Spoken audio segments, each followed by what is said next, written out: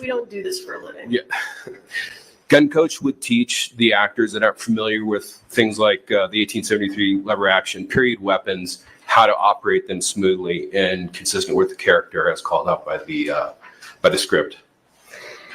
So did you and Mr. Reed go to Texas for any reason for 1883? Yeah, we did all of our filming when we were involved with the project physically, personally, was done in Texas. Were you asked to do a cowboy training camp? We were asked, Thale and I were asked to be there. To do what? And Thale was charged with training of the actors. I was charged with bringing, specific to the training camp, some of the live reload ammunition that Thale had. Hey guys, just got out of court. And why was live reload ammunition being taken right in, to Texas? Well, it was just for actor training to give them a sense of the recoil of the guns, and it was done on a private range away from set. Okay, well, guys, were you present when the actors were shooting the live rounds? I was. And was Mr. Reed there with you? He was. For the most part, he was in the Sprinter van with the AC running because it was a August Texas summer day. So did you take live rounds to the cowboy training camp? Yes. Yes. And where did those live, who provided those live rounds? Did you provide them? Did Thale provide them? Thale provided the live rounds, and we met in Albuquerque. And at that point, he loaded up his luggage and everything he needed for a couple of months. When you say you met in Albuquerque, how did he get to Albuquerque? He and Hannah, his daughter, drove out together. We met in Albuquerque, prepped her out for the Nick Cage movie. And just for the record, where did they drive from? They both drove from Bullhead City, Arizona. Oh, thank you. So they came to Albuquerque, and did they have the live ammunition with them? They did. And where did you all go from there? She loaded up and left to Livingston, Montana to work the Nick Cage movie. And Thale and I loaded up the Sprinter with everything we needed, and we headed straight to Texas. And did you take that live ammunition with you to Texas? We did. And did the actors get to have their training camp? They did. And was there any ammunition left over? There was. Where did it go? It stayed in Texas for an undetermined amount of time. I could never figure out when it came back to my shop. With who? When you say it stayed in Texas, did it sit by itself? It was with the prop master for the day of the show up at the shooting range, up at the firing line. And from there, it came back into the Sprinter van, my Sprinter van. And then at one point or another, it made it back into the hotel room. And I lost track of it once it was in the hotel room. And from there, when it got loaded back into the Sprinter van and came back to Albuquerque. So, but it doesn't come back to Albuquerque by itself. So tell us how it gets from the cowboy training camp to Albuquerque. Well, it's driven back. By who? By myself. Okay. So, and how is it packaged? What kind of a container is it in? All the live ammunition from the cowboy training camp was in a typical household gray bin. Approximately 2 feet long, 16 inches tall, about the same width. And it stayed in there and was packaged within each caliber individually within smaller boxes that typically held about 50 rounds. Do you have any idea approximately how many rounds were taken to Texas? Yeah, I know exactly. It was 325 rounds. How do you know exactly? Well, it was a guess of Thale's that there was between 200 and 300, and they were loosely combined in a small military green ammo can. And when I opened up that bin in Texas at the firing range for the first time, I had brought along 10 boxes, white plain boxes with styrofoam inserts that held 50 rounds each. So I populated those boxes. And then it took a picture of it. of those boxes. And one of the boxes is dog-eared, means it's partial, and coincidentally, it held exactly 25 rounds. In case I missed it, how many rounds came back to New Mexico? Between 50 and 100. And when they came back to New Mexico, where did they go? They went, because I was running low on space, they went into the bathroom. Were they in the green can? No. Once they had been populated into the small white boxes, the green ammo can went to the firing line, and it was being used for the spent shells, for the spent cases of fired brass. So how were they kept at PDQ? They were kept in that same gray bin, large household typical gray bin, and within the same boxes that they had populated or gotten populated into at the Texas firing line. So I'm going to show you what has been previously entered into evidence as Defendant's Exhibit A21. Do you recognize that? I do. What is that? That is that gray typical household bin marked live ammo 1883.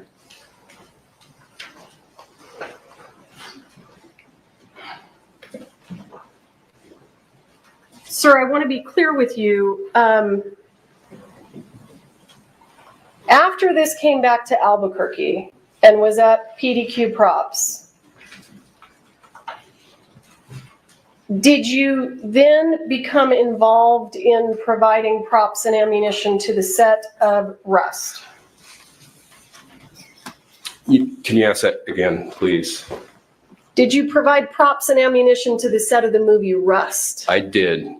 Was that after you brought these back from Texas? I do not know. I do not know when this bin came back to Albuquerque from Texas.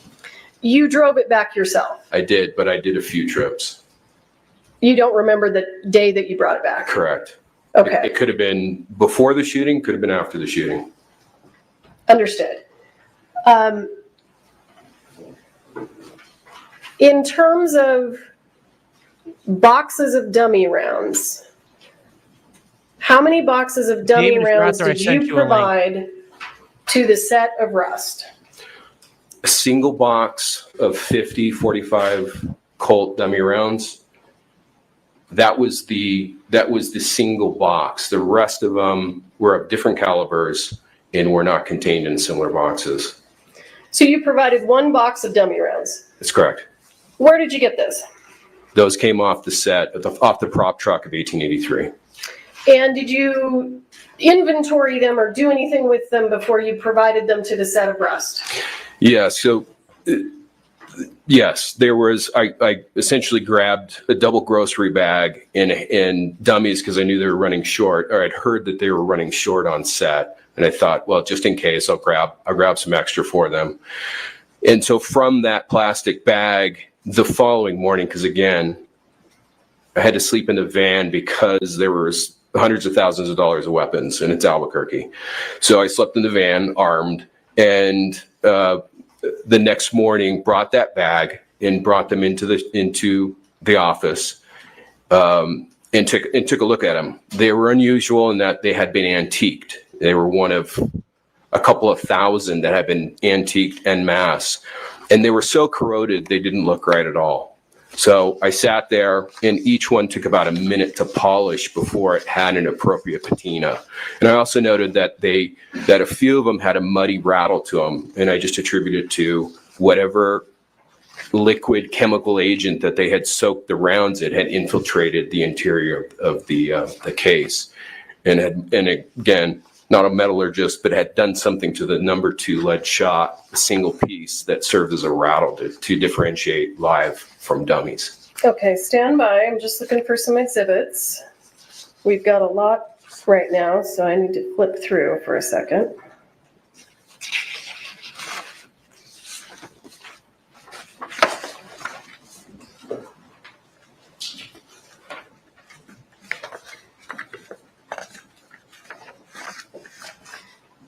The dummy rounds that you provided to the set of Rust, did you personally ensure that they were all inert? Absolutely. And was the box full when you provided it to Rust? It was 50 rounds individually inserted into styrofoam. Each David, I sent you a each link. housing, each section. So it's essentially a 5 row wide, 10 row deep styrofoam insert that holds the rounds separately from each other, and then is inserted into a small white enclosing box, cardboard box. And when you provided them to the set of Rust, how did they get there? Did you drive there yourself? Sarah Zachary, the prop master of Rust, came by my office and brought a gun that they were having trouble with, reassembling that gun after it was being cleaned. So I quickly put that back together, met with her, chatted, and gave her the dummy rounds. And is that the only box that you provided? Yes. Did anything from this box that we have here, or this container, Defendant's Exhibit A21, was any of that sent to the set of Rust? Absolutely not. Let me ask you, did you also supply props and ammunition to the set of a movie called The Old Way? No ammunition. Blanks and dummy rounds, yes. And do you know who the armorer was on the set of The Old Way? Hannah Gutierrez Reed. And you indicated that you didn't supply ammunition. Do you know if dummy rounds were used on the set of The Old Way? They were. Dummy rounds were used. And where did those dummy rounds come from if you didn't provide them? They came from Thale Reed. How do you know that? Because I witnessed them packing up her car and assembling all the blanks and dummy rounds that she was going to need. So, did Hannah stay in touch with you when she was working as the armorer on the set of The Old Way? Loosely, yes. Did you receive any communications from her regarding the use of live rounds in the prop gun? She did. She did reach out to me. How? Text? Call? Both. She called on one particular day because she had been looking for 5.45 Colt ammunition, live ammunition to shoot. How did you know that? Because she asked me at the office. And I thought it was odd because Thale had live ammunition and why was he not giving his daughter any? I found it peculiar. So at one point in her travels from Albuquerque to Livingston, Montana, she stops along the way and stays with friends in Denver, Colorado. And at one point between Denver, Colorado and Livingston, Montana on her travels, she called me and told me she finally had found live ammunition, 45. So once she makes it to Montana, does she contact you about shooting live ammunition out of the prop guns? She does. She texts me this time and she asks if she can shoot live ammunition out of the set guns. Well, how did you respond? I said absolutely not, and it's a big mistake, and I even said it always ends in tears. And did you have any additional communications with her about live rounds after that?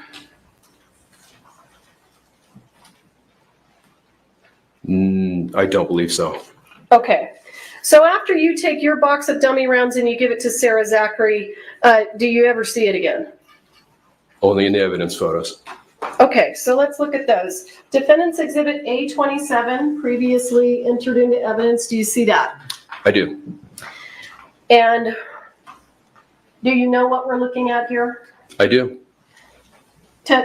Describe to us what we're looking at. Well, these are these antiqued rounds that came off the set of 1883, actually more specifically the prop truck of 1883. And you can see that they're heavily aged. And this is after each one has been polished with Quado steel wool for about a minute. Okay, that's fine. Yeah, okay. What about this one? Does this one look different? Yeah, absolutely. The case is way too bright. It looks nearly new. And that is an anomaly. I do not believe that came from me because all the rounds were heavily aged. Okay. I'm going to show you what is entered into evidence as State's Exhibit 30. Do you see that? I do. What is that a photo of? It looks to be the same antique rounds, dummy rounds that I provided Rust. Okay. So you provide these to the set of Rust, and obviously there's an incident and Ms. Hutchins dies. Do you then reach out to law enforcement and begin communicating with law enforcement? I do. Why? Well, I think they wanted access to the guns that were on the prop truck near the set of Rust. And there was some text message discussions regarding that. I offered to open the safe Why did you have a combination to the safe on the set of Rust? I actually didn't until I think the day that I met former Detective Hancock at the prop truck, the day that they executed the warrant. I didn't actually have the combination until Sarah Zachary gave it to me. So Ms. Zachary gave you the combination and you were able to open the safe? I didn't actually physically open it myself. I never went onto the prop truck, just passed along Okay, to... what did you do then? Well, I met off to the side with Detective Hancock at the time, and at one point Sarah Zachary was there as well while they were searching the prop truck, and as well as opening and starting to pull guns out of the safe. Okay. Do you recall having a conversation with Detective Hancock where you asked Mr. Teskey to provide information about rounds? I do. Tell us about that. Well, it was one of 2 or 3 times that I went up to the sheriff's department to provide evidence or something that I thought might be of value to the investigation. And upon one of those visits, we were in the interview room and I was just trying to figure out where these live rounds could have come from. And I thought possibly Troy Teskey might have something that was similar. And so I called him while we were in the interview room, and I believe it was being recorded with Detective Hancock right there. And we started the dialogue. And at that point, it went into a text exchange with pictures as well, with at least one picture.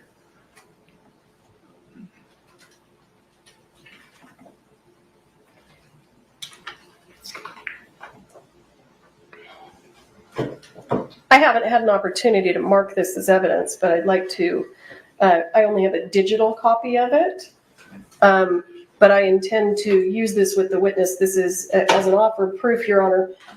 This is a copy of the text message between Mr. Teskey and Mr. Kinney. So I'd like to just go ahead and display it, and I can mark it and provide it to the court. I just don't have a paper copy of it. Do you need to see it? No, I know what this document is. Okay, let's go. What is it going to be? These are going to be, actually, this is a separate motion hearing, so when I marked that the supplemental as courts 13, I think I should have marked it separately as courts 1 for the Okay. motion hearing. And then while we're here, I have not marked those, so those are courts 2. These are the ammunition? Yes, Okay. okay. So what do you want me to mark this exhibit that I'm going to use with Mr. Kinney? Well, now you're going to have to, well, let me do this. Let me make this courts Roman numeral 1 and courts Roman numeral 2, and then you can keep your 1s and he can keep his alphabet. You can keep your numerics. I should just continue with the next exhibit? No, because we're in a motion hearing. now. Right. So we'll call this State's Exhibit 1. Right. Okay, got it. Now, you also introduced some other evidence, which you can refer to. You don't have to reintroduce it. We'll just identify it as like 27 from the trial, okay? Is that, okay. All right. Okay, can you mark this, can you mark that for me, courts 2, Roman numeral 2? Is there a reason I'm not seeing this on the monitors? Yes, it is. I've lost weight. Oh, sorry, did I miss that? Okay, well, he's doing this first. So, Okay, guys, sure. I've heard the Yeah, issue right there, that right on top. Gary may have Thank lied you. about the ammo that was turned in. And right now she's trying to save her ass. If that makes sense. That's the way it's Do been you see explained what's to me. in front of you, sir? Video. Is this what? Tell Guys, us we're what gonna we're looking this at is here, big. and This and is if you big. if you can, This and is what huge. we're looking at is going to be State's Exhibit 1 for the motion hearing. I'm enlarging it, and I'll move it away again. Can you see the date? Yeah, I can. Yeah. What is it? November 1, 2021. So tell us what we're looking at. What were the circumstances of this? This is, once I had called Troy Teskey in the interview room at the Santa Fe County Sheriff's Office with Detective Hancock present. He was somewhere out and about, and he said he would be home in about 5 minutes or so. And at that point, I asked him if he had any of the reloads that Thale had owned for a number of years that a common friend of ours had manufactured for him. And I asked for samples. Hang on. Why would Troy Teskey have Thel Reed's ammunition? Troy used to store Thale's guns and ammunition for him at his home. Okay. So you ask Troy if he has any of the leftover reloads. Correct. And so is what we're looking at, the leftover reloads that you're asking about, did they go to 1883? They're the same reloads, but they never cross paths once Thale leaves Bullhead City with the ammo can of 325. That are those reloads. These reloads are some of the ones that Thale left along with his guns for Troy Teskey to store. So these never went to the set of 1883? Absolutely not. And Definitely not a set. Okay, whatever. The Cowboy training camp. Yeah. And did they ever go to you? No. Because they never went to you, were you ever able to intentionally or mistakenly provide them to the set of Rust? Definitely not. And they're not even, the brass primers are a dead giveaway for that which was not on Rust. And you bring me to my next question. Are you familiar with the way that the live rounds found on the set of Rust look? I am. Do they look like these? No. So let's look at the text exchange here at the bottom. Who's communicating? My text is in green, and Troy's is on the left side in black and white. So what does Troy say? Excuse me. Again, glasses are horrible. Sorry about this. Yeah, thank you. Just below the picture, Troy writes, I checked a bunch of the rounds. These are the 4 different types that I could find. And I reply, yep, it's evidence in the accidental death. And hang on, we're going to stop there. Why did you think this was evidence in the accidental death? Well, I think at that point, without having seen the evidence photos and knowing, the only thing I did see was Detective Hancock shared with me a black and white 8.5 by 11 piece of paper with some pictures on it, and I saw Starline brass, and it was the nickel primer Starline brass case, and I hadn't really connected the dots that the gentleman that loaded these hasn't had nickel primers in 10, 12 years. How do you know that? Well, he says he only used Winchester primers. No. Did you speak to him? How do you know that? Yes, I did. Okay. Right after Hancock and I got done with this meeting, I called him because it dawned on me that it seemed unlikely that there would be 2 different color primers. And so I called the gentleman and I asked him, at what point, if you What made gentleman? Don't use the word gentleman. We need names. Joe Swanson, Okay. okay? So I called Joe Swanson. I asked him at what point, if he remembered making the reloads for Thale, which he did. I asked him which powders he might have used, and he gave me 2 options, and one of which was Trail Boss powder. And I asked him, I said, well, at what point would you switch between brass and nickel primers? And he said, I wouldn't. And I said, well, why? He said, well, because Winchester stopped making them 10, 12 years ago. Not making what? Nickel primers. Okay. So he only, if we look at all the evidence photos of all the blanks that Joe Swanson makes, you will not see a nickel primer in any of those blank rounds for the same reason. So you indicated to Mr. Teskey on November 1st, 2021, this is evidence in the accidental death. And you're talking about this photograph. I am. And, well, the rounds. The rounds specifically in the rounds. photograph. Yes. Have you learned a few things about the evidence in the case and the live rounds that were found on Russ since November 1st of 2021? Yes. Do you still believe that these are evidence in the accidental death? Definitely not. And then I see Mr. Teskey responds and says, okay, and then what do you say? Can you zoom in? Thank you. Let me see. There you go. I reply, ugh, this sucks, but she's seriously trying to blame everyone else for her mistake. And what does he say? He replies, who is she? Hannah? ? And I reply, Hannah. And then you ask an important question. Read that to us. Yeah, November 3rd, 2021, I ask Troy Teskey in text, did you see any rounds in either box with nickel primers? What's his response? He replies, no. Okay.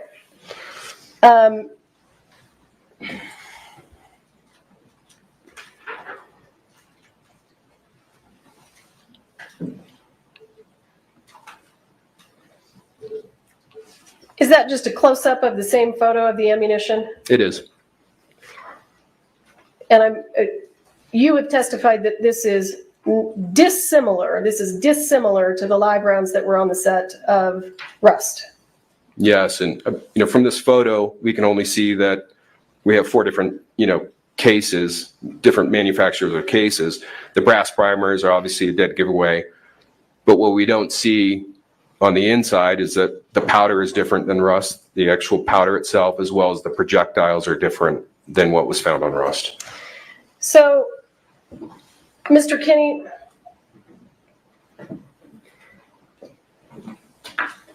the ammunition that is in this can here, that's Defendant's Exhibit A21, what happened to it? Where did it go? I'm not seeing an exhibit. Oh, I'm sorry. That's right. I can't switch back and forth that. Oh, yeah, okay. Can you see it? Do you want me to The touch? gray bin. Yeah, the gray bin. Yep. I see it. What happened to the ammunition that was in this can that you brought back from Texas? It sat in that bin in the bathroom and was. No, and ultimately, when did it leave PDQ? Under what circumstances? Oh, when the sheriff's department executed a search warrant on on my business. They took all of it. Yes, they weren't entitled to all of it, but I just said take all of it. The warrant specified it had to be Starline brass, and I just told them take it all. So everything that you brought back from Texas is in the custody of the sheriff's department. Correct. Did you, at any point in time,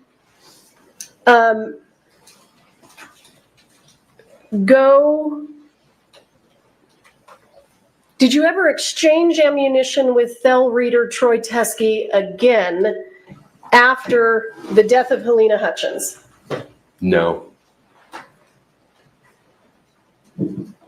So any ammunition that would be in the possession of Mr. Teskey, is that anything that you have ever had possession of? No. No, I've only once received 45 Colt live ammunition from someone, and that was Thale, and that on our way headed to Texas. And I hadn't opened the can until we got to Texas. At some point in time, Mr. Kinney, did you have reason to believe that Mr. Reed and Mr. Teskey wanted to blame the introduction of the live rounds to the set of rust on you? To varying degrees, yes. I wasn't, Thale definitely. And later on, Troy, it seemed palpable that they were trying to point the finger at me. Okay.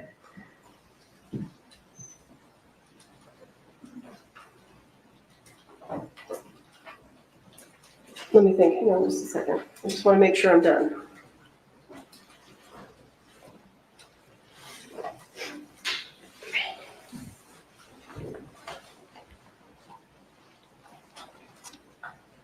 How certain are you that you didn't provide any live rounds to the set of rust? I have provided blanks and dummy rounds and guns to over 1,000 different productions. And on average, it's 5 to 10 guns per episode, per feature film. And each gun would typically have about 10 dummy rounds with it. So that's between 50 and 100,000 dummy rounds. And I have never spent more time with a single box of dummy rounds than the rounds that came from 1883, the dummy rounds that went to Ross. So there was never a question in my mind that I provided the live ammunition to Rust. Okay. I'll pass this witness. And Mr. Spiro, is there an exhibit that you need me to provide? Just if you could email me that. The text message? Yeah. Sure. Thank you. Good afternoon. Good afternoon.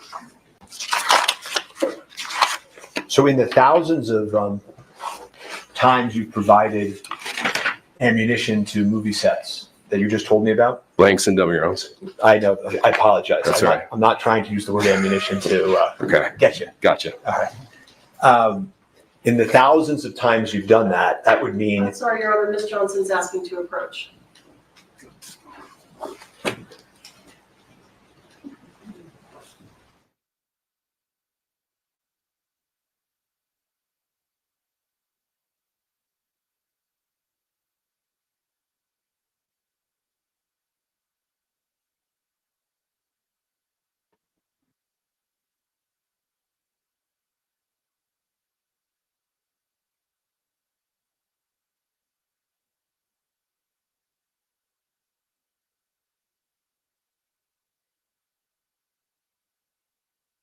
All right, chat. Sorry, things slowed down for a second there. Hold on one second.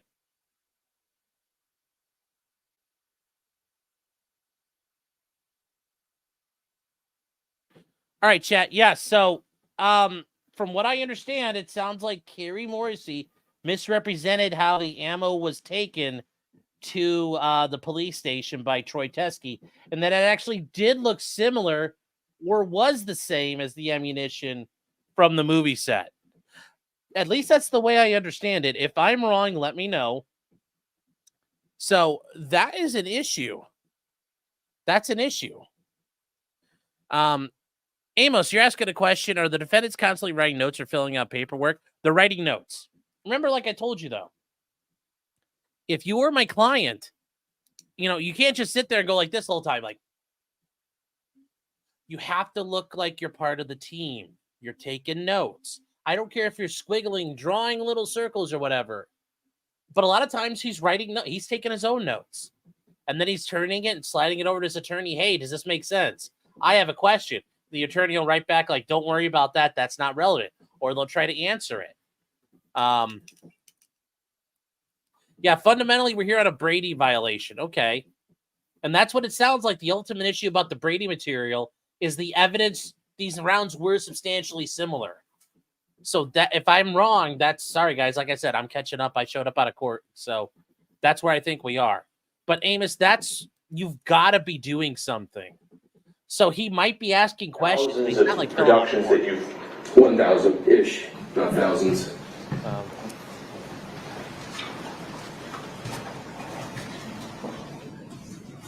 Yeah, we're in a separate hearing right now, chat. The jury's Okay. long. The Robert, I've 1,000 been gone all productions that day, you've. I've been gone all day. We haven't had a chance to catch up. Oh, you said over 1,000 different productions. Feature films, episodics, Okay. 5 to 10 guns per episode per feature film. or an episode. Each gun would typically have about 10 dummy rounds with it, so that's between 50 and 100,000 dummy rounds. Right? Yes. 5,000. Yeah, that's the math. Yeah. And you're telling this court that of all the dummy rounds, in all the productions, in all the years, these 50 were the ones that you checked the most. They required the most time because of the antiquing and because that, again, some of them had a muddy rattle. So there was no point in providing a dummy round that had a muddy rattle to set. That's the last thing you want to have happen. And so each one had to ring clearly with the number 2 lead shot inside of it. And of all the dummy rounds on all the sets, these ones had a muddy rattle. No, the ones that were excluded had a muddy rattle. I see. You provided 45 long Colt dummy rounds to the set of Russ, correct? Yes.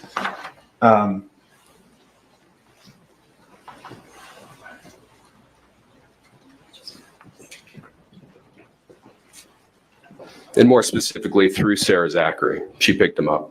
Right. And you know Sarah Zachary was at your prop house on the 12th of October, correct?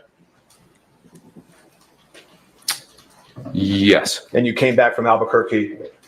You came back from 1883 on the 11th, at least one trip, correct? Yeah, I arrived sometime in the middle of the night, the night of the 11th. It could have been past midnight. You've got to put it on. I said, okay. Okay. I'm sorry. Thank you. I didn't know you wanted. You arrived the 11th. Night of the 11th. She comes the 12th. Yes. Shooting happens on the 21st. Yes. Russ needed 45 long Colt dummies. May have knew they were running short. Okay, they may have not needed it the most of all time, but they needed it, right? Possibly. You have already told this court that you had brought 45 long Colt rounds from the set of 1883, correct?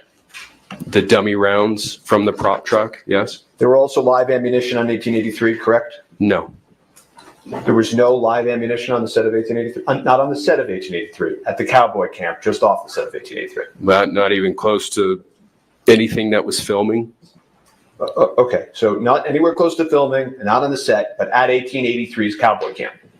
The Cowboy training camp for 1883. Yes. Okay. Live, yes. And you brought some of those live rounds to PDQ, correct? Yes. The live 45 long Colt rounds to PDQ, correct? Yes. And you've told this court that when you brought them back, they were between 50 and 100, correct? Yes. Okay. And you provided 45 long Colts, again, you say dummies, I get it, to Sarah Zachary, correct? Correct. Those were Starline brass with nickel primers, correct? Yes. The invoice you provided to Sarah Zachary and the set of Russ had 200 listed as the amount that you provided, correct? I don't recall. Do you deny it? Sounds about right. It could be.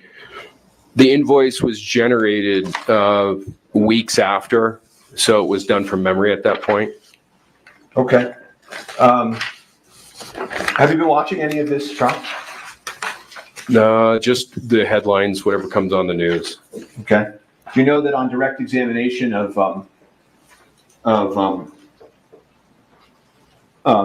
CST Popple, that this was entered into evidence, which is states 30? I haven't seen her at all during Got this it. trial. Well, eventually on cross-examination, it turned out that these were, of course, the rounds provided, correct? Except for the bright one in the lower row in the middle, just above the 2 zeros that are next to each other. Yeah, in the evidence number, I don't believe that is a round that came from PDQ. When you say you don't believe, which I think you said in direct, is you're not certain, but you don't believe, correct? It's 2.5 years ago. It does not appear, I'm 99.9% sure that was not inclusive of the original styrofoam insert of 50 in the box. Okay, so it sounds like you're not certain, but fairly certain, and it's been a long time. Is that fair? Yes. Okay. At the time, when your memory was fresher, you actually received a photograph of this, and you told Detective Hancock this, and it has a nickel primer, which is sketchy. Correct? Can I don't know what the photograph is. A photograph of what? Did you, in fact, tell Detective Hancock that that picture, that round, was sketchy? I recall saying that, or texting her, possibly texting her saying that, because it was concerning, because it didn't look like any of the antique rounds that I had provided. Right. So at the time, years ago, when you first see this, when your memory was fresher, the word you used was sketchy, correct? I recall that, yes.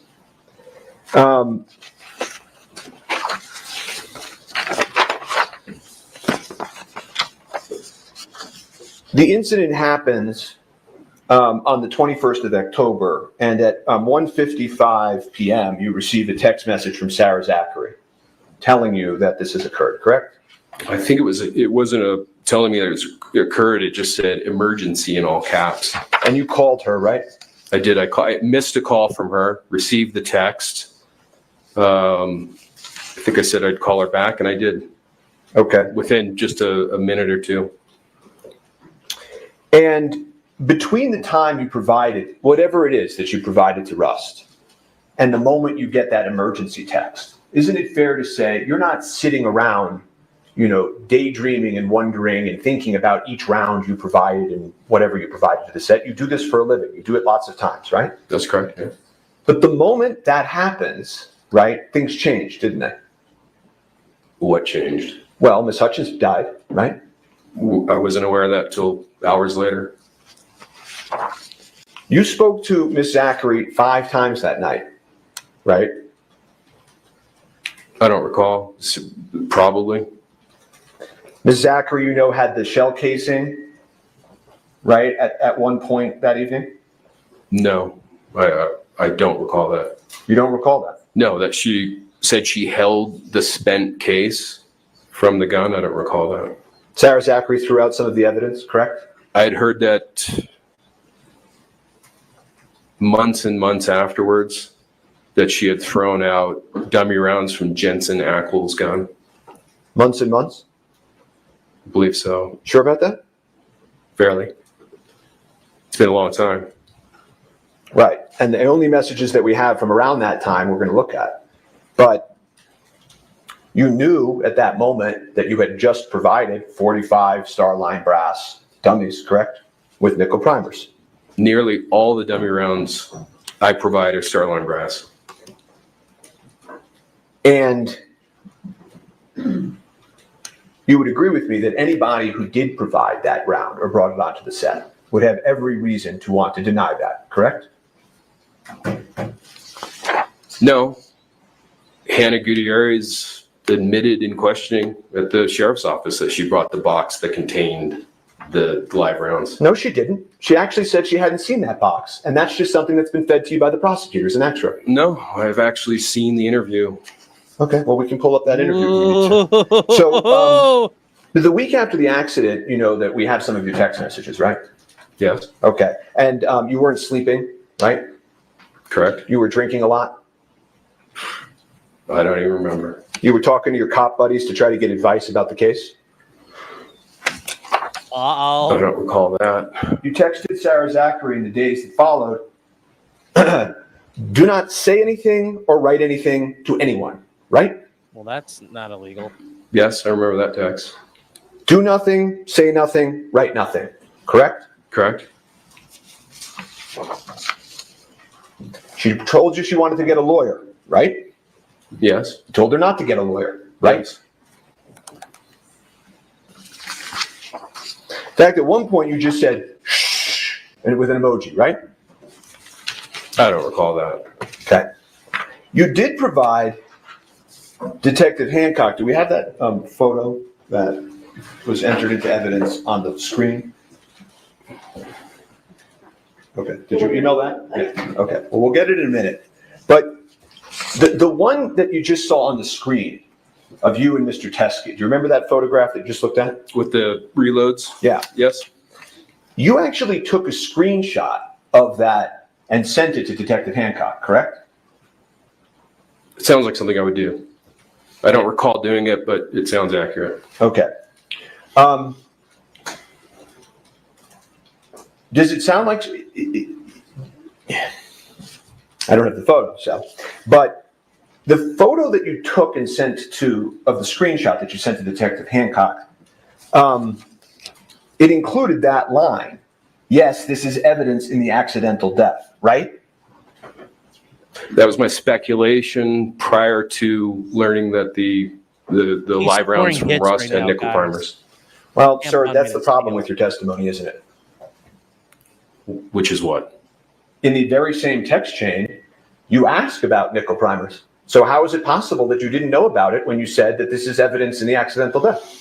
Because the meeting with Hancock and the text exchange with the pitcher occurred on November 1st. Ooh. 2 days later, on November Yes, 3rd, this is I had live, asked by text Live. whether or not any of the rounds had nickel primers. And he replied, Troy Teskey replied, no.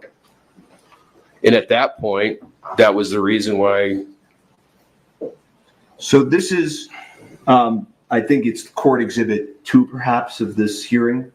This one? No, mine are Roman numeral 1 and 2. It's going to be stakes 1. Stakes 1. I just haven't had a chance to mark it. That's fine. We'll call it stakes 1 for now. Do you see it on your screen? I do. Okay. And you say, yep, it's evidence in the accidental death, correct? That's on November 1st, yes. Correct. That's what you wrote, sir, right?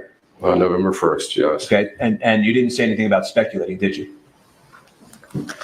No. Okay, but when you screenshot this to Detective Hancock, which I'm going to talk about in a minute, let me ask you, after he says, okay, you say, this sucks, but she's seriously trying to blame everyone else for her mistake, correct? Yes, that's what it says. Okay, so it's, this sucks, but she's trying to blame everybody else, right? Yes. This sucks that it comes from the same batch, but it's really her fault because she loaded into the weapon, right? Well, first off, I pronounced that ugh. And then what was the second part of your question? But it's her fault because she loaded into the weapon, correct? Certainly. And you said that over and over again as you continue to meet with law enforcement, that whatever happened here, it's her fault, she loaded it, correct? Well, certainly she's responsible for loading a live round into a gun on a movie set. How come when you provided the screenshot, this is defense 1 for the hearing, how come when you provided to That's the A. defense A, sorry, Your Honor. How come when you provided the screenshot of the text message to Detective Hancock, you left out the, this sucks. But seriously, she's trying to blame everyone else for her mistake. If you put that back up, I think you'll see that the digital keyboard is in the way of whatever's underneath it. I see. And is there something with your phone where you can't take multiple screenshots and just go further down like you did 10 other times in this case? That's a picture of a picture. I understand that, but I'm asking you, That's, why didn't you provide the message of, this sucks? I did. And what I'm saying to you is that when you take a picture of a phone with a keyboard up, it's going to block the lower half of the message. Okay, so Well, on November we're 1st, you struggling, agreed to Chad. an interview with Detective Hancock, correct? Sounds about right. Yeah. No other Yeah, officers, November 1st, yeah. no other officers were present, correct? It was just Hancock in the interview room, correct? And you talked about your phone call that you made with Troy Teskey, right? I did it in front of her. No, I know. You were very, very cooperative, correct? I thought so. I don't think you mentioned on direct examination, but tell me if I'm wrong. You also made a phone call to Joe Swanson in front of Detective Hancock. I don't recall it being in front of Hancock. It was as I was driving away, and it dawned on me that I kept on seeing brass and nickel, and I it don't know how to just turn it my didn't smoke off. wash with me. It didn't make sense. Joe Swanson and the original batch of the ammunition was very much on your mind. Fair? Of the reloads, yeah, I was fairly confident that somehow some of that reloaded ammunition came in through a piece of leather, or Hannah had been gotten hold of some of it, been shooting it, commingled it with dummy rounds. I was concerned that it was going to be a Joe Swanson reload. It turns out you actually made the call to Joe Swanson within earshot of the police recording equipment. And you asked Mr. Swanson about the green ammo can. I don't recall that. Okay. And you then said,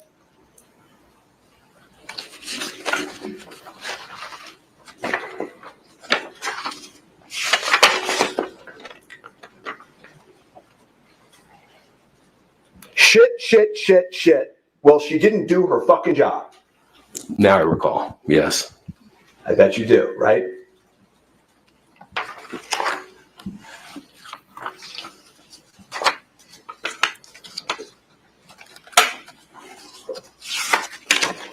And the she who didn't do her fucking job was the armorer, right? Correct. And the shit is the commingled rounds, isn't it? Well, I think the shit was a concern that Swanson was going to get dragged into this, and it was going to have been some of his reloads that caused for death and injury. Oh, the exclaiming of the shit. He's got was your immunity concern anyway, so it doesn't matter. For Joe?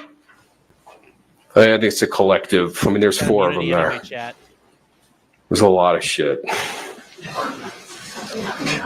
So some of the shits were for everybody that had ever touched the commingled round. The whole thing is awful. Okay.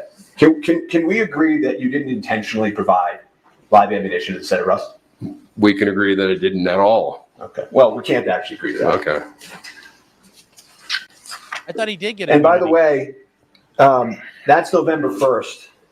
November 30th, okay, a month later, the police come knocking with a search warrant, right? Yes. Just like you were there at the truck search, you were there at the PDQ warrant search, right? I was on a connector flight from Phoenix.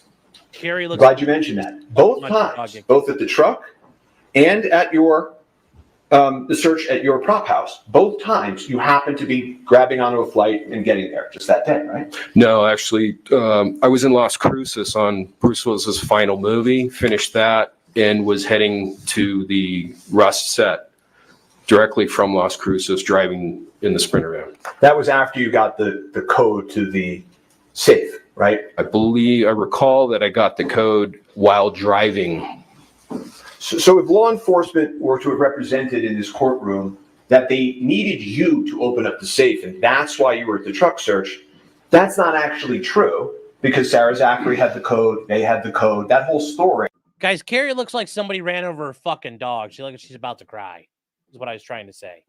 I don't know why you guys can't hear me, but other days you can. But this is not looking good for the state. Oh, boy. About needing you there for the code is pure fiction, right? I don't know that it's fiction. I think it was more along the lines of Hancock wanted to interview me, and also I wanted to be there to assist in any way that I could have with the investigation. So I think they're being cordial in waiting for me to show up. Okay. Back to PDQ. The warrant was signed by a judge authorizing them to search your property, right? I saw that, yes. And when you saw in the warrant that it talked about the reloads and the green ammo can, you actually started to text Detective Hancock, upset with her for including that in the warrant, didn't you? I did.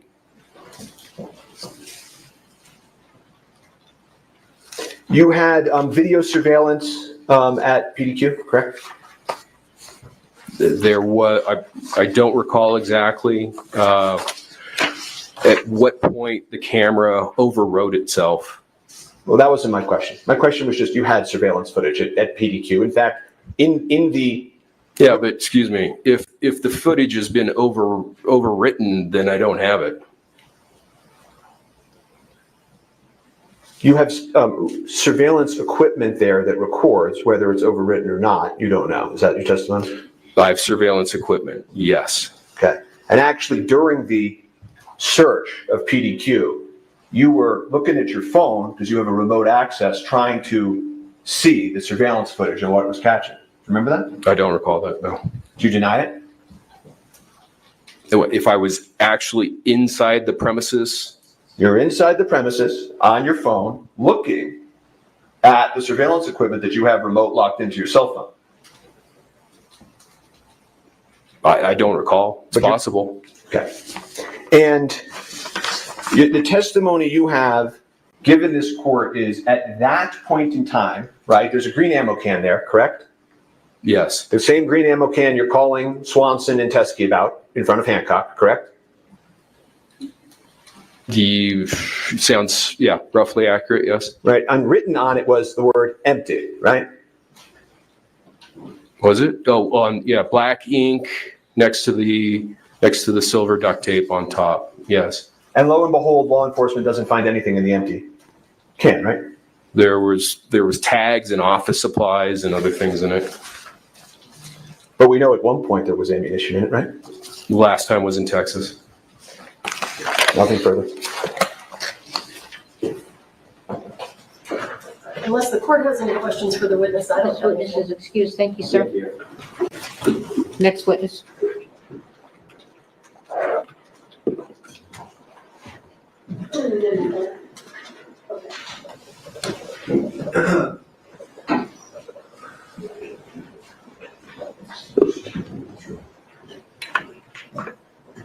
Thank you.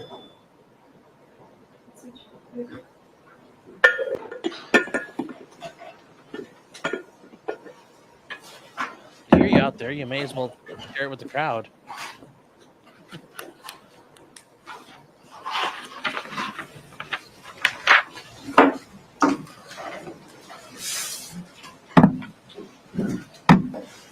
Well, guys, I don't know what the next move is right now, but yeah. Wait, I missed what happened. Everybody You swear left. affirm under That's Kenny penalty of law now. that the testimony you'll give in this case will be the truth, the whole truth. I don't know and who's nothing next but the now. truth? Yes, sir. Thank you. Hancock is back. Have a seat, talk into the microphone. Ooh. Uh-oh. Here we go, chat. Corporal. Here we go.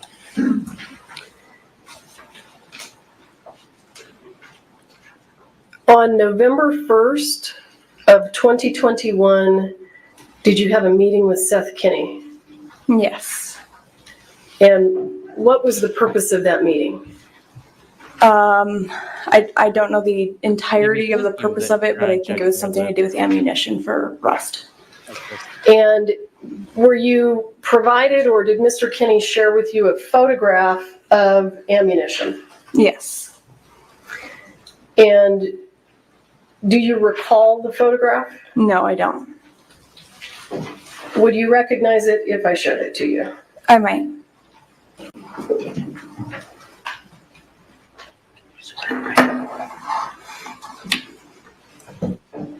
Yes, we're still voir diring.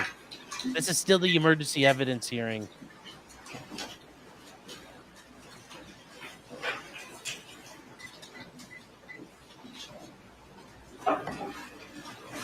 Does that look We're familiar? saying hello.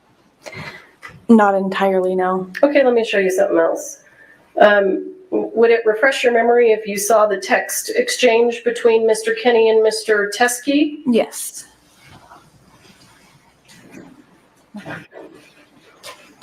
Can you see that? Do you want me, I'm going to enlarge it. Do you see the date? I do. I'm going to go down so you can see the rest of it. Do you see the rest of it? Yes, I do. Is that the photograph of the ammunition that was shared with you by Mr. Kinney that came from Mr. Teskey on November 1st? I remember this conversation between the two of them. Okay, explain it to us then. And I'm sorry, I'm showing you for the record, States Exhibit 1 for the motion hearing. Go ahead. I'm sorry, can you repeat the question?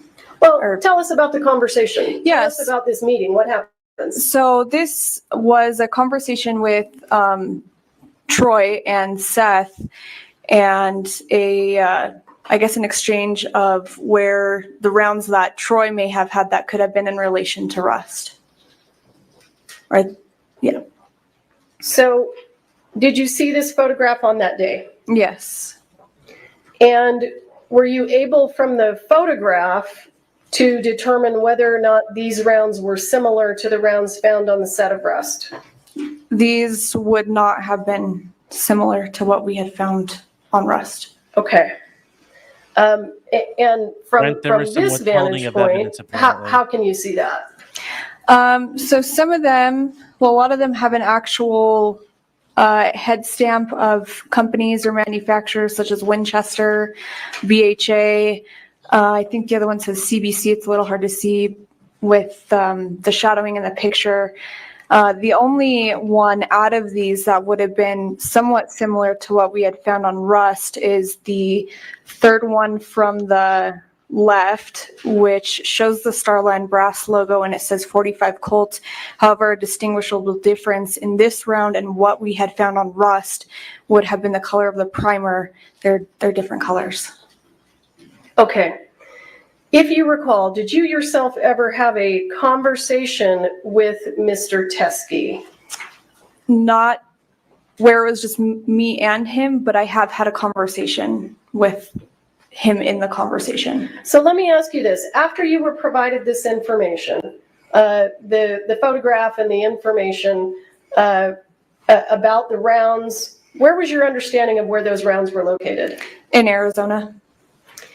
And did you have any communications with Mr. Teskey about obtaining those rounds? Yeah, I had asked Mr. Teskey at least a couple times for him to figure out how to send those rounds to the sheriff's office. I asked him on a couple different occasions to either ship them or figure out a way that we could still get them in the sheriff's office possession. And you wanted to do that even though they didn't appear to match the rounds from Rust? Yes. Can we get Why? a Brady Tower chat? Because the investigation in itself was still very fresh at that time. It was still ongoing. I wanted to make sure that we had all the information that was brought forward to us in order to, continue this investigation. Did you see Mr. Teskey at Ms. Gutierrez's trial? I did. And were you aware that Mr. Teskey was a friend of Ms. Gutierrez's father? Yes. Did you receive any communications during the Gutierrez trial relating to Mr. Teskey? I did. Tell us about those. So during her Hannah's trial, or near the end of it, I had gotten some correspondence that a male by the name of Troy Teskey had came in and had ammunition, and that he wanted to turn it over Came in where? to the courts. So he came here Yes. to this building. Yes. And who did he speak to, if you know? He spoke to I believe the deputies downstairs that were working the courts. And what were you doing at that point in time? I was here in trial. So you receive information that there's a person down there that has what? Ammunition. And how did you respond? What did you do? I had asked the deputy, I said, can you just have him wait here until I have a moment that I can speak with him? Did he wait for you? No. Where do we go from here? What happens next? From there, I believe we had a break. I had asked where Troy was. They said he was no longer here. And then further on into the day, I don't know if it was a call or a text message, but I had gotten word that Troy had shown up to the sheriff's office and was trying to turn over that ammunition.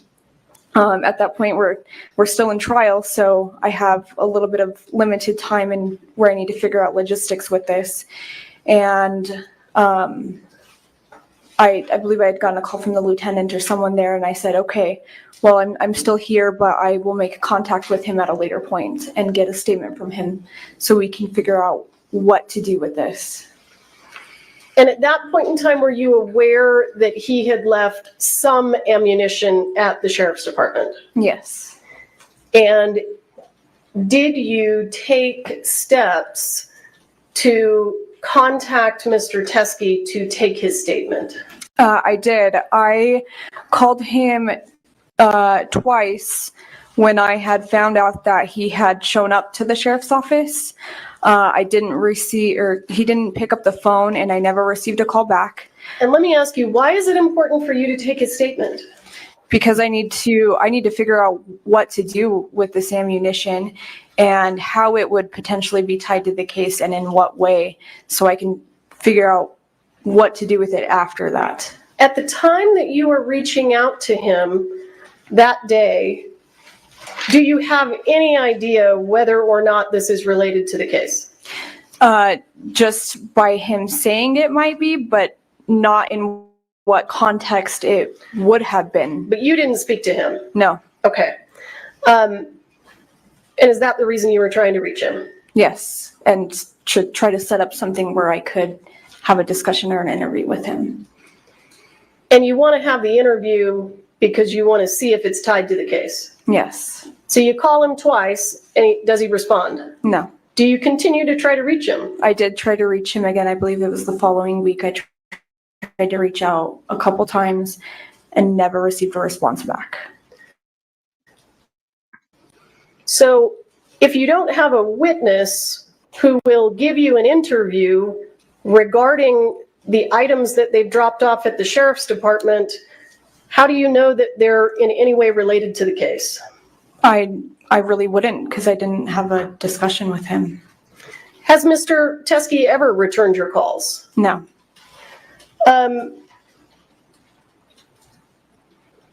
Did you,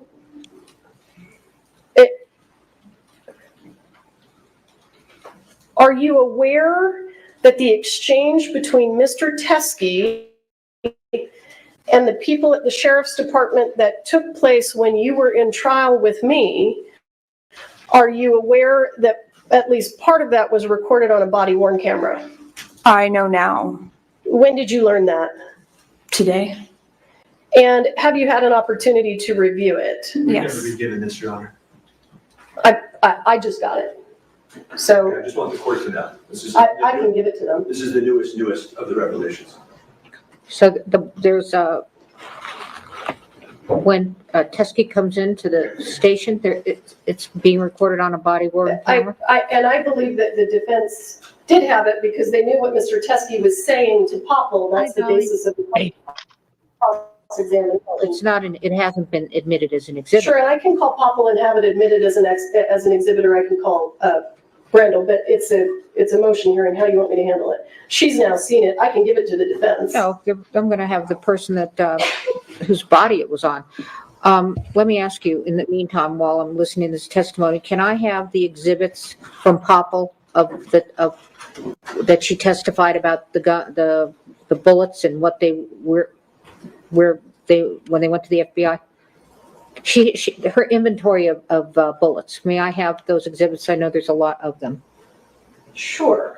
I think there are probably some also from the defense. So does the defense want to go through their pile? Do you want me I to just do it? want the ones that Popple testified off of, not any I don't cross. remember exactly. Are you looking for the one that I just highlighted specifically? No, I'm looking for the ones that Popple testified. They don't have any.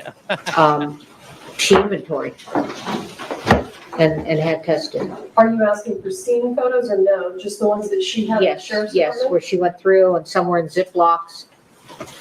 Okay, so not scene photos, just the ones from the sheriff's department? Okay. Do you have those? There should be. And just for the record, Judge, we don't have the body-worn camera. I'm hearing you. I want to look at the bullets. The physical. Okay, I'll take the physical. The physical, is it on YouTube? You don't need photos of boxes? No, just no, okay. I want what she testified of, the The ones that were gathered at the scene, and then she went through how she tested them. There. Okay. Hey, Sean, All right, I think Yes. these are fine, Ms. how do Morrison. you fix it so Dolly's not behind Okay, the thing thank in you. law and crimes? It's okay. Oh, it's I'll not move the it. actual Hold on, here we go. bullets. Well, these are fine. Okay, Well, I was gonna gonna Hold on, I take the got it, I photos, got but it. these are good too. Okay. Hey, Dolly. Are these, Hey. may I ask, are these all these aren't all that were gathered at the scene, were they? They are, These are the sum total? correct. There were only 5 live rounds in addition to the spent casing. Okay, which ones were were only the live rounds tested by the FBI? All right, we're gonna fix this. No, there were more that were tested by the FBI. There were dummy rounds that were sent to the FBI that were confirmed to be dummy rounds. Okay, that's what I want to look at. The Do you have dummy- pictures? Do you have pictures of that? I don't think we've had her testify to that. I don't know, There we I don't know. Can I have all the exhibits I got you, Dolly. that were entered while she testified? That's the best way to put it. Sure. Right. Sorry to interrupt. No, no. Do you want them from the state and the defense? Yes. Okay, because Do you want to announce what they are? Hayden, There we go. can you tell us what the exhibits are Fixed. during Popple's testimony? Or I actually can, because I took notes. There they are. Let me do it.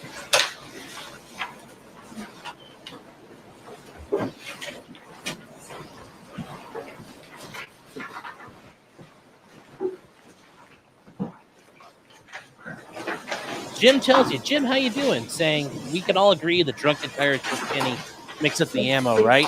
I don't know. He may have too, but maybe Hannah also screwed up. I mean, it's multiple people screwed up along the way here. hang on, we need to catch up with you if you're gonna give us numbers. Hang on. I feel like Wilson from Home Improvement thing. All right. Do you want me to tell you what they are? I think Brian next to me has them. I'm just trying to get there. So I don't want you to list them off to me yet. Well, it's just 15 Yes, love all the green through chat. 21. And I'm looking to start here at 15. I'm not finding 15, so give me just a minute. I've got 18 set aside, I've got 17 set aside, 15, 16. So, chat, what's going on? And Dolly, you've probably been watching the whole day. 16, 17, Yeah. 18. It sounds like they had some funny business with that Okay. ammo. That And ammo then actually looks very similar to the ammo that was on set. 20, Am I wrong? 21, Um, 23. Okay, so I haven't now, seen a picture yet, but if you would, please. It sounds like the police hid this or weren't telling the truth. there were some shenanigans with how Yeah. they like the case Filed number they it, wrote down. right? Yeah, Yeah. They put it Yeah, in and here, it sounds like the number. defense figured it out. What was the? yeah. give me the- I But how don't did the think- defense know? 20, 21. Like, I'm did someone sure that tell they- them? 20 and 21? I'm sure they figured 23, something out or 25. somebody told them. Yeah. This is 20. So this whole Yeah. this whole thing is crazy. I Uh, bet This whole thing is crazy. I bet they interviewed 21 Fel there's shot Reed interview. or Mhm. this guy, Okay. and What else? Seth Kenny, yeah.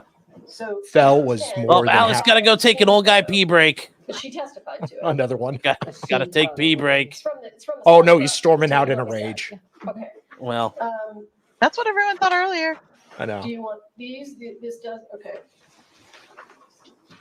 Teskey probably told him too. Yeah, a lot of people. Yeah. Which is that? Amon Teskey's Reggie on- saying Spiro uses I don't know douche why powers. everyone's You on know the what? set, Not in, This is what communication. dedicated, actual, competent attorneys will do for you. With an army of paralegals So- and Well, that, but it's just having good Investigators. attorneys doing work. Like yeah. handing you Jason Bowles could have all probably done decent as photos well. Of states exhibits So that were Alex gonna jerk off to Carrie suffering. I would too. ammunition. Suffer, Carrie, suffer.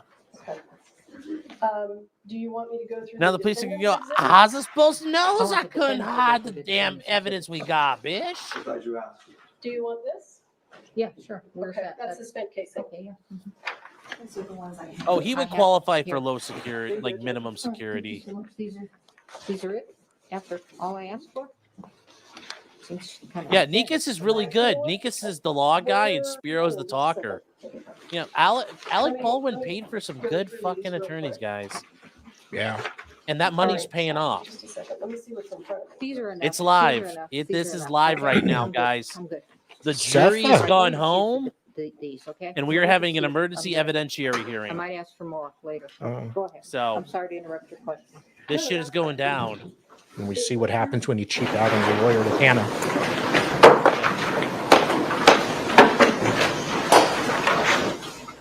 Due to Mr. Teskey's refusal to speak to you, were you ever able to tie the items that he dropped off at the sheriff's department to the set of rust? No. Given that this is a motion hearing, and if the court wants me to do this a different way, please tell me. Don't zoom Over the in on lunch her. break, were we able to obtain the video and watch it? Yes. Did you hear what Mr. Teskey said in the video regarding whether or not these came from the set of rust? He said that they were not from the set. That's what he said on the video. Yes. Okay. And I'm happy to get, He can't cross-examine off of this. sure, and I can get it to him. Well, you are gonna give it to him, and this, Ooh, yeah. this testimony, he can call her back up if he wants, but, Absolutely, sure. I'll pass the witness. all right, I have some questions. Can you put back on that, video of the, text that, Seth Penny Sure. got from Teskey?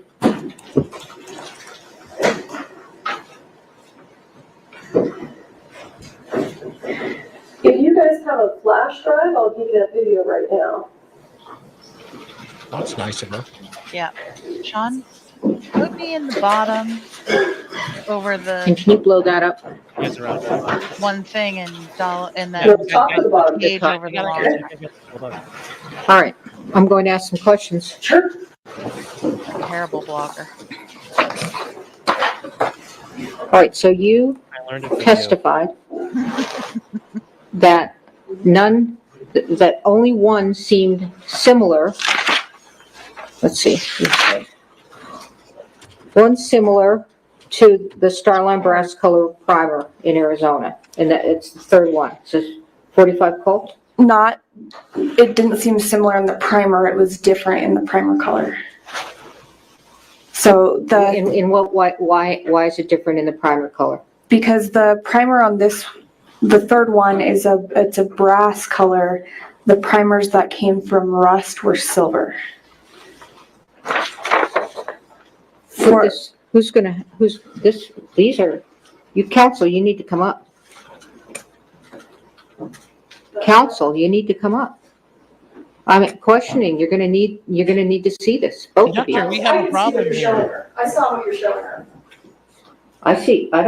I only see one silver here. Right, but this is in Doctor, we have a reference to the problem. live ammunition. Look, you just testified. Let me just ask this. None of these look similar to the set on rust, To the live ammunition. to the live ammunition on Yes, rust. Yes, Your Honor. But Uh-oh. it still looks similar to what was on rust. Yes, yes. Uh-oh. Oh, no. Oh, It can't looks suss your way out of this. to these on rust. Yeah. For the dummies, yes. Yes, it looks similar to dummies on rust. Dummies, but not live. Okay, I understand your distinction on Okay. live. But they still look similar. That one, the third one from the left, still looks similar to dummies on rust. Yes. All right, thank you. Can I proceed, Joe? Yes.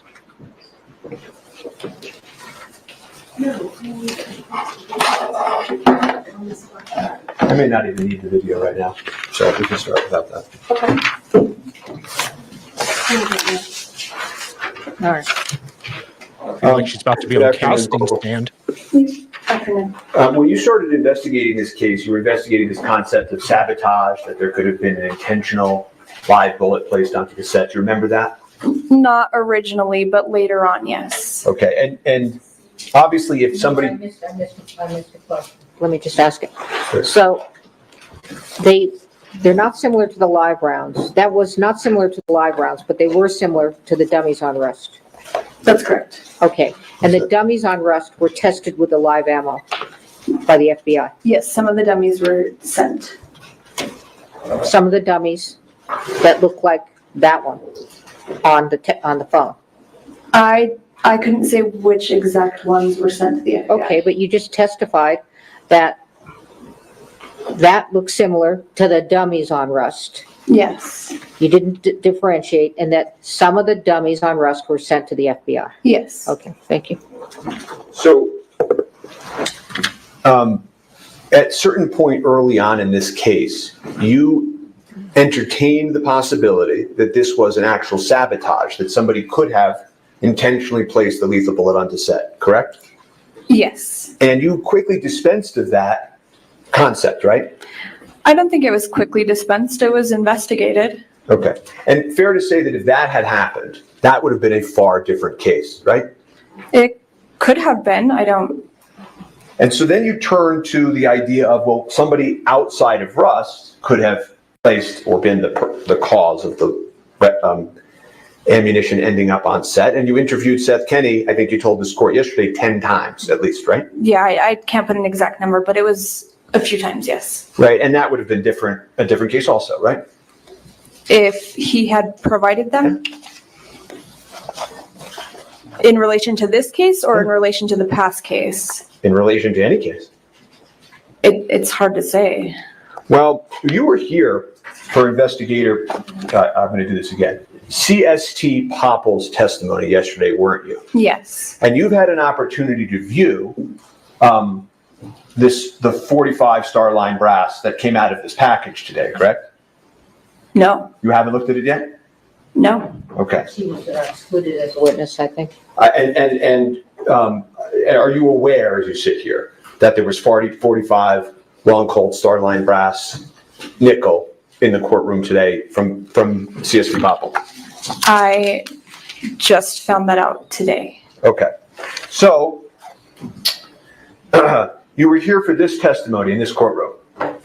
And let me ask you, Ms. Popple, the ammunition that the Good Samaritan Mr. Teskey, the close friend of Hannah Gutierrez's dad, when that ammunition that he brought into you after the conviction, you still have it? Answer, yes. Question, you can bring it in here and you can show it to the jury, right? Answer, yes. And they can see for themselves that it does not match the live ammunition from the set of Rust, correct? Yes. And that it is obvious. Just when you look at it, it is not. Yes. Do you remember that testimony that you were sitting here for? Yes, I do. And that turns out to be completely false, doesn't it? You're correct. Mr. Kenny was just here. Did you see him in the hallway? I saw him in passing, yes. You interviewed him, I think you said over 10 times, right? Yeah, I don't know the exact number. 40 plus phone calls, I think. It was a lot. Okay. And we have some of those text messages, and I'm going to put up defense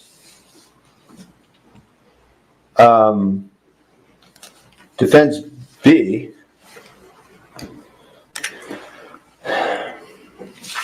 On the screen. And it's not working. Okay.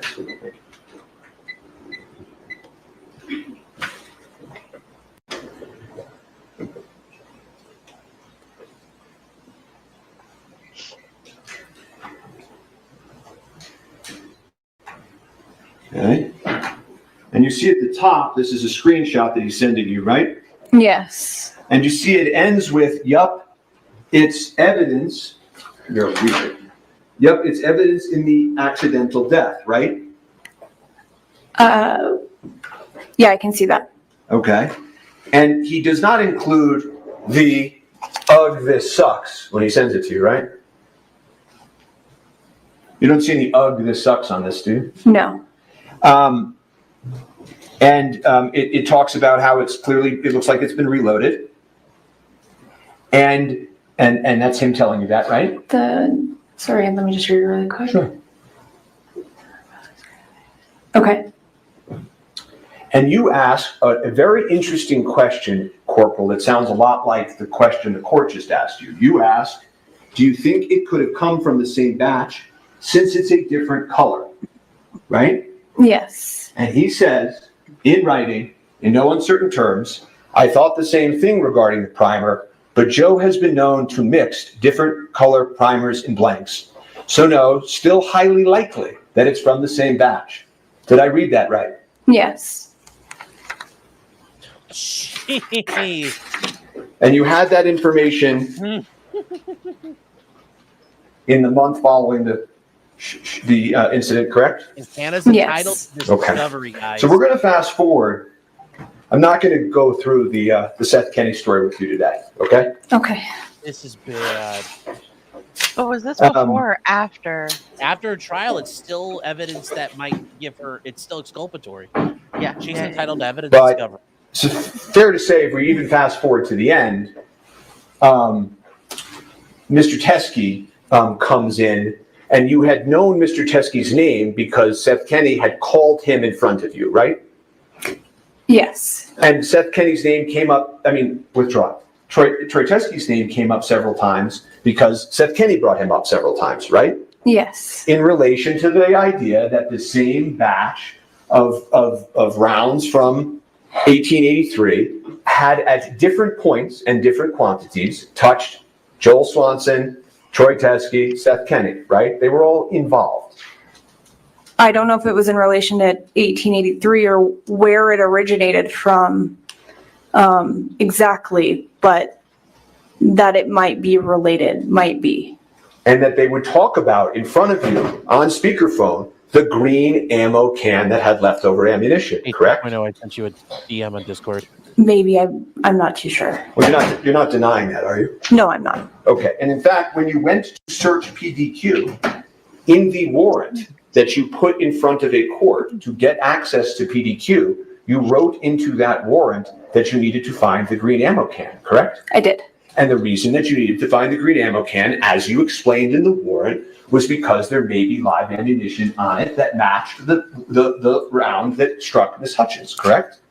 Yes, that was where that originated from was from Thel. Well, but you see, I knew you were going to do that. It's not the only place it originated from. It also came up with Mr. Teskey and Mr. Swanson in front of you on November 1st when Mr. Kenny found out and said, shit, but it's her fucking fault, right?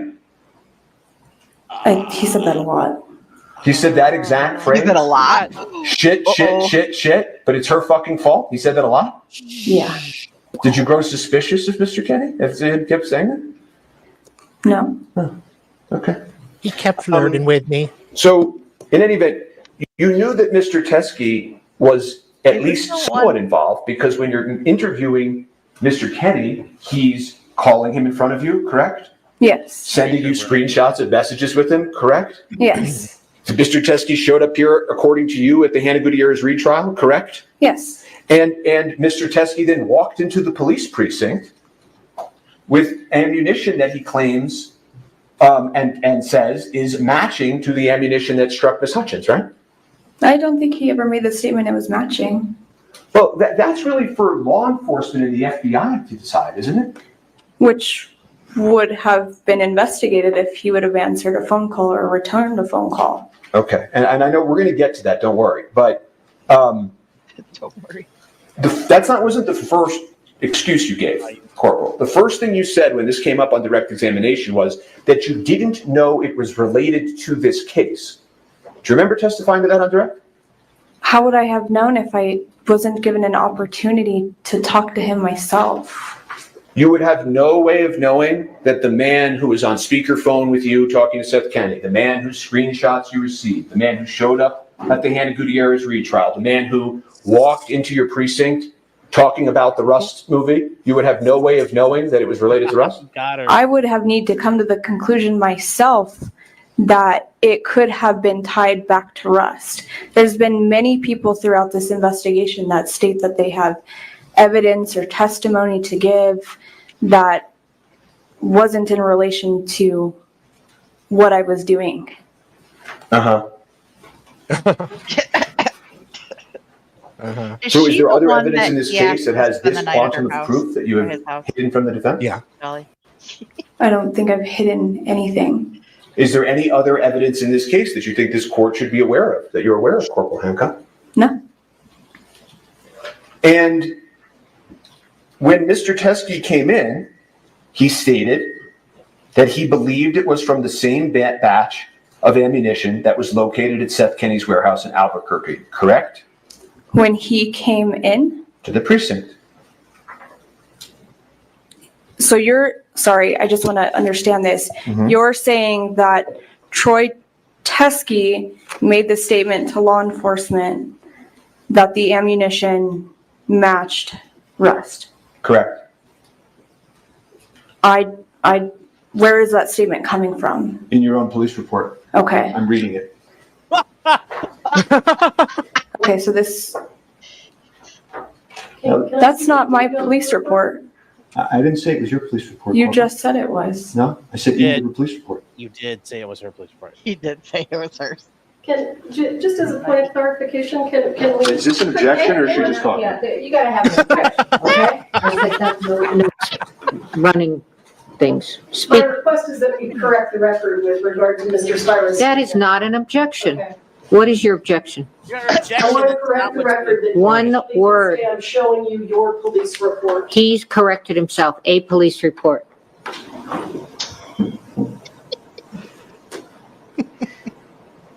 Hey, sweetheart, I don't know if you heard me before, but thank you for not getting lip In injections. the department, in Not forgetting what?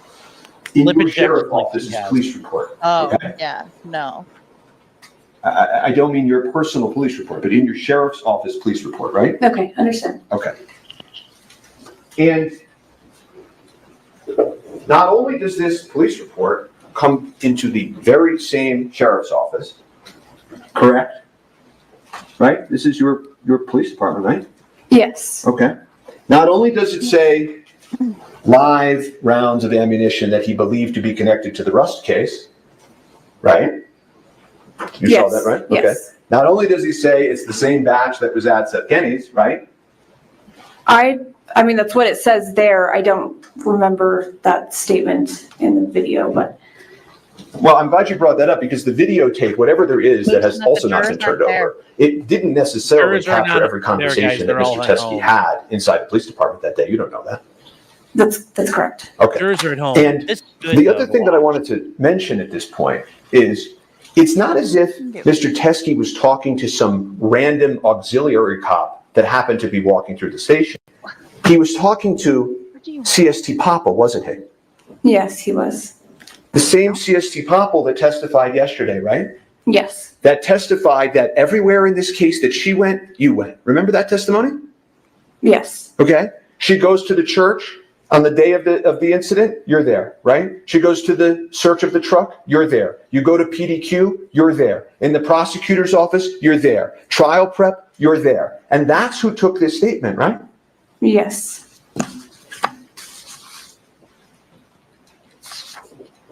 You know, there's hundreds of items inventoried in this case, right? Yes. Every time you inventory an item in this case, there's no matching witness statement, right? No. Right? You pick up there's dozens of items, dozens and dozens of items that you all inventoried in this case that have no matching corresponding witness statement, right? Yes. Okay. So the story that has now been come up with, that the only reason we couldn't take this item was because there wasn't a matching witness statement, is just spun out of whole cloth, isn't it?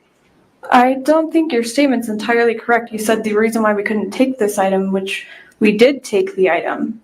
You took the item, but you took it and put it in a different box than the rest of the items in the Rust case, correct?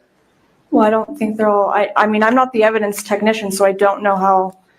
Well, you know this wasn't placed and designated as a Rust evidentiary matter. It was kept and vouchered, as you heard yesterday, under a completely separate identification number, correct? A different case number. Right? Yes. Unlike the hundreds and hundreds of other items that were collected in this case from a variety of sources, correct? That's correct.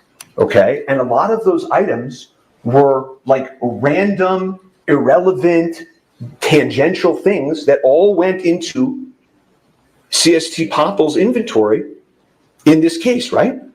I think all those items were collected on scenes through search warrants or through somebody that gave them to us that we could have had a conversation with.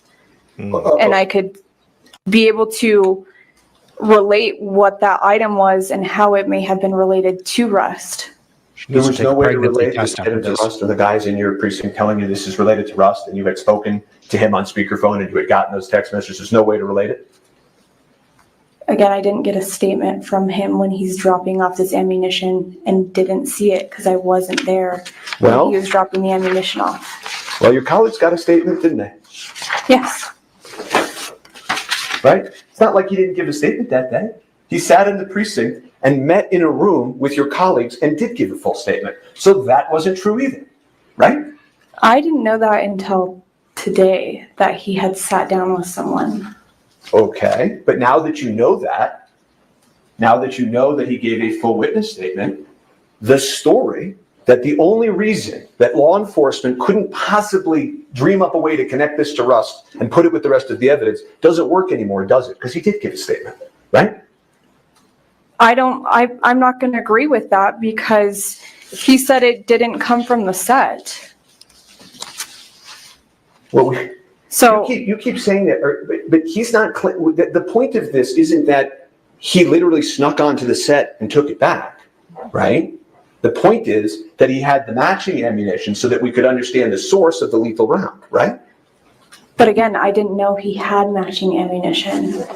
Well, but your colleagues did.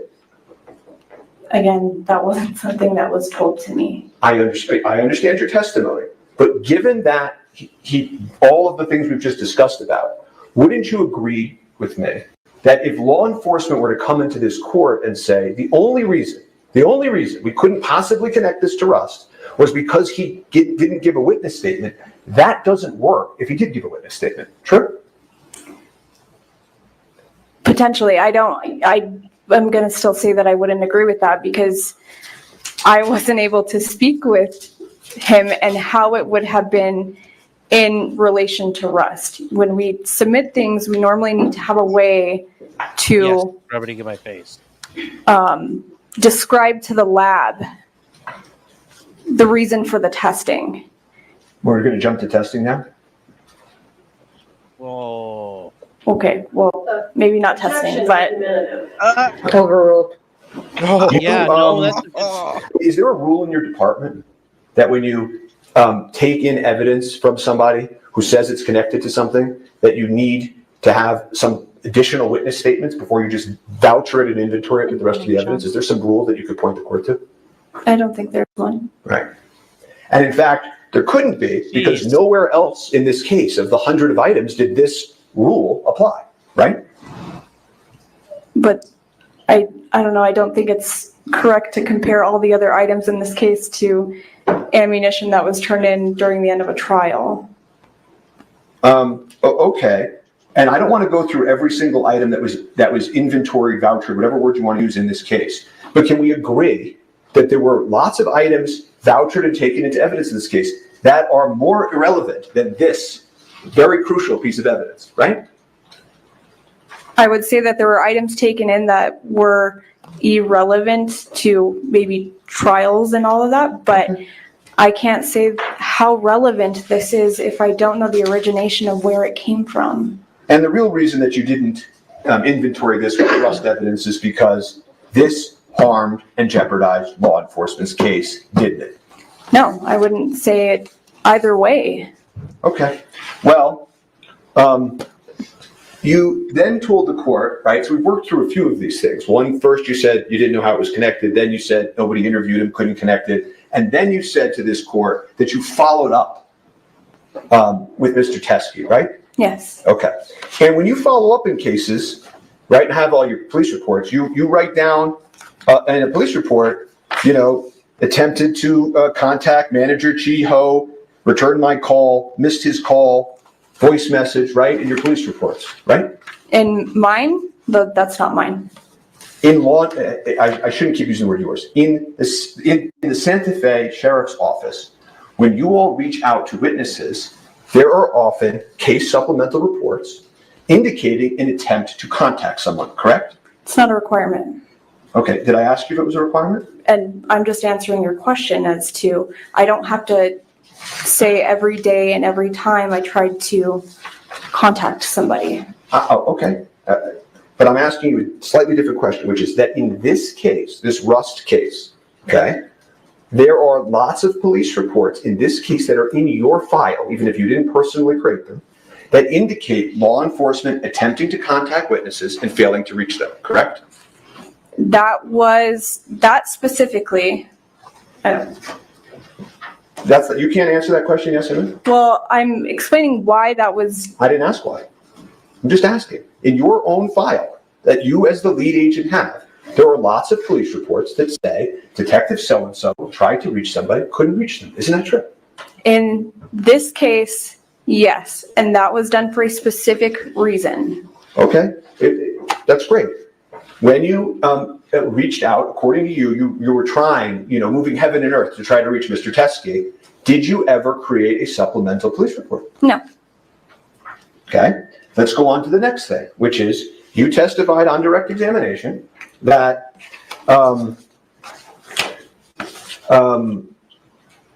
you then, in the weeks, months, whatever that followed, you attempted to reach Mr. Teskey, correct? Yes. Have you reviewed your phone records? For which ones? Are you sure you did that? She asked you a question. I'm asking for which phone. Well, which do you have multiple phone numbers? Yes. Okay, I know the cell phone number that you've given out in this case, because we have those, right? Did you use that cell phone to contact Mr. Teskey? I don't know exactly which phone that I used now. Okay. Did you use the desk phone? I don't know exactly which phone that I used. Okay, well, there's no phone messages or calls, Mr. Teskey, from the cell phone that you used when you were conducting the rest of your law enforcement in this case, or the precinct, when you claimed to this court that you called? Yes, I did call him. No, but I'm asking you a different. Well, let me ask this. Well, you don't know what phone you called from? No, I don't. Okay. Well, there are no calls from you and your cell phone that you used for everything else in this case to Mr. Teskey during the weeks that you claimed you were trying to reach him. Do you know that? Okay, so that's my cell phone? Yeah. Okay. Okay. There's also no phone calls in the days and weeks that you claimed you were trying to reach him from the Santa Fe Sheriff's Office, the 505-428-3700 number. Okay? That's our dispatch number. Oh, okay. There's no messages from any Santa Fe Police Department's phone in his phone records during that time period that you claimed you were trying to reach him. Yeah, but if I call, it's more than likely not going to come up from a no caller ID. That's a no caller ID situation? Yeah. Okay. All right. I would like to see the body worn camera at some time if that's even necessary for this proceeding, and I have no further questions for this witness. The court has some follow-up questions. So on testimony, I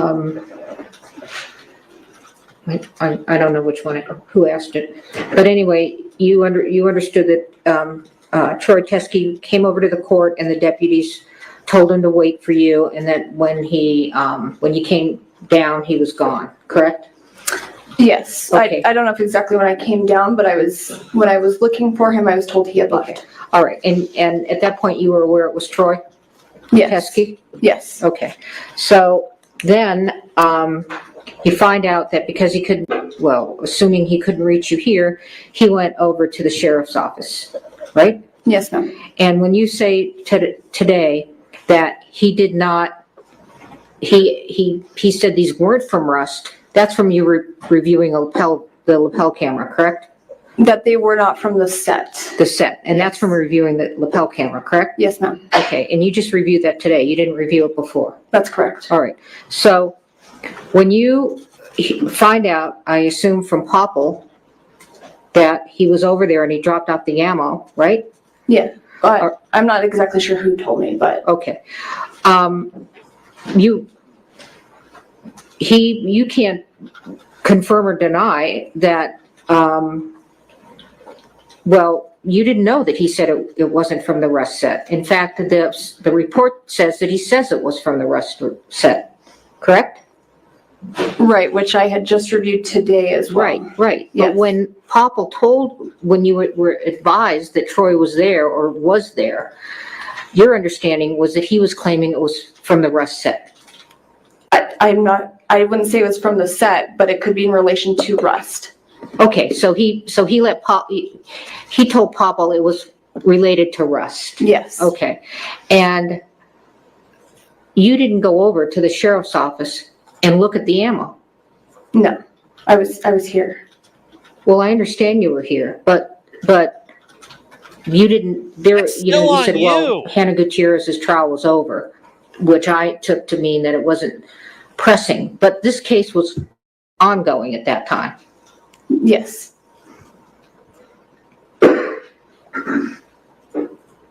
So, did you and Popple have a conversation about what to do with this ammo? To my understanding, it was going to be put in evidence Which evidence? at the sheriff's office. The rust evidence?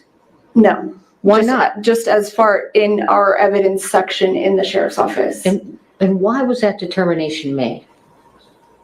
As to why Who it made was. it? Let me ask you, who made it? These were discussions that were had with myself, with the supervisors at that time, and then with the prosecutors. Were you the lead investigator? Yes. Okay. And you said, and with the prosecutors? Yes, ma'am. Okay, so you all had discussions about what to do with what he dropped off. Yes. And you all agreed to put it in this separate file. Yes. Thank you. Just very, very brief follow-up on the court's questions. Those were not The good defense answers. requested, Uh-oh. both through you and the prosecutors, Uh-oh. to see all of the ammunition in this case, right? Yes. Okay? And obviously, and I know it's obvious, but I want to make sure it's in the record, we were not ever shown that, correct? Well, I believe that you guys had a secondary evidentiary meeting with the sheriff's office that was canceled the day before the meeting was supposed to happen. Well, Or an evidence showing, I'm sorry. okay, yeah, we were able to come for some showings and not others. The reality is, when we came for showings, you never showed us this evidence, correct? I don't know if I can agree with you there, because even on the first day that I was present at the evidence hearing, we didn't get through all the evidence that they wanted to see that day. I don't have any more questions. Let me ask you something. If Ms. Popple said it was not in the evidence viewing, would you? I mean, just ow!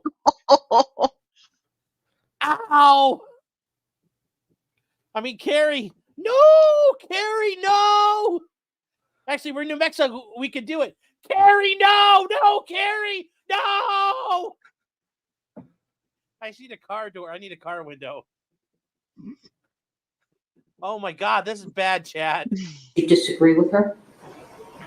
If this ammunition, sorry, I just want to make sure I'm understanding. If what Troy Teskey dropped off was not in the evidence viewing, because I can get the testimony, but they had a narrow. If Ms. Popple said it was not part of the evidence viewing, that you did not gather it for the evidence viewing, would you disagree with her? I believe that we were sent a list of what they wanted to see. And then, Your Honor, the first day that we had done an evidence showing, we didn't get through everything. That's not what I asked you. I understand what I'm trying to, then we had another day. We had a second day that was set up to continue. I asked you if you would disagree that Ms. Popple said that it was not included in the evidence viewing. Not whether you got to it or whatever, but whether when they said we want evidence viewing, Ms. Popple said it was not part of the evidence viewing. I don't know if it was or wasn't. Would you disagree with her is what I'm asking. I really don't know how to answer All right, that. Thank you. Redirect? I can't Redirect. provide the video until she logs into this system. Mr. You know, I don't even think the video is relevant. She did not view it until today, so you can look at it, but do you have any cross-exam for her? I just need to develop my records, so I need to get the video in. I need to get the video. You can get the video in, okay? Are you gonna get it in through her? Because I said it should come in from the person that wore the body I camera. agree with you. He's here. Okay, well, fine. So do you have any cross-examination for her? No. I do. What are you gonna ask her now? Guys, she Andrew, just- pregnancy As you test. sit here today, Sean, you're quiet.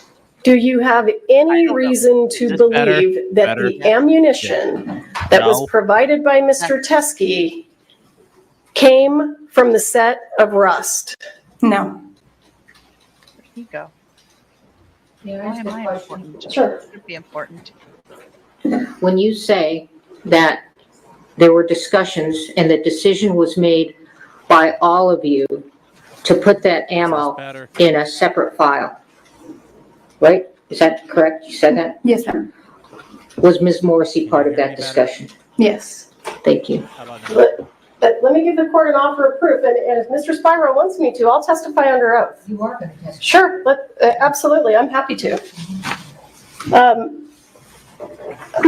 I'm showing you State's Exhibit 16. How do you know that's related to the set of Rust? What? Because it was collected during a search. Did it come from the scene? Yes, I believe that one did come from the church. State's Hey. Exhibit 29, how do you know that's related to the set of Rust? That was the casing that Marissa collected. I'll fix it. State's Exhibit 10, how do you know that's related to the set of Rust? Hi. Collected. Fix it. I don't know why I'm automatically more important than Dolly. All of these photographs and all of the items that are in evidence, Suffolk, Carrie. how do you know they're related to the set of Rust? Dolly. Because we got them from Rust. You want me to make a new Or during layout? the investigation or some part of the I'll do it, it's investigation. all right. How do you know No. these rounds were in any way related to the set of Rust? I don't. Okay. Let's bring in Oh, there we are. Brandle, if that's his. Are you finished? I wanna Yes, see I'm me a sorry. dinner. I apologize. This is excused. Thank Okay. you. Yeah. Go ahead Carrie and- is fucking rattled right now, chat. She Yeah. didn't even think to excuse the witness. Ah, She's Poor fucking Hancock. Babe, you got to rattled. do something about your mic. Like, I you're don't know, can louder you- in my. Do I sound Here. better now? No. you're still really low. Really? Something's How about- wrong. You need to boost your volume. I don't know. Guy, I haven't touched anything. I don't know what I. Hold on. Hang Hold on. on, Let me chat. see if I can. Okay, but play the video. We don't want to miss stuff. Okay, it's better. No, I'll adjust you. Hang on. Talk again. Hello. Hello? Talk Ooh, again. Yeah. This is No, louder. talk again. Hi. No, it's not working. Are you using your laptop mic? No, I'm using my. Oh, That's better. That's better. Better. Okay. yeah. Oh my God, Carrie is fucking rattled, chat. Hancock's going to have to go reapply to Hooters tonight. Yes. She's gonna have to cry. She's crying. Like she always looks like she's crying, and now she really has like. You really do have a reason to cry now. Oh, she hasn't had a Um, man do that to her in a while. Actually, here we go. Is this better? Much. Yes. Actually, that's a lot better. And I turned your mic up. I'll turn it down. Hang on. Okay, that streamer had switched over my mic setup. Okay, there we Yeah. go. That's that. Police misconduct chat. Uh-oh. And now Carrie's gonna testify. What? She said she was willing to proffer. Yeah. Oh. Well, the judge flat out said she was going to testify. Yeah. Okay, we'll go. Hit play. Let- Also, notice how think it was much more intentional. modest the court reporter is today. Aw. Judge is not fucking amused right now. Dina. Oh, also, by the way, hug. real quick, chat, we're gonna cover this tonight. A federal judge has said you can distill whiskey in your homes now. Yeah. Well, if you're part of certain groups. But yes, Oh. Thank God for Trump. That's his we've justice. seen this guy. I was wondering who the fuck he was. The judge will question her. The judge will question her. USA. Well, Spiro too, right? Wow, that guy's Speed up a fatter little than me. Speed up You a see little him? bit. No. Speed up a little bit. Morning, everyone. But the testimony you'll give in this case will be the truth, the whole truth, and nothing but the truth. Yes, sir. Have a seat, talk into the microphone. Who's this dude? You wore the body camera. Oh. State your name, sir. It's Lieutenant Brian Brandle How are you currently employed? at the Santa Fe County Sheriff's Office. And do you know why you're here to testify today? Yes, Were you present when a gentleman by the name of Troy Teskey brought ammunition into the sheriff's department? yes, I was. And at the time, were you running your body-worn camera? Yes, I did. And has that now been provided to me? Yes, Now, just so that we're clear, when you ran your body-worn camera, how did you preserve that video? it is uploaded into a WatchGuard cloud. And when you upload them to a WatchGuard cloud, do you link them to a case number? Yes, they can be linked to a case number. Was this video linked to a case number? I don't recall. I'd have to look at the video, but I believe so. Okay, and we have the video. I'm trying to, What was his name? it's transferring over there? Okay, great.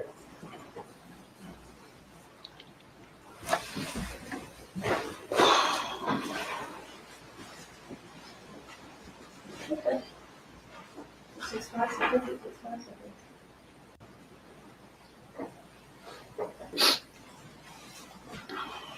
I wonder if Baldwin's team are super lawyers. No, they don't have to pay for that. They're just assumed. Also, Chet, you should be able to hear me now. Yes. Yes. Ah.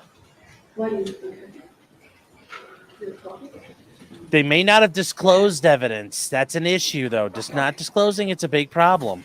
And none of it matters to if Alec fired the gun, but it's Yeah, still, but it's still an issue, Yeah. though. You can't fucking hide shit.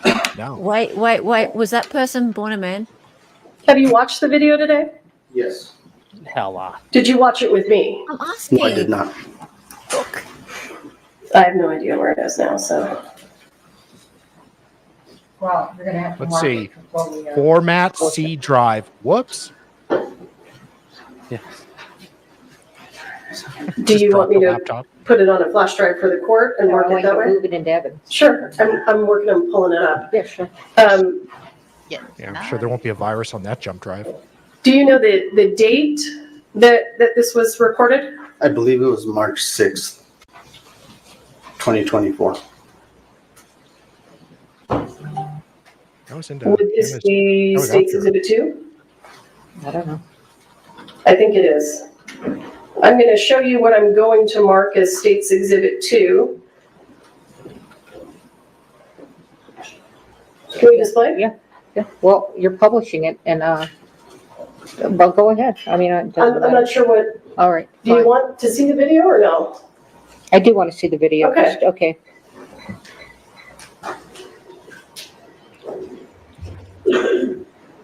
Does that look familiar to you? Yes, What are we looking at? that's the hallway area of the Santa Fe County Sheriff's Office, I believe, near the first secure entrance into our area. Boy, Thel Reed has some good friends. Is there a reason that we don't have volume? It does have a pre-record that's just audio, and at the time when I initiate the activation, then it has audio. And to be correct, I was in the hallway headed towards that area. No, where why it's- don't we have audio? Does it take 30 seconds for the audio to come on? It's when I activate it. So I believe it is set to a 30-second pre-video, and then once I activate the camera, the audio will It comes kick on. on, okay. Yes.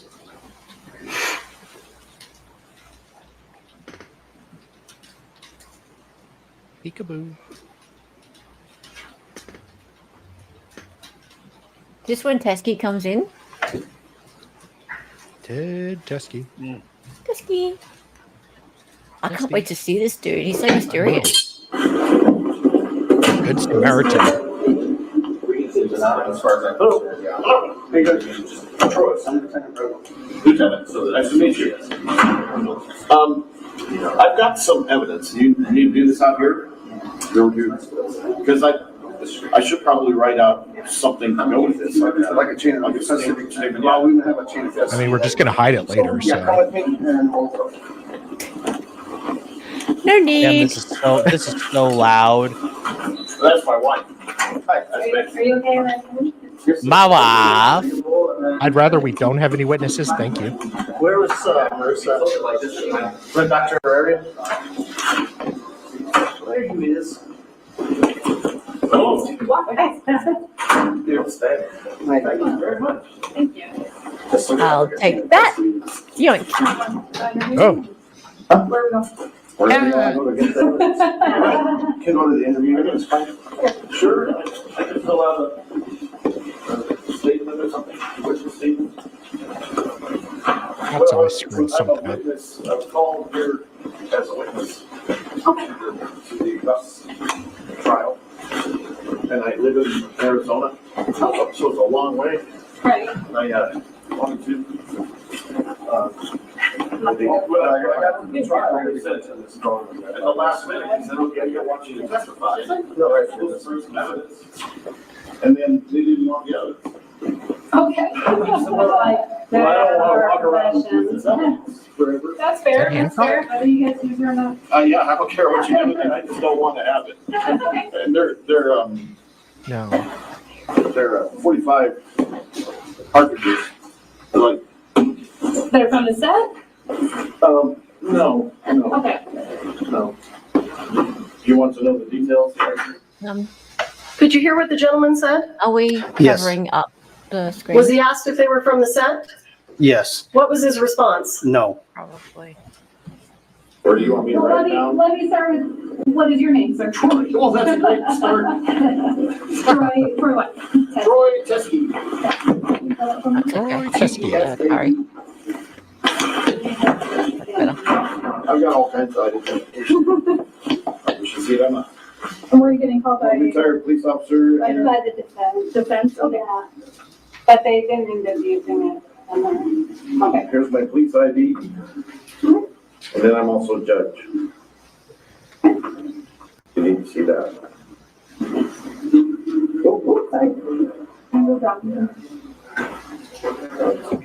Okay, so they're gonna have you bring 45 rounds? Yeah, and at the last minute, They talked to The her, defense. him on the phone. The judge said that they're gonna have somebody pick it up from Arizona, which they never do. Okay, so he brought it up here just in case.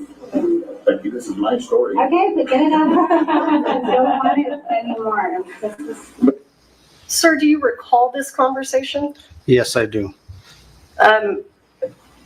Do you know when Mr. Teskey is talking about being called as a witness in the Gutierrez trial, do you recall which side he was being called by? I only learned that when he identified that. What side? On the defense side. And when he said that he brought ammunition, but they didn't want to use it, was he referring to the prosecution or the defense? I- Is there any basis to know that? Well, if he doesn't, I'm assuming he'll tell me. But it's the defense. Anyway, yeah. All right, I want to go. They told me the defense attorney said, hey, why don't you bring those rounds? And I thought, and two times, Hancock and then Morrissey. Hancock first said way back on November 5th. And November 5th of 2021, which was a week after the shooting. Seth Kinney called me, you know Seth? Everybody seems to know Seth here. But Seth, he was a friend of mine. And Seth Kinney called me from Hancock's office. She was a detective at the time. And he said, you're on the record. I want to know what's going on with, because I have these rounds from, it's the same batch. It came from Joe Swanson. Okay. You know him too? Yeah. I know of Everybody. I've Awesome. dealt with this case a lot. Okay. That's perfect. The other perfect person to what's your first name? Marissa. Marissa? Oh. Yeah, I apologize. I'm the crime scene technician. All right, well, I better jot that down. But I have some good notes on it. So my big concern was having these, they said, oh, okay, I said, I have these rounds, I have a batch, a whole bunch of rounds. Okay. Or a bunch. And then, I said, well, you probably don't want me to send you the whole batch. You want me to just pull something out and send you a picture. So I took a picture with my phone, sent it to Seth, and he was in the office with Hancock. And they looked at it, and Seth said, yeah, this is evidence from the accidental shooting. The accidental. And when you say they're from the same batch of Yes. live rounds? Yes. Okay. It's if you know the case, Phil Reed had a whole bunch of live rounds. Yes. And Seth and Phil went to Yellowstone 1884, 1883. And he was teaching people how to shoot with these rounds. Right. Then they left there and they went together from Arizona. And then they came back and went to another set, which was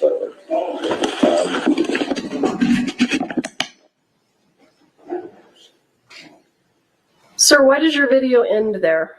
Because I walked out of the interview and was attempting to, or I did contact Detective Hancock to see who this individual was and why he was there turning in evidence, like he called it. Okay. Did you know what it was evidence of? He mentioned that it was tied to the Rust case. Well, did he say in the video that it was not from the set of Rust? No, You didn't hear him say that? I don't recall him saying that. Yeah, I stopped it and I asked you what he said. Do you remember giving that testimony? Yes. Okay. I'm sorry. Yes. Proper a bone, dude. So the gentleman said on the video it was not from the set of Rust. Yes. Okay. And you called Corporal Hancock, right? Correct.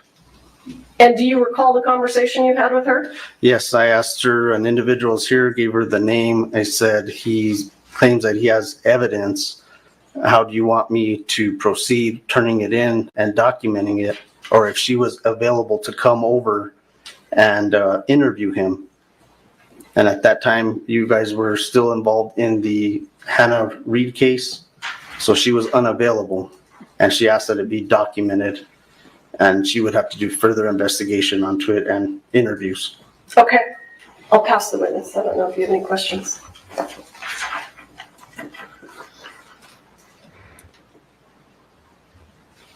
I guarantee you he's gonna have questions. Do you want me to disconnect? Do you want me to leave it here? He's like, fuck yeah, I got questions. Okay. He's all right, you shit kicking rubes. Here he comes. When we get to a break, Sean, can you explain some of this? Because even I'm confused as to like why this matters. Like I'm excited, like it's all, you know, I'm oohing and eyeing over it, but I don't really know what it has to do with. The witness that was in the precinct told you he was a retired police officer, correct? Yes. He offered to make a statement multiple times, correct? Yes. Told you he was a witness multiple times, correct? He did mention that. Yeah. Told you he had evidence multiple times. And he didn't take He the did statement. call it evidence, yes, but we had to confirm that it is in fact evidence, which is why I relayed to Detective Hancock that she needed to conduct an interview with him. And what did Detective Hancock say on the phone? Tell me everything about that conversation. They were still at the trial and that she would follow up with him and the evidence as well. And that would have really messed up the trial, right? If they had taken that evidence and vouchered it and let anybody know, right? I'm sorry, rephrase that? That would have messed up the trial, right? I don't believe it was used in the trial because it was never collected on our investigation. That's the answer, buddy. Oh my God. Would the correct answer be I Ms. don't Popple comes know? into the room, Yeah. or when your camera comes in the room, she says, "I've dealt with this case a lot," right? Yes. And Teskey says, "You're the perfect person," right? Yes. And it was obvious from the conversation that Ms. Popple knew who Joe Swanson was, who Seth Kenny was, right? Yeah, she was familiar with them. Yeah. And that interview of him continued, correct? I believe he was speaking on his own accord. We weren't conducting an interview. He was just there to turn in Still an the interview. evidence that he claimed he had. Notice how it's not an interview. That's your testimony, sir, that if law enforcement is sitting with the witness and the witness is giving information and law enforcement's asking questions and the witness continues to give information, that's not an interview? Law enforcement wasn't asking questions. That was our crime scene tech. No, not a single question was asked. She's law enforcement too. I don't believe that I asked a question pertaining to the case other than believing it was evidence that was already part of the Hannah Reed case, and there was already a chain of custody until after he began disclosing where the evidence came from. That's when I learned that it wasn't actually part of that investigation, or it wasn't collected by our agency. It wasn't our actual evidence that was collected. Right, and you know, I don't have all of your police reports for all of your cases every time you get evidence, right? But fair to say sometimes evidence is developed by people coming into the precinct and turning evidence? Correct, yes. It does Okay. happen. And you write in your report, it should be noted that this is not actual evidence. That's what you write in your report. Not. I believe pertaining to our initial investigation. Dolly, have you seen It should these be noted reports? that this is not actual evidence from the death investigation collected by SFSO detectives. That's what you wrote, right? Correct, and it wasn't collected by our detectives for the investigation. The initial investigation. I don't understand that. Can you explain that to me? So the evidence that was brought, I was indicating because we didn't know if it was tied to the investigation. And Detective Hancock asked that we tie it to a separate case number until further investigation could be completed. So I don't want someone or anyone to assume that it was actually evidence that we collected tied to this investigation.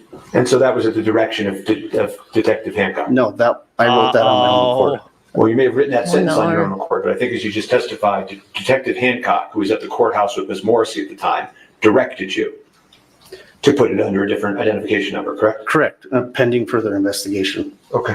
Oh no, chat. You were involved actually, you're copied on some emails with evidence. This may not be relevant evidence, but this is bad. I believe so, yes. Right. It was an You have no accident, reason to though, it believe sounds that law like. enforcement ever showed this evidence to the defense, correct? Correct.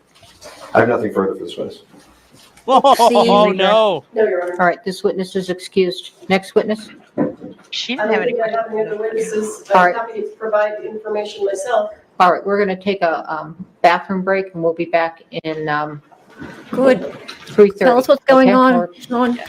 Baldwin just Sean, make scrolled sure down. you're live. Okay, thank you. Make sure you're We're in live, Sean. recess. Oh, we're gonna catch up. We're gonna catch up. Potty break time. Okay. Please. So here's where we are. Troy Teskey shows up in the middle of Hannah Reed's trial with In ammunition. the middle or after? Sounds like it's in the middle because they talk about her not being available. Gotcha. Okay. So he shows up saying, "I got shit that's involved with the case." These ammo dummy rounds appear to be. They look like the other ones, Yep. and I can hear myself Why do you hear yourself? because I'm awesome. That's why. No, that's why. Of Yeah, but course. you're behind. Well, do you have your phone on, Yeah. honey? Make But- sure it's on YouTube. Mine's muted. Are you sure? It's not you. It can't be you. Maybe it's I'm not Dolly. Yeah, I'm not connected to. Okay. Well, anyway. Just blame Dolly. Okay. Jeez. All right. So, can Carrie take the stand? Carrie's going to get questioned by the judge. And saying they were not dummy rounds. I thought he brought in live rounds. Yes. So it sounds like they were dummy rounds, some dummy rounds, and live rounds. It also sounds like many of the dummy rounds of these live rounds were mishmashed up by the Joe Swanson guy. So they had Starline brass and they had silver primers and brass primers going on back and forth, back and forth, back and forth. That creates an issue. What date did he bring him in? He brought him in the middle of Hannah's trial. We don't know the day specifically. So what happens from there? Well, right now, if there's more live rounds that were found and they didn't come in, like we heard Seth Kenny talking, if these rounds came in through another vector, well, how the fuck do we know what happened? Maybe there was a setup. I mean, how could Alec know what's going on? Maybe maybe they really were. Everybody was convinced they were cold rounds. And they were completely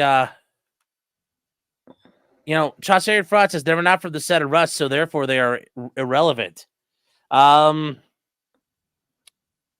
Maybe, but the thing is, you don't want the defense finding out about them like as the middle of a trial because, well, what the hell are they? How do we know? It's not clear. It doesn't even sound like Hancock did any investigating. She just kind of blew them off. These should have been included. These should have been examined and available. That way they could have written them off, but she didn't do that. And that's a big problem right now because it's potentially exculpatory material. It may help Alec Baldwin's defenses. It may negate his guilt and culpability. How, though? But Because he And then still hold shot on here. it. And Troy Teskey saying that. He says they're from the same batch. Well, remember, part of Alec Baldwin's defense is, there's all these things that happened and all these rules, and there might be some sabotage or funny business. Either way, the police withheld evidence. So it's very critical. The police are not allowed to withhold evidence. And it sounds like this time, was it misconduct or incompetence? I don't know. There's a big issue here. There's a big issue here that the cops are looking shady as fuck. So this is Remember, you really may not more like of that, but this is more like Baldwin may win on a technicality, right? baby, that technicality is like the 5th and 6th Amendment, the right to have There's a fair no trial. technicalities. Yeah, it's a pretty big technicality. Yes. Yeah. Also, Luke sent me something here. We're gonna take a look at this. Let me see what he sent here because I didn't get a chance to fully analyze this over on Twitter. We're gonna go back and watch the first half of morning, right? Because I promised people we would. You mean before I got here? Oh, yeah. Okay, yes, we will. Okay. Now this is the this thing Luke sent me. That's good. I'm gonna have to figure out. Okay, so this is the jury. There's one of the jury instructions. Oh, do you want me to change the thing so we can see it properly? Yeah, we'll make it work here. Okay. So I the made statement a new one. It's okay. We're good with what we got. Okay. We'll tell it straight a little. Cool. The state must prove beyond a reasonable doubt. Okay, well, that part's pretty clear. The defendant's act was a significant cause of the death of Halyna Hutchins. Okay. An issue in this case is whether the negligence of a person other than the defendant may have contributed to the cause of death. Okay. Such contributing negligence does not really defend a responsibility for an act that significantly contributed to the cause, so long as the death was a foreseeable result of the defendant's actions. Now, they're arguing, remember, guys, they're making an argument that all the movie set rules about pointing guns at people, it's okay, we're movie stars. So they're arguing this is critical to their case. I need to Google definition of exculpatory. Thank you. But it doesn't have to be like clearly exonerating, exculpatory in any way. It's levels of exculpatory, like to what degree, and he has the right to have that information. That's the issue here. That's the issue. Because remember, Alec is trying to make these arguments and they help his claims. Luke says, does it break the foreseeable chain of events? I don't know. But if I'm the defense right now at the beginning of a trial, I'd be making the argument it does. But the bigger issue at this point is, and Corey, you're right. How could this be exculpatory? Well, they're saying that there's another issue there. The biggest problem, though, is these guys fucking hid it. All right. And if it wasn't brought up and it's something the defense uncovered, the judge is going to be fucking angry because now they got to figure out, is it important or is it not important? Mhm. So the judge may ultimately decide it's not exculpatory, but now she's had to waste a whole fucking day figuring it out. We're back. We're back. All right. We're back. And You're then not too, supposed is to on You're it. always under oath. You're a On it. witness, okay? So you can say oath or whatever, but are you calling yourself as a witness? Or do you want Mr. Spiro to call you as a witness? It doesn't matter to me. How do you want to do it? I don't think it's necessary, frankly, for this evidentiary record for me to call Ms. Morrissey. I know what happened and the court knows what happened. I don't think we need anything further. Okay, do you want to call yourself as a witness? No, well, just a minute. So he's willing, as I understand it, to rest now. Okay? Now, you don't have to say anything under oath if you don't want to. No, I'm happy to. You have a Fifth Okay, Amendment so right, not only Carrie. happy to, you know, I She's don't, trying to help you, Carrie. it doesn't matter to me whether you call yourself. You have the right to as a remain witness. silent. Doesn't Anything you matter say to the it will be defense used whether you against call you. yourself as a witness. So if you're calling yourself as a witness, there's no one here that's requiring you to be called as a witness. The information, everything that happened in this regard, especially as it pertains to me, needs to come out in the public. All right, so you're calling yourself Oh, as a this witness. is an ego And thing I now. am, Oh, no. It was my understanding that the court indicated to me previously that you wanted me to testify. I understand you've now changed your mind. I think it's a good idea if I do it. Where would you like This is me? an ego thing. Do you want me to Carrie, do it on the podium? no. No, on the Okay, witness. sure. Let me go up there. It's a bit of a Fanny Willis kind of moment. This is This is pretty much. toe sucker. I'm super important right All right, now. Ms. Morrissey Live. voluntarily calling herself as a witness without any requirement by the court to do so. Let me Remember, you have the right to remain silent. Please raise your right hand. I'd rather not. You know what I'm Do you talking swear about. affirm under penalty of law that the testimony you give in this case will be the truth, the whole truth, and nothing but the truth? Go I do. Fanny 2.0. ahead. Where's that pink dress backwards? During my investigation of this case and my review of the evidence in this case, I came to understand that there was a large batch of live ammunition that was in the possession of Thel Reed, Hannah Gutierrez's father. Stepfather. I also understood from all of the evidence and testimony that a portion of that batch of ammunition that belonged to Thel Reed was taken by Thel Reed and Seth Kinney to the 1883 Cowboy training camp. When that was over, leftover ammunition was taken back to PDQ props. Yep. Seth Kinney took some of the ammunition from that container that he got back from Texas and turned it into the sheriff's department. And it appeared to me that he did it to try to exonerate himself. They took it Okay. from Mr. Kinney and they tagged it into evidence under the Rust case. Law enforcement then executed a search warrant at PDQ Props and they took the entire container. And I will say that I do agree, as I recall, although I don't have it in front of me, I do agree that the search warrant didn't really require law enforcement to take everything, but it was my understanding that Mr. Kinney gave them everything so that they would have it and could tag it into evidence. Portions of that ammunition were then sent to the FBI for testing so that they could be compared to the live rounds that were found on the set of Rust. The FBI testing demonstrated that the live rounds that were taken from PDQ Props that were originally in Texas did not match the live rounds on the set of Rust. And that's testimony that we heard during the Gutierrez trial. So what ended up happening was Mr. Bowles, Ms. Gutierrez's lawyer, put Mr. Teskey on a witness list and was intending to call him as a witness to the Gutierrez trial. I conducted a pretrial interview of Mr. Teskey, and I want to back up.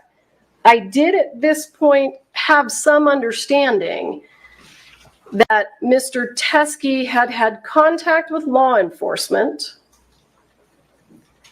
regarding these rounds that he still had in Arizona. So these are rounds that never left Arizona. They were always in the possession of Thel Reed and Troy Teskey. How sure are you of that? They never went to Texas. They never came to New Mexico. That's what all of the evidence indicated. So I understood that Detective Hancock had communication with Mr. Teskey about trying to get those rounds, and Detective Hancock was unable to get those rounds from Mr. Teskey.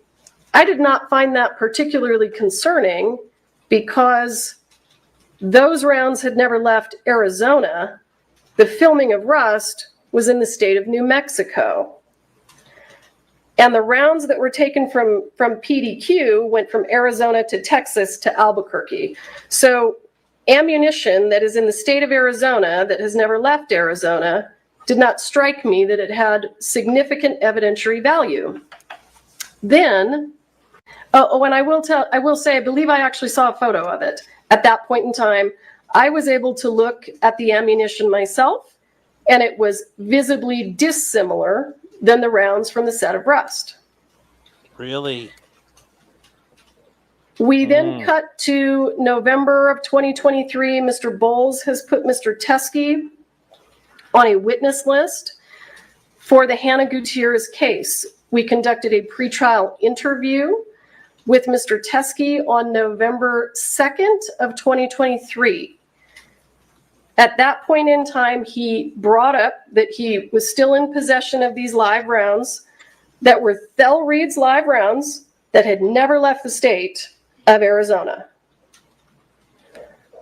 I then, when he started, I think he indicated during the pretrial interview that they were from the same batch that was sourced from Joe Swanson. And I then said, we should get those from you. I had a conversation with Detective Hancock after that pretrial interview about how we could get the rounds from Mr. Teskey, and we were trying to figure out if we could send a local law enforcement agency to pick them up. I was then decided that I needed to figure out if that was necessary since they had never left Arizona. And up to that point, it was my impression that they did not match the live rounds from the set of Rust. I then, as I recall, reached out to Mr. Bowles. He and I had a conversation about whether or not the rounds should be tested by the FBI. And I was still trying to figure out if I could get the rounds from Arizona to New Mexico. So I asked Mr. Bowles to please send me a photograph of the rounds from Troy Teskey so that I could see with my eyes whether they were even remotely similar. Now she's being an If they were similar, I could go through the steps of obtaining the ammunition, connecting probably with local law enforcement, having a local law enforcement agency go to Mr. Teskey's residence and collect them. I didn't want to do that if they didn't look anything like the rounds from the set of Rust, because all six rounds from the set of Rust are identical to each other. So when I had this conversation with Mr. Bowles, he provided me the photograph that I showed this morning. And this is it was my understanding that this was a photograph from Troy Teskey. Okay. So Bowles knew about this. Troy and I don't communicate. He's a defense witness. I can't communicate with a defense witness. So Mr. Bowles, as I recall, texted me this photo, and this is a photo that Mr. Teskey took at my request so that I could determine whether this ammunition was related in any way to the set of rust, because it never left the state of Arizona. So if it never left the state of Arizona, the only way that it is relevant to the rust investigation is if it has any similarity to the live rounds that were found on the set of rust, because we were at that point trying to figure out the source of the live rounds. When I received this photograph from Mr. Bowles, I could immediately tell that these are very dissimilar from the live rounds that were found on the set of rust. They have brass primers. So this is what was presented to the prosecution as the rounds that were in Mr. Teskey's possession. They have brass primers and not silver primers.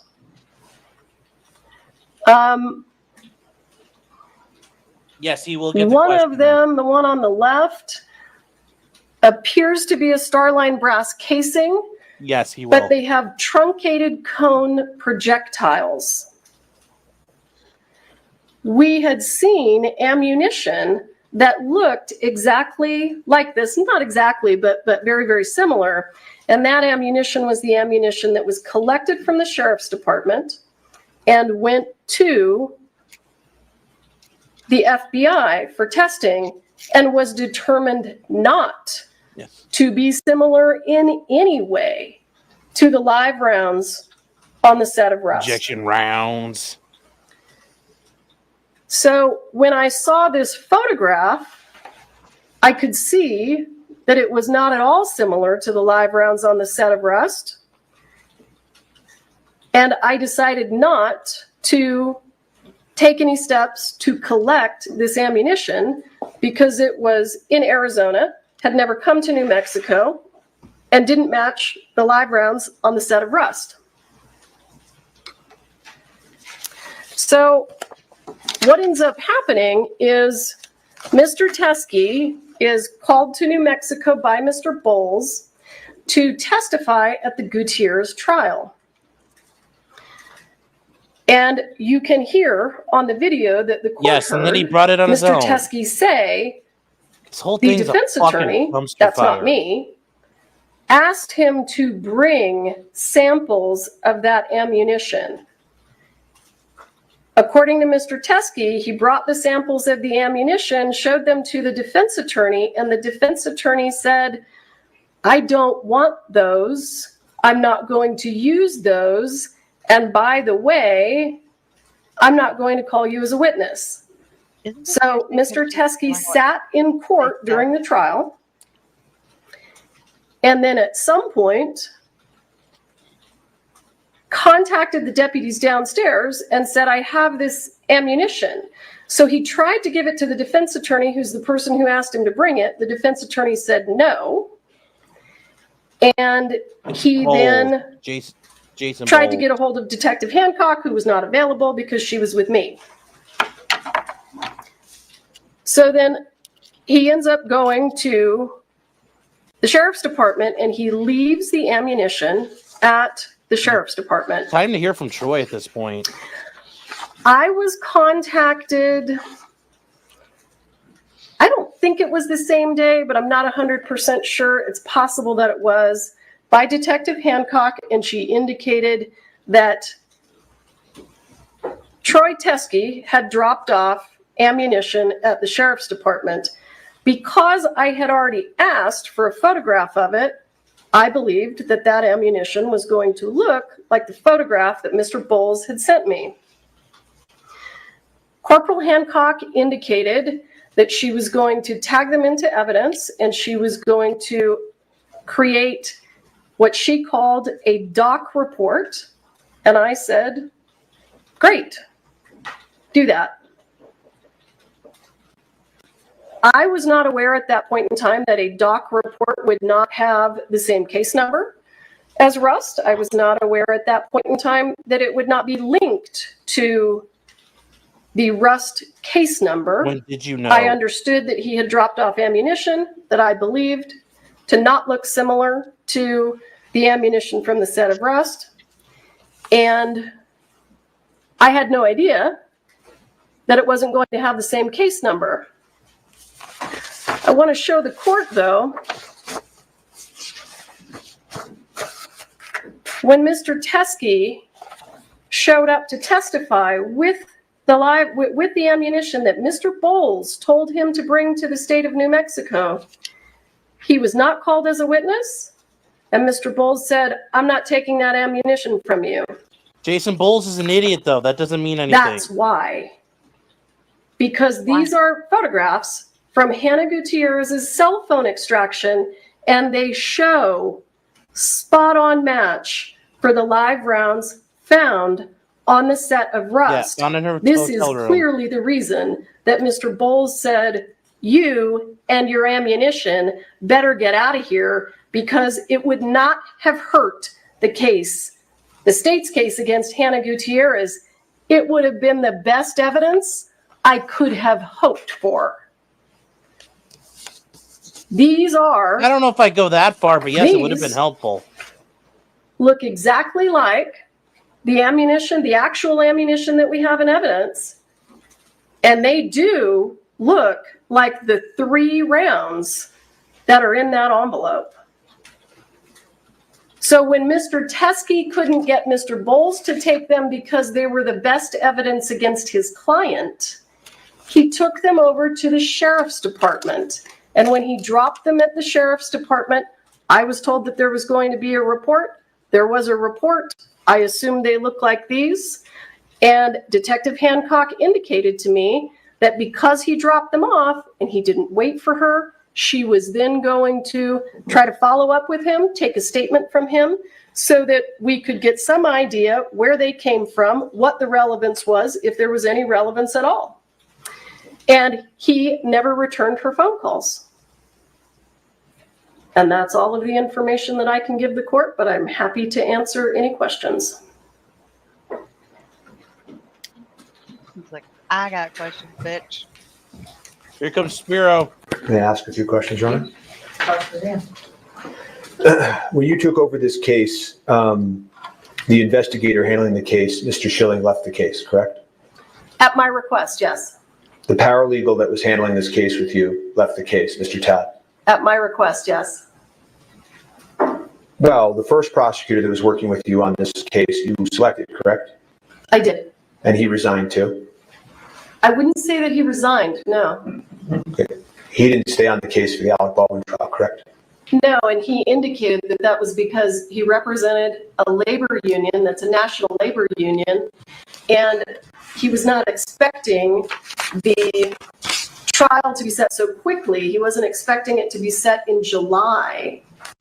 So when he realized that the trial was going to be set in July, he was going to be in collective bargaining agreements for his national labor union, and he wasn't going to be able to have enough time. Erlinda Johnson, the next prosecutor selected, resigned from the case today. She did. Oh, what? Based in part on the conduct we're here discussing, correct? I believe that Ms. Johnson Ms. Johnson didn't want my understanding is that she didn't agree with the decision to have a public hearing. On July 1st in this matter, you served a bailed certificate right of before compliance this. with Oh my God. 5501, correct? I did. What? She's like, I don't want this. Holy shit, Carrie. What are you running over there, girlfriend? Wow. Wow, chat. Let that sink in. Everybody's fucking bailing.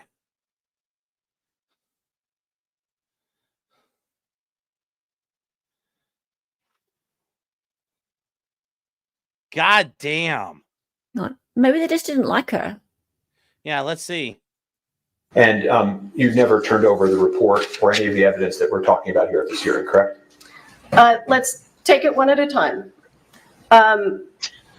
Wasn't it just? I did not turn over the report. I didn't have a copy of the report. Okay, but you knew about it. You didn't say anything about it. Rounds that were left Yep. at the sheriff's department Very by smart, Troy lady. Teskey, I have absolutely no reason to believe that they are relevant to the incident that took place on the set of How do Rust. you know? These are Let rounds me that were find in the out. possession of Bell Reed and never left the state of Arizona. You also did not Ellie, you're muted. allow the defense to view that evidence at any point during our request to review evidence in this case. I had never seen it, and I didn't realize that it wasn't under the same case number because I'm not a law enforcement officer and I don't work at the sheriff's department. But you are right. And you concede that they are Starline brass silver 45, right? I can. And this is the best evidence against Hannah Gutierrez. Yeah, you've said that a couple of times. Any favorable evidence you understand as a prosecutor has to be turned over to the defense, correct? I do. Any evidence that could be used as a defense to potentially be favorable has to be turned over to the defense. Absolutely. So the third Hague report that never got turned over to the defense, you understand that that's Brady evidence? I did, yes. Okay. And you also failed to turn that over in this case as well, correct? And let me give you a full answer to your question. When the second Hague report came in, and I provided all of this to the defense, I sent it to the person who is managing the discovery server and asked them to. Also, real quick, guys, she says it never left the state of Arizona. How do we individually confirm that? Alex Spiro has the right to look at that shit and verify it. Remember, his job isn't supposed to go, hey, you know what, Carrie? I trust you, girl. I trust you, girl. No, he should be allowed to check it to make sure that's true. Carrie says that doesn't fucking mean anything. She can lie. You know, like there was a report she didn't have. She didn't turn over. Like there's, you know, so how do we know she didn't turn anything else over? Remember, he has the right to verify this information. His job is not to take Carrie at her word. Upload it. It wasn't until I realized during pretrial interviews that it wasn't there that there was a problem with it. So I then attempted to figure out what the problem was, and it was indicated to me that it appeared that the former paralegal who was working for the special prosecutor had removed it. So we then immediately provided it. Then during the pretrial interview of Mr. Hague, it was brought to my attention that the defense did not have the August 31st report that indicated that the gun functioned fine, perfectly fine, and that was provided immediately. I went back, I checked my email, I could see that I received it from Mr. Hague and failed to forward it on to be uploaded. And I provided it as soon as I was aware that you did not have it. What was that last night? The fact that nobody at the Hannah Gutierrez retrial cross-examined Mr. Hague about the report didn't clue you into the fact that nobody had the report? Actually, it didn't, and I'd like to address that. The reason that it didn't clue me in is because Hannah Gutierrez's defense was that the gun worked perfectly. The defense in Hannah Gutierrez was never interested in any evidence that there was an issue with the gun, because if there was an issue with the gun, it damaged her case. So what you could see, if you watched the trial or saw any of the transcripts, the defense actually brought in their own expert to say that the gun worked perfectly. So they had no interest in that information. And actually, you elicited testimony from Mr. Hague at that trial that was inconsistent, at least partially inconsistent, as the court's aware, with his third report, correct? Tell me what you're referring to, and I'll answer your question. Well, there was a whole hearing about this where you saw this, and you saw me go back and forth with Mr. Hague for 25 minutes. So I don't. I agree, but I need to know what you're talking about for me to answer your question. Okay, if you can't answer the question, you can't answer the question. I'll move on. I'm happy to, but You say that. That's actually good. If you don't know what he's going to The say, make him communications tell you have about the doc report, as you relay it to the court, is that all you said in response was, great, do that? That's your testimony? yeah, I assumed that it was going to be tied to the same case number. So I said, great, do it, file a report. No follow-up questions? No, because I had a picture of the ammunition that didn't match the ammunition from the set of rust. No concerns in your mind when you got the case file and you turned it over to us and it wasn't included? Absolutely not. There's a terabyte of discovery. I didn't know whether this 2-page police report had been provided. And in addition to that, I had no reason to believe, and still have no reason to believe, that those rounds have anything to do with these cases.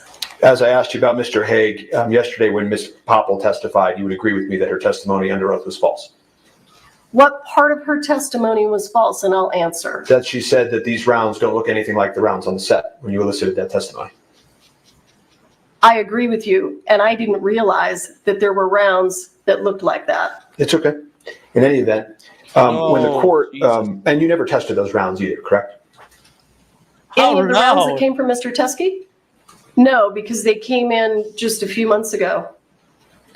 And the court asked you actually one question that I want to address, which is the court said to you, well, what's interesting to me, to be quite honest, is that yesterday you didn't even want to do a written reply. You wanted to just give an oral response.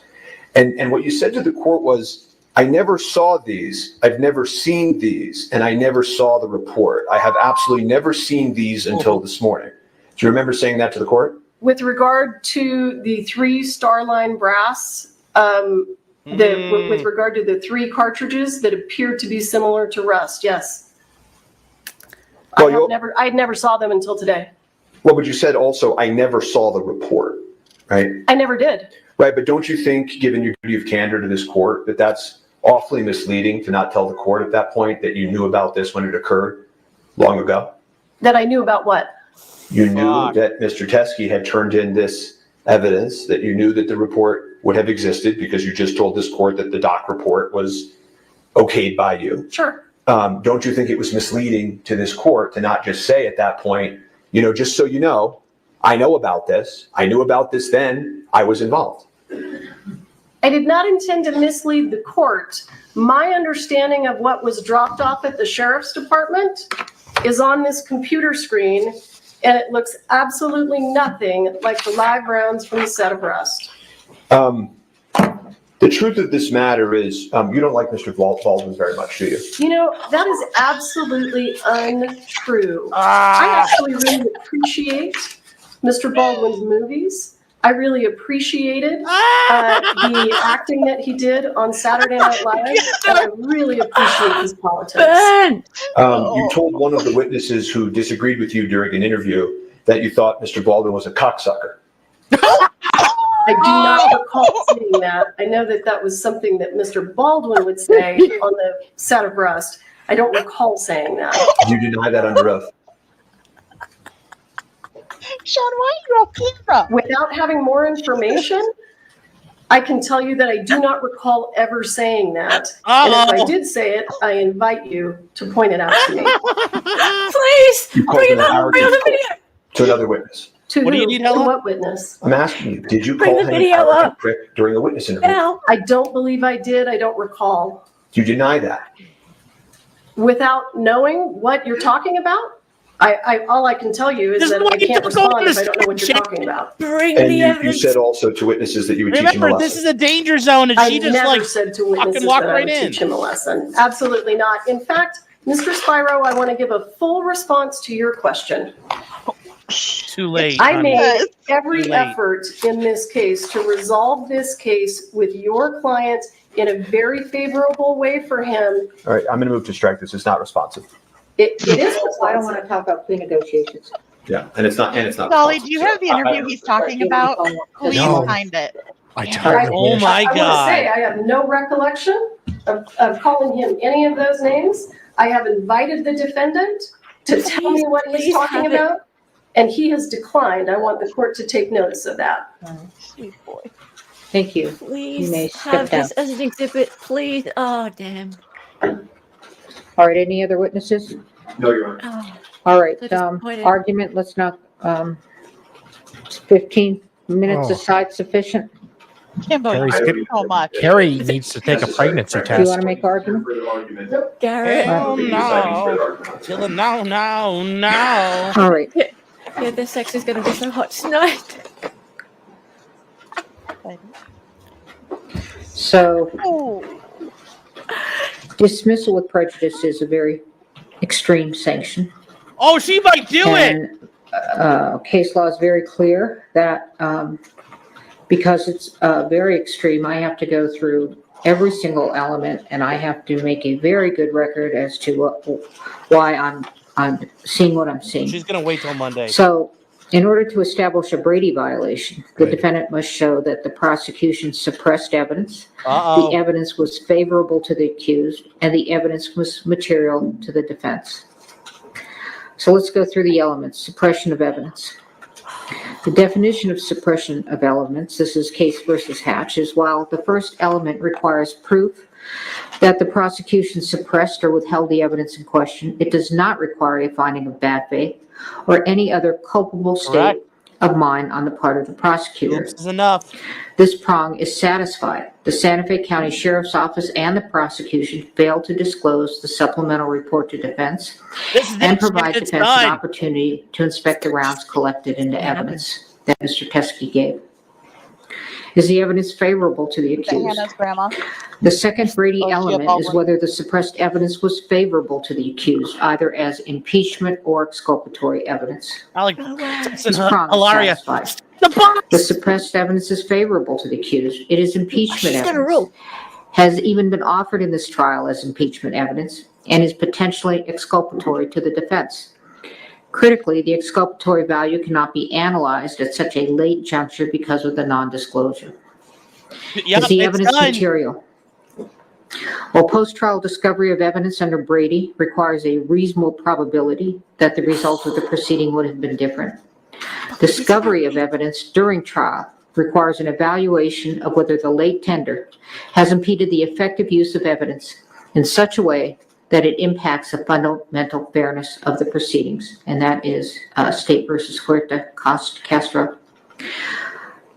This evidence is material. The late discovery of this evidence during trial has impeded the effective use of evidence in such a way that it has impacted the fundamental fairness of the proceedings.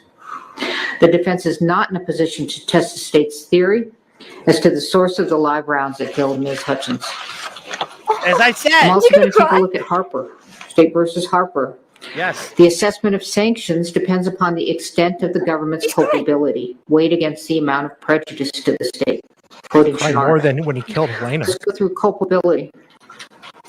Our case law generally provides that the refusal to comply with a district court's discovery order only rises to the level of exclusion or dismissal where the state's conduct is especially culpable, I want to see such as Carrie. where evidence is unilaterally withheld by the state in bad faith, or all access to the evidence is precluded by state intransigence. The state is highly culpable for its failure to provide this discovery to the defendant. It's The done. state unilaterally withheld a supplemental report. Santa Fe County Sheriff's Officer made the decision, and apparently also with the prosecutor, pursuant to Hancock's testimony, that the evidence was of no evidentiary value and failed to connect the evidence to the instant case. The case agent, as well as pursuant to Hancock's testimony, Ms. Morrissey, was aware of the new evidence and yet did not make an effort to disclose it to defense. The state's willful withholding of this information was intentional and deliberate. If this conduct does not rise to the level of bad faith, it certainly comes so near to bad faith as to show signs of scorching. Prejudice. When discovery has been produced late, prejudice does not accrue unless the evidence is material and the disclosure is so late that it undermines the defendant's preparation for trial. The court concludes that this conduct is highly prejudicial to the defendant. The jury has been sworn, jeopardy has attached, and this disclosure during the course of trial is so late that it undermines the defendant's preparation for trial. There is no way for the court to right this wrong. Start the buses. Lesser sanctions under Harper. Trial courts possess broad discretionary authority to decide what sanction to impose when a discovery order is violated. State versus Lemire. The sanction of dismissal is the only warranted remedy. The jury has been sworn, jeopardy has attached, and a mistrial would not be based upon manifest necessity.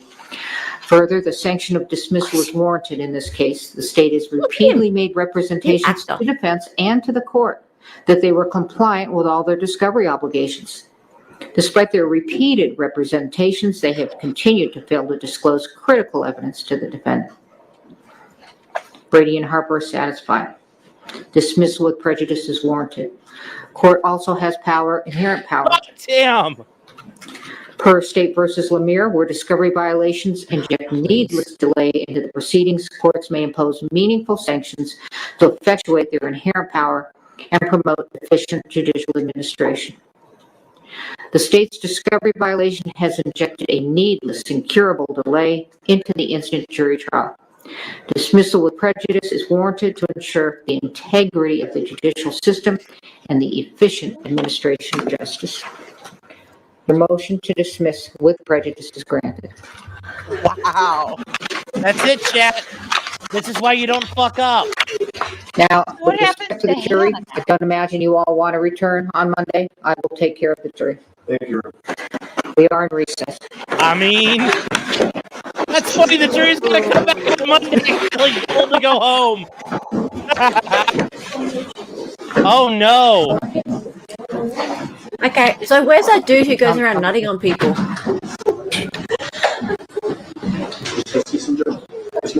God damn, he's like, fuck, he's crying because he has to go home with Ilaria. He's like, I wanted to go to prison.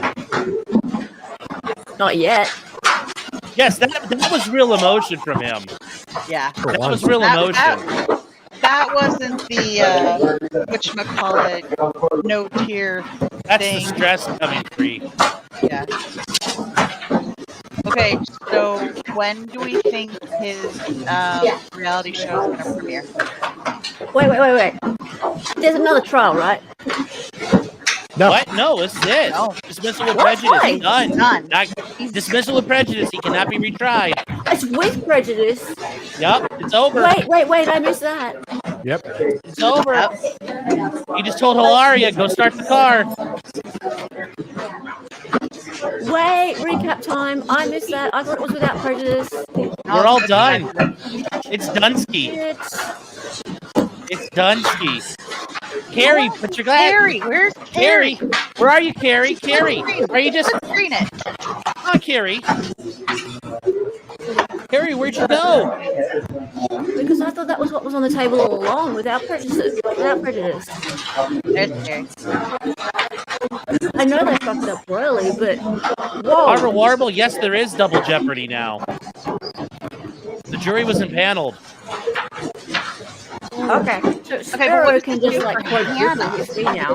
They request immediate Bowles release. decided not to. Bowles. Hold on, guys. We're going to turn it down for a second. Bowles decided not to use that evidence, so it doesn't matter. He said he didn't want it.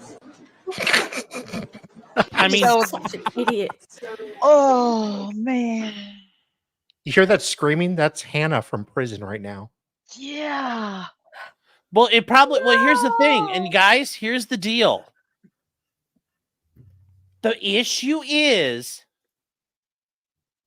how does Alec Baldwin's team know that that's true? Oh, these didn't look like that. There's no way they left the state of Arizona.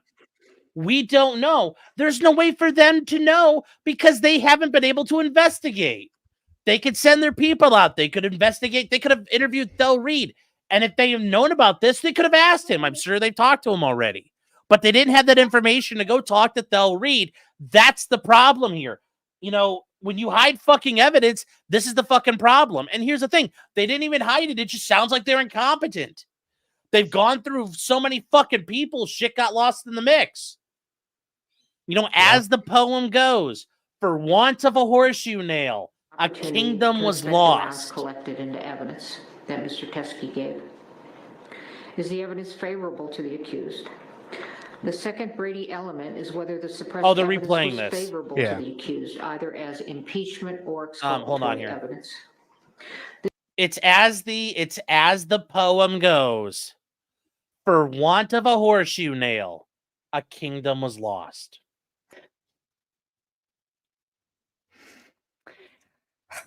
Or a box of bullets. Yes. For want of a horseshoe nail. I'm sure those of you who are well read out there will understand. Well, okay, so I know only the defendant is entitled to a fair trial, and I completely stick by Chasterian that. fraud, yeah. It's a mistake, but remember, guys, that's a fucking oopsie poopsie, and sometimes an oopsie poopsie is pretty fucking big. Mm-hmm. I mean, you know what? Let justice be done, or may the heavens fall. And you know what? Remember, it's Alec Baldwin. You may fucking hate him, but either justice is done or the heavens will fall. Mm-hmm. Guys, you want to be all on the defense train. It's all in or all out, baby. There is no halfway. There is no partway pregnant. There ain't no part-time crook.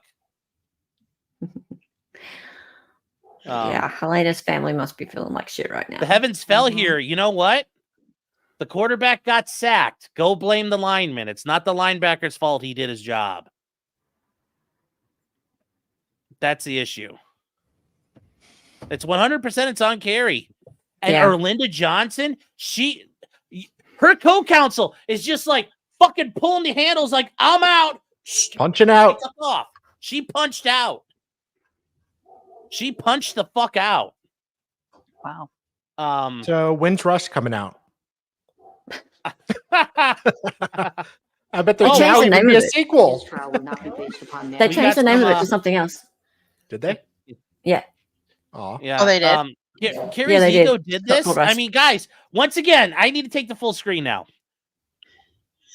The jury, like the witness chair, that little chair surrounded by a little wooden wall is a fucking death trap. Okay?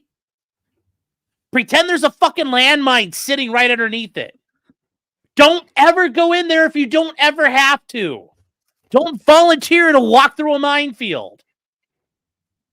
Did she hurt Carrie herself? fucking walked right through it. Did she hurt herself? Yeah, she lost a fucking trial. She hurt herself. Well, I mean, criminal liability wise? Yeah. No, I mean, like, okay, if she didn't testify, could the results have been different? It might have helped. Okay.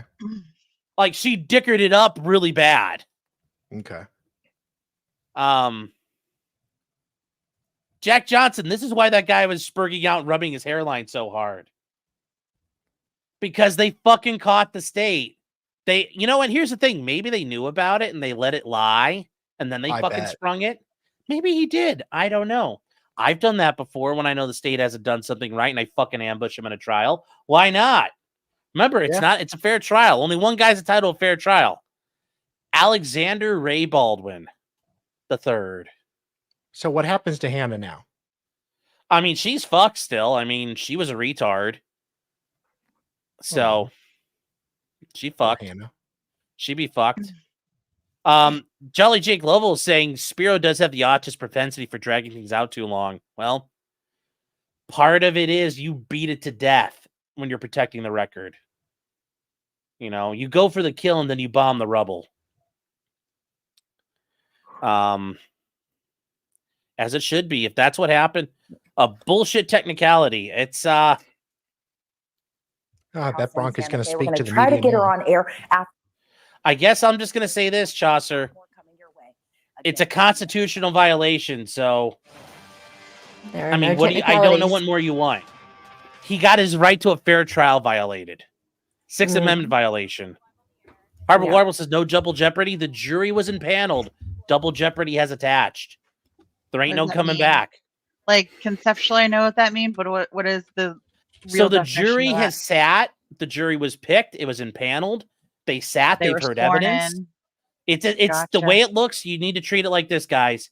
Once it's kickoff, once you kick the ball, you can't stop and postpone the game. It's too late. Think of it like a missile, like a nuclear missile. Once you launch it, it's not coming back. It's on a one-way trip.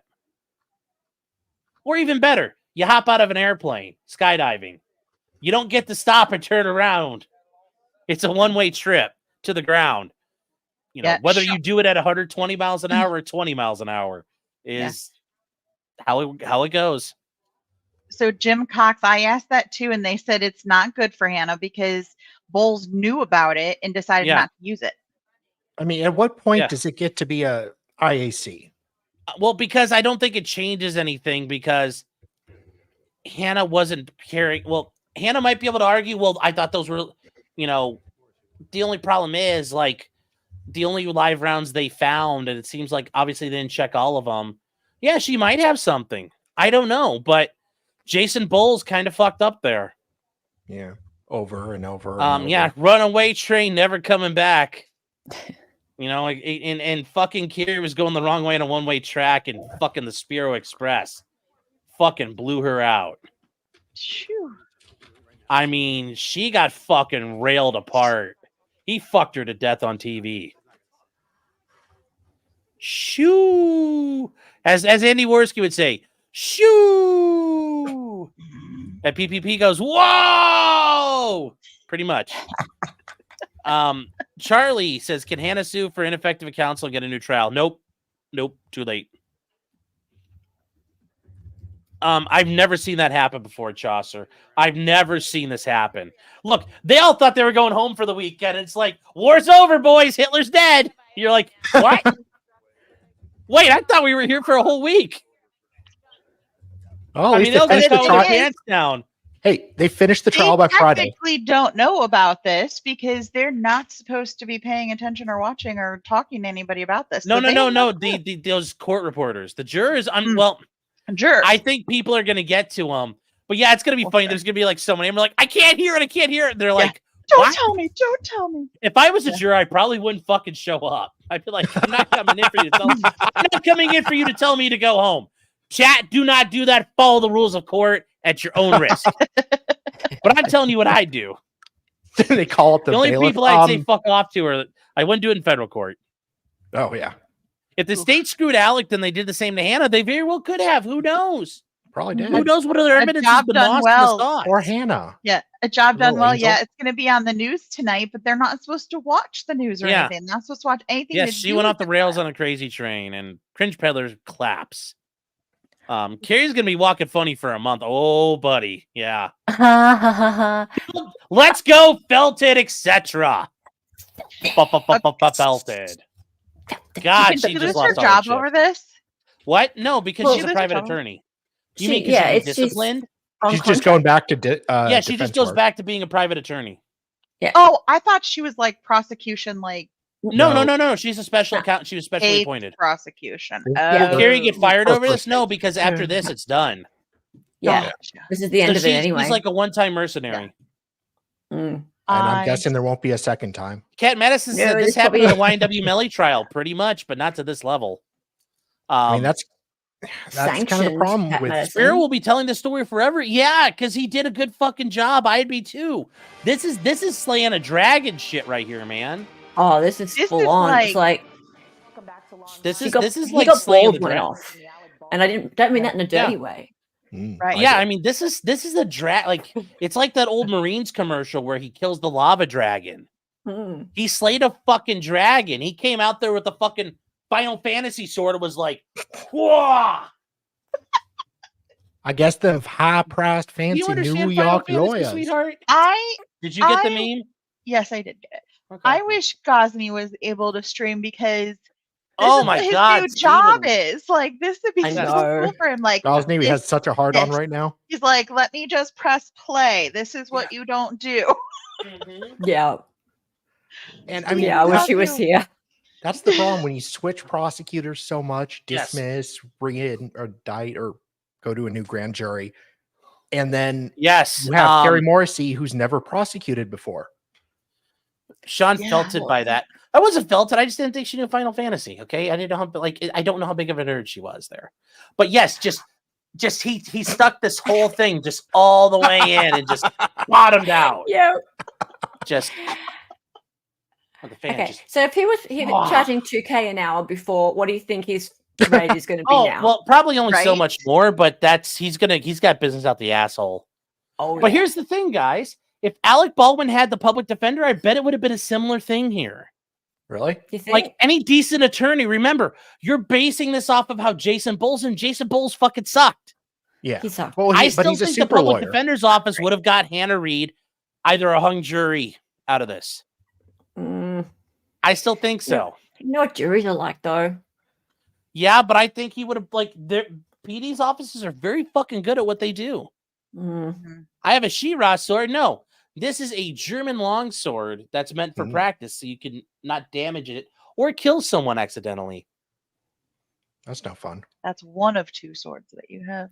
Yeah, Sarah Heyo. Brown. I'm the same. I'm torn as well. Like I like seeing the state be called Snake out. says for- that bald retard had this evidence. Yes, he did. Yep. But honestly, it might not have changed anything for Hannah. Who knows?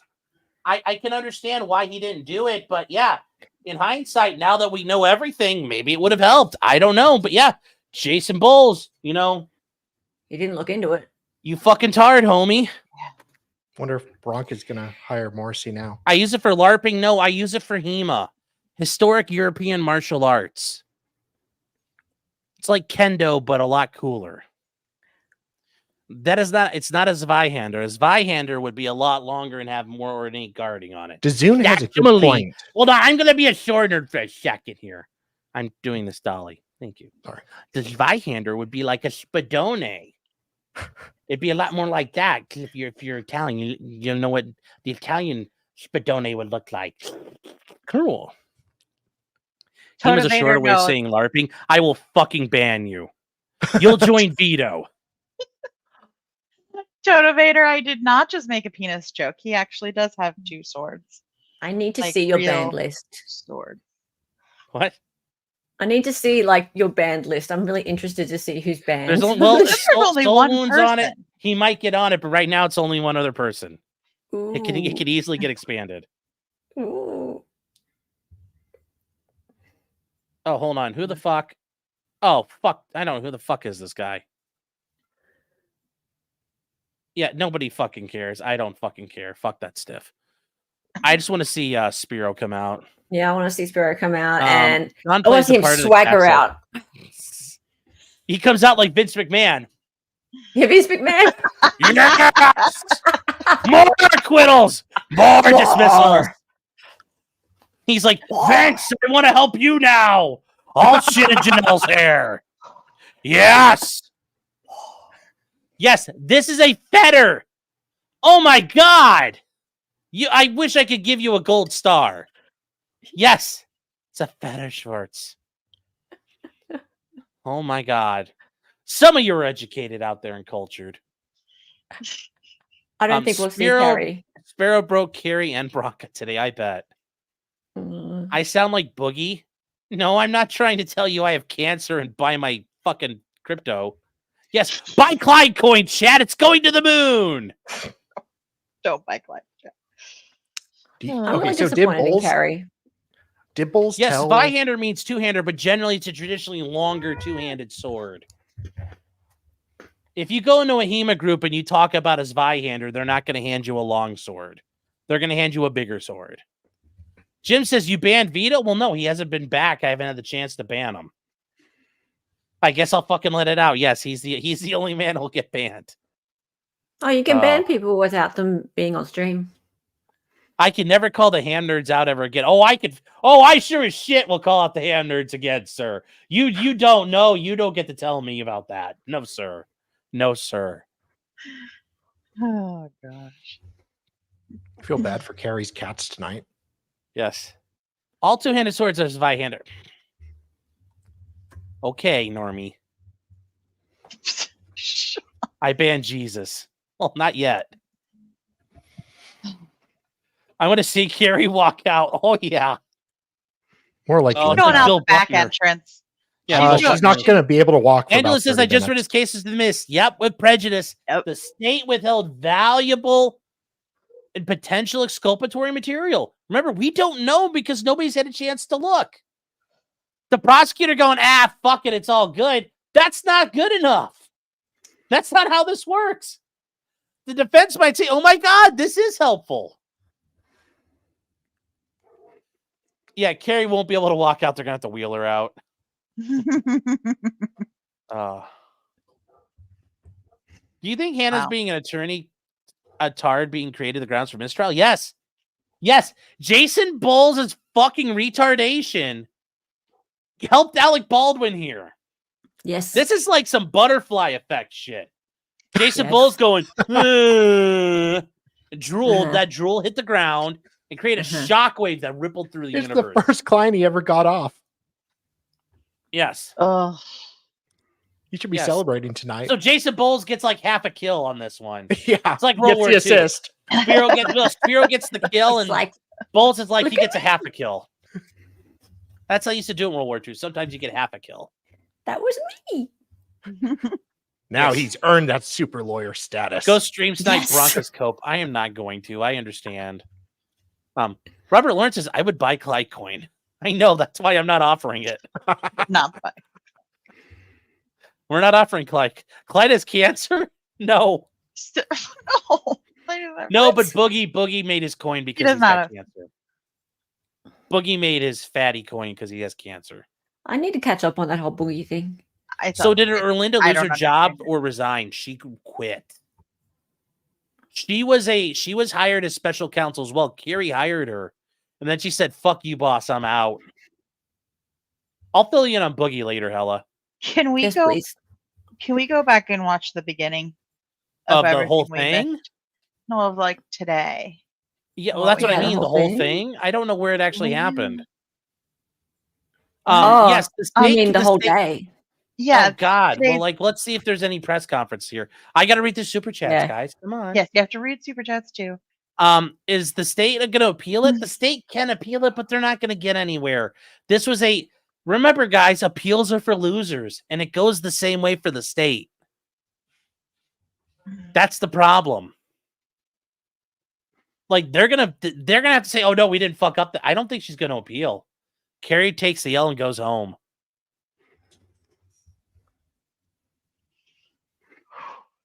Oh no, I want to ban Vito because he's Vito. I'm done now after the way things have gone. Calls out ham nerds, calls out foamers, does fucking HEMA. You know, like I said, I'm a man of culture. Oh, God. There's a handle of vodka that's getting wrecked at Carrie's house tonight, probably. Oh, she's talking. There is absolutely no evidence that any of that ammunition is related to Good camera work. Oh, yeah. Okay. Sorry. Hope that's all right. No, they had already. Okay. Somebody made a decision. Brian didn't know about it. I'm actually going. And then I find out I'm interviewing Sasha. Yeah, it's our last minute. She's live on air right now. They took her live. I believe that the importance of the evidence was misconstrued by the defense attorneys. Yep. But why are we casual? Do you feel you let the Hutchins family I can hear Spiro talking in the background. That doesn't deserve a And the judge didn't want to put a robe on, so I could just do that. Okay. Mr. Baldwin appealed. That has never been a decision for me. That has always been a decision for the jury. Did you let the Hutchins family down? No, we didn't. We did everything humanly possible to bring justice to Halyna and to her family, and we're proud of the work that we did. Again, we disagree with the court's decision, but we have to respect it. Sheriff, do you have anything to add? I don't. What if Ms. Johnson stepped down? And I agree with it. Oh no, Lieutenant Ducklift. Here as well. He says that he respects the court's decision. We're going to try to catch up here a little bit. They're gonna just chase her to the parking lot. Did you call Mr. Baldwin a cocksucker? David, join us, man. I sent you a link, baby. What just happened? New Mexico. Oh my God. Yeah, Chasing her. David, join us. What do you mean? What did you miss? Everything. Dismissal with prejudice. Dismissal. And David, it's done. It's over. The fight's over. Is that Carrie? TKO for Alec Baldwin. Yes, Carrie. I sent you the link. Oh, here comes. Oh, did she like fall down or something? Everybody's looking at the ground. I told you she couldn't walk. What? So everybody, take it easy. Don't anybody get arrested. Just 30 seconds to talk to her. No, she's right. It'll take 30 seconds to talk to them. It has separate case numbers. So you did know that. Sheriff, you heard my testimony today, right? Yes, that's okay. My testimony I'm gonna need to is what I make a stand thing on. for Twitter. My testimony is what I stand on. How did you feel about the defense using those older words? Oh, Terry's gonna bump that bit. Do you believe that there will be any kind of consequences for the conduct? Come on, just let her go home and lick her wounds. We're done. All right, there you have it. I asked the sheriff if there would be any consequences for how this was handled. He says that decision has not been made yet. So it's a wait and see. But he said they still believe that this had nothing to do with this and that they're going to review this. This should be a matter. We don't care what she's saying. Hi, David. Was this a dismissal with prejudice? Yes. Yeah. Oh, lucky fucking bastard. I know, right? That's what I get spending 40 It was hours preparing for my streams. Crazy. Carrie went up and testified. Who? Carrie, the prosecutor lady. About the evidence and about her not turning it over to Baldwin's defense counsel? Yep. What a stupid. She didn't have to. Yeah. The judge and defense were like, no. His lawyer was like, I don't need to talk to her. And she's like, but I want to. And she got up there. No, she didn't have to testify. She wanted to testify. Nope. She pulled a Fannie Willis. Oh my God. She pulled a Fanny. She walked up there. I keep telling you guys, it's a fucking gladiator arena. And ain't nobody ready to be a gladiator. What a shit show. So they withheld, the report got lost. But it got lost in the sauce, and like bad enough, nobody knows. Well, I understood that it was like filed under like a different case number. Yeah, right? Sloppy. Oh my God. But okay, all right. To be fair, if this wasn't Alec Baldwin, would it have led to a dismissal? This is Charlie Manson, right? Is it going to be a dismissal? No. It was no. a Is dismissal it because David? was Is it fucking me or Alec you Baldwin. defending some guy dealing drugs? No, it's not gonna. It's not gonna get dismissal. And the court's gonna go, oh well, it's harmless error.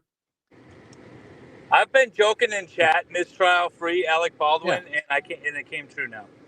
Yeah, Brad, we got the Carrie interview. She just was very quiet. What she said? Yes, she just coped. I didn't mess up. We did the best we could. It's like, no, you guys shit the bed. Oh my God. So I missed everything. I'm on a fucking golf course that has no cell service for an hour and a half, and I missed everything. So, David, even better. This happened in the middle of the Hannah Reid trial.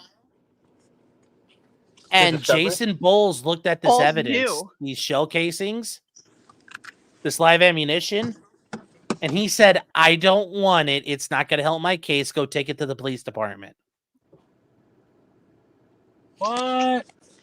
Yeah, he didn't bother using it. So Jason Bowles' incompetence to use this additional evidence. So Hannah could have been. I don't know. It certainly couldn't have hurt. Be at home with me right now. I mean, the idea carries like, oh my God, that was going to help me so much. It's like, I don't think you know really what's good or bad. This is the same judge. If there's a motion which should be filed Monday morning, in Hannah's case, to set aside her conviction. Yes. Hannah just filed a motion to set it aside. I was going to say, all right, yeah. And Carrie, supplemental motion now. Carrie asked for a slight delay, and Bowles agreed to file her response. When did Bowles Until file after it? this trial. Oh, did Bowles just file it? A couple days ago. Okay, yeah, so he'll get the chance to. No, Brad, we just saw Carrie. We talked to her, dude. We listened to her. Like, did you not? Like, we literally did that. Am I wrong? Yeah, no, we Brad must be behind. Yeah, I was about to say, I'm like, we 100% saw her. Yeah, we saw Carla her. says, "What is It was going great. on? Dismissal with prejudice." Oh my God! I'm putting it in the down below chat. This dude's balls just dropped so far. He's gonna be so fucking cocky now. Baldwin is. Oh, David, you missed the bit where they asked Carrie on the stand, Oh, yeah. did you call Alec a cocksucker? And did you, when you spoke with the witness, did you refer to him as a cocksucker? She said no. He's like, "Are you sure?" Which means she did. He wouldn't have said that unless he knew it. Oh yeah, no, he would not. And she's have like, said that. "No, I love Mr. Baldwin. I love his movies. I think he's a great I actor." respect, politics. I respect. I appreciate his work.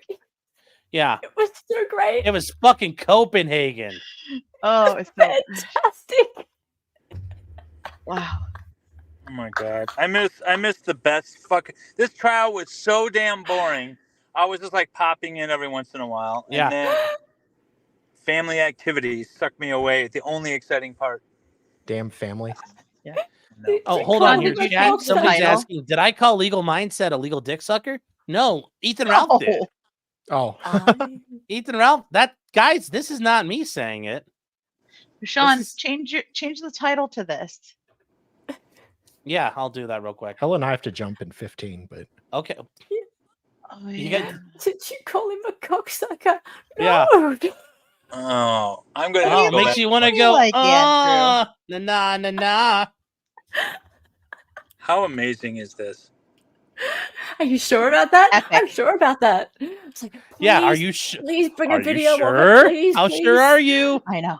Honey, how Like, sure are you? And it's like, Polly, do you have this? No. Play the Ethan I Ralph clip. appreciate his films. yeah, hold on, fine, I'll play it real quick. Yes, I didn't call him an Legal mindset. Legal dick suckers, more like it.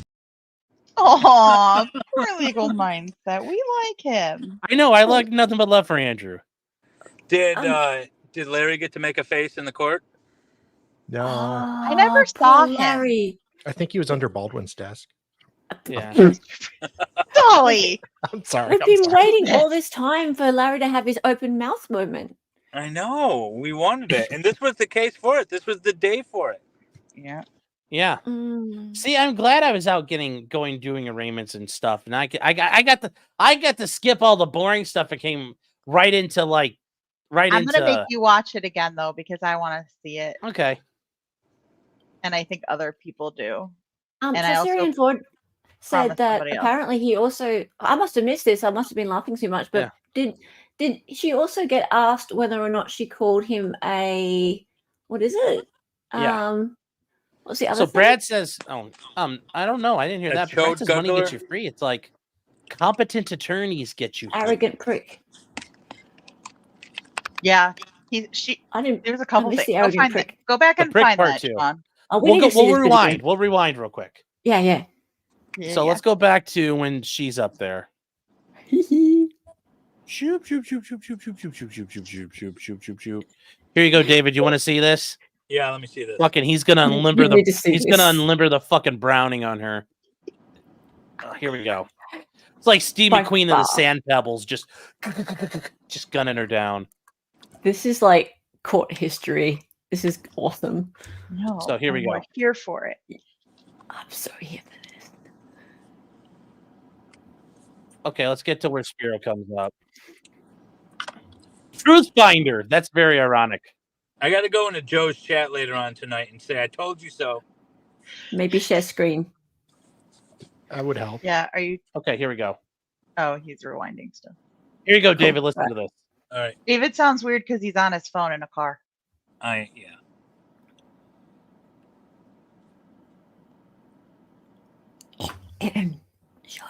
Do we not have a screen? Sean, are you sharing? Yes. No, you're Yeah, not. no. Okay, now I need to add Dali back on the screen. Oh no, we can go right hand screen again. There we go. Yeah, there you go. Can't hear anything. Sean. It's okay. Sean. First prosecutor that was working with you on this case, you selected, correct? What? I'm sharing it. He is Not now. the- It's fine, not the it's fine. sound. I just No, opened he the is now. sound. The sound's okay. up. I can hear the sound. It is the sound's now. all Okay, on. Go. Just play. Just play. Okay, Jesus. Everything's Poor running on Sean. my side. Gosh. Oh, David, Erlinda Johnson, the other lady in the trial, the other prosecutor, quit today before this hearing. What do you mean? She She just quit. was like, She resigned. okay, didn't know you could do that without leave from the court, but cool. She said, "Fuck it, I'm out." Oh my God, what a Yeah. disastrous shit show. Yeah. Oh, Joe made it to 100K subscribers. Good for Joe. Yeah. He's a good egg. Mazel. Just in time. Well, he's probably done because it's got to be getting close to fucking Shabbos. Oh, that's I right. did. Yeah, he And he resigned too. I wouldn't say that he resigned, no. He didn't stay on the case for the Alec Baldwin trial, correct? No, and he indicated that that was because he represented a labor union, that's a national labor union, and he was not expecting the trial to be set so quickly. He wasn't expecting it to be set in July.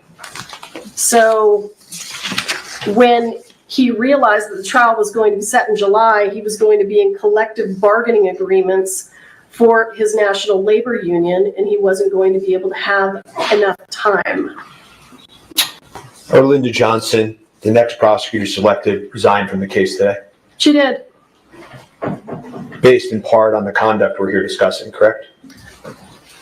I believe that Ms. Johnson Ms. Johnson didn't want my understanding is that she didn't agree with the decision to have a public hearing. If it smells like On shit, July you want 1st in this nothing to matter, do you with it. served a certificate of compliance with 5501, correct? I did. And you've never turned over the report or any of the evidence that we're talking about here at this hearing, correct? Let's take it one at a time. I did not turn over the report. I didn't have a copy of the report.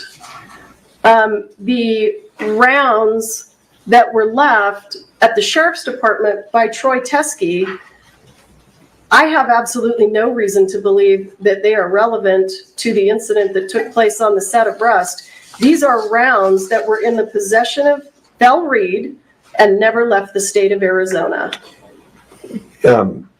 You also did not allow the defense to view that evidence at any point during our request to review evidence in this case. I had never seen it, and I didn't realize that it wasn't under the same case number because I'm not a law enforcement officer and I don't work at the Sheriff's Department. But you are right. And you concede that they are Starline brass silver 45, right? I can. And this is the best evidence against Hannah Gutierrez. Yeah, you've said that a couple of times. Any favorable evidence you understand as a prosecutor has to be turned over to the defense, correct? I do. Any evidence that could be used as a defense to potentially be favorable has to be turned over to the defense. Absolutely. So the third Hague report that never got turned over to the defense, you understand that that's Brady evidence? I did, yes. Okay. And you also failed to turn that over in this case as well, correct? And let me give you a full answer to your question. When the second Hague report came in, and I provided all of this to the defense, I sent it to the person who is managing the discovery server and asked them to upload it. It wasn't until I realized during pretrial interviews that it wasn't there, that there was a problem with it. So I then attempted to figure out what the problem was, and it was indicated to me that it appeared that the former paralegal who was working for the special prosecutor had removed it. So we then immediately provided it. Then during the pretrial interview of Mr. Hague, it was brought to my attention that the defense did not have the August 31st report that indicated that the gun functioned fine, perfectly fine. And that was provided immediately. I went back, I checked my email, I could see that I received it from Mr. Hague and failed to forward it on to be uploaded. And I provided it as soon as I was aware that you did not have it. The fact that nobody at the Hannah Gutierrez retrial cross-examined Mr. Hague about the report didn't clue you into the fact that nobody had the report? Actually, it didn't, and I'd like to address that. The reason that it didn't clue me in is because Hannah Gutierrez's defense was that the gun worked perfectly. The defense in Hannah Gutierrez was never interested in any evidence that there was an issue with the gun, because if there was an issue with the gun, it damaged her case. So what you could see, if you watched the trial or saw any of the transcripts, the defense actually brought in their own expert to say that the gun worked perfectly. So they had no interest in that information. And actually, you elicited testimony from Mr. Haig at that trial that was inconsistent, at least partially inconsistent, as the court's aware, with his third report, correct? Tell me what you're referring to and I'll answer your question. Well, there was a whole hearing about this where you saw this and you saw me go back and forth with Mr. Haig for 25 minutes. So I agree, but I need to know what you're talking about for me to answer your question. Okay, if you can't answer the question, you can't answer the question. I'll move on. I'm happy to, but you say that the extent of the communications you have about the doc report, as you relay it to the court, is that all you said in response was, "Great, do that." That's your testimony? yeah, I assumed that it was going to be tied to the same case number. So I said, great, do it, file a report. No follow-up questions? No, because I had a picture of the ammunition that didn't match the ammunition from the set of rust. No concerns in your mind when you got the case file and you turned it over to us and it wasn't included? Absolutely not. There's a terabyte of discovery. I didn't know whether this 2-page police report had been provided. And in addition to that, I had no reason to believe, and still have no reason to believe, that those rounds have anything to do with these cases. As I asked you about Mr. Haig yesterday when Ms. Popple testified, you would agree with me that her testimony under oath was false. What part of her testimony was false? And what's that, David? I said you still got to turn over the rounds. You still got to make the knowledge available, the evidence available. Yep. To the Yeah, other side. it's not her job to say it's not relevant. This is my biggest problem with this, though, is that this is exactly how a Brady violation should be treated in every case, but it's never treated like this. Yes, it's treated almost like a harmless error accountability standard, but because it's fucking Baldwin, they're treating it like it should be treated. Yes, this enforces accountability in the system. This is how you make sure it never happens again. Yes. Well, and it's even more disgusting because Carrie is a fairly proficient defense attorney. Yes. Like, she's done some high profile shit on her own, so it's like this ain't her first rodeo. I'm on I'm on my phone, Vaca. Is it because it's Baldwin though, or is it because this guy is extremely competent? I think he's competent, but the eyes of the world are on this judge. Yeah. If this was me defending some guy accused of rape, or some guy accused of robbery, or carrying a gun, the judge would have said, "Yeah, I'm not making it that high. You'll have time to look at it. We'll give you 20 minutes, counselor. Keep moving." That's how it would go. Got you. So got you. So even if you picked it up and you'd put it out there, it wouldn't have been seen as worthy of a dismissal. Or they'll say you're not allowed to use it. You can't question about it. Yeah, They're going to come with some lesser standard when that's not the Brady standard. The Brady standard is this high penalty. Yes. Boosh, here's the thing, Boosh. We don't know because we haven't had a chance to look into it. Yeah. We don't know. Remember, well, we withheld it. How the hell do I know whether it's not valid or not? That's the problem. We don't know. We don't know how it helps. Young, and that answers your question too. Yeah. Young, here's the thing. Carrie says it never let state Arizona, according to her. And remember, we don't just take her word for it. Show me your proof. Based on what? How do you know it didn't? Yeah. How do you know? Did I get to examine those? You didn't tell me Thel Reed had this. I could have interviewed Thel Reed. I could have questioned him. Maybe Thel Reed says, "Oh, Carrie's fucking lying. There's a bunch that I gave to Hannah." You know, so like that ammo never got tested in the meantime. There's just, you don't know. And you know what? Probably she's right. But that's not her job to decide oh, I'm not going to let you see it. It It's should have been exactly the Spiro's issue job. Brady addressed. Yeah. You're It's not the Spiro's gatekeeper, job. man. Yeah. It's Spiro's job to look at it. It's my job as a defense attorney to look at it and go, huh? Yeah, fuck it. That doesn't matter. Just Which like is what Jason Bowles Bowles did. Jason Bowles looked at it and said, yeah, fuck it. I don't care. Yeah. That's my right. But because of the way, and someone in chat was saying, like, Hannah's not gonna get a new trial because of this, because her attorney brushed it aside. I think that's a very good point, though. Well, but I would say, given the magnitude in which this evidence blew up in this case, you could make an argument of ineffective assistance of counsel. Yeah, but Bowles has already filed the motion. You can't argue ineffective on your own. Hannah's gonna have to fire Bowles and get a new attorney. Well, didn't Chili do that? Chili's attorney? Yeah, but he had a new attorney. Yeah.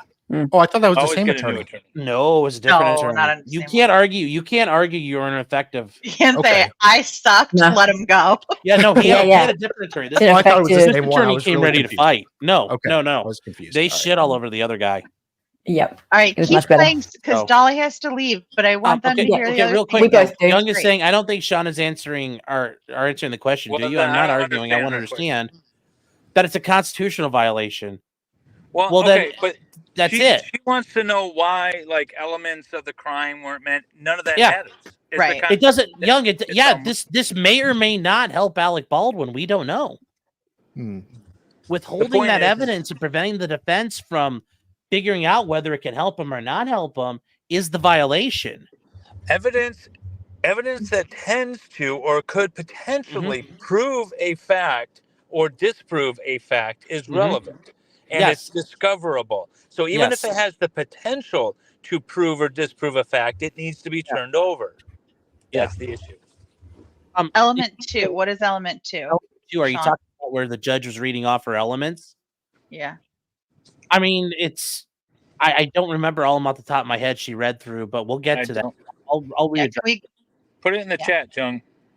Yeah. So anyways, She here we did. go. I'll start. Let's keep going. Oh, not that one. All right, we gotta go. Yep. Oh, you guys We gotta go. have a Okay. stream in 10 minutes. Thanks for having us. Much Sure. appreciated. Today's been Dolly nuts. has Well, all the evidence from Hannah's Yes. trial, so he's doing that every day, Yeah. showing all the fun things. well, Yes. today might be the last day. No, I'll. We'll see. Yeah. Well, I'm We sure you get- can find other stuff to go with it. We haven't well, gotten and to then the we have nudes yet. We got to hearsay get to for- the nudes. Yeah. And then But we anyways, have hearsay for days on Sunday that Jesus. Sean and I will both be there for as well. Yes. Yes, well, there's going to be plenty of chat, plenty of there'll be a lot comments to and talk stuff about to now. bring up. There'll be Yes. plenty and plenty of that for Sunday. So can't wait to Yes. see you guys on Sunday also for that. Yes. And hopefully I'll bring trivia back on Monday. My software crapped out. So that sucks. But yeah, that was fun watching her being questioned about whether or not she called him a cocksucker. Oh yeah. Well, That was we're my not there favorite yet. bit. He didn't bring that up yet. Oh, well, I going got back to to it see it again. beforehand. Yeah. That was awesome. So Bye, get ready, David. That's Chattels. coming up. Hi, guys. Bye, Hella. David. Bye, Dolly. Bye, Dina. Bye, Sean. Love you guys Bye. very much. And hopefully we'll do something else next week. Yes. Bye. Mwah. Yes. Bye. So here we go, guys. David, we're getting to the cocksucker part. This is great. Here we go. Sounds good. Just listen to her like fucking mule and well. I'll answer. That she said that these rounds don't look anything like the rounds on the set when you elicited that testimony. I agree with you, and I didn't realize that there were rounds that looked like that. It's okay. In any event, when the court, and you never tested those rounds either, correct? Any of the rounds that came from Mr. Teskey? No, because they came in just a few months ago. And the court asked you actually one question that I want to address, which is the court said to you, well, what's interesting to me, to be quite honest, is that yesterday you didn't even want to do a written reply. You wanted to just give an oral response. And what you said to the court was, I never saw these, I've never seen these, and I never saw the report. I have absolutely never seen these until this morning. Do you remember saying that to the court? With regard to the 3 Starline brass, with regard to the 3 cartridges that appeared to be similar to rust, yes. Well, I never saw them until today. well, but you said also, I never saw the report, right? I never did. Right, but don't you think, given your duty of candor to this court, that that's awfully misleading to not tell the court at that point that you knew about this when it occurred long ago? That I knew about what? You knew that Mr. Teskey had turned in this evidence, that you knew that the report would have existed because you just told this court that the doc report was okayed by you. Sure. Don't you think it was misleading to this court to not just say at that point, just so you know, I know about this. I knew about this then. I was involved. I did not intend to mislead the court. My understanding of what was dropped off at the sheriff's department is on this computer screen, and it looks absolutely nothing like the live rounds from the set of Rust.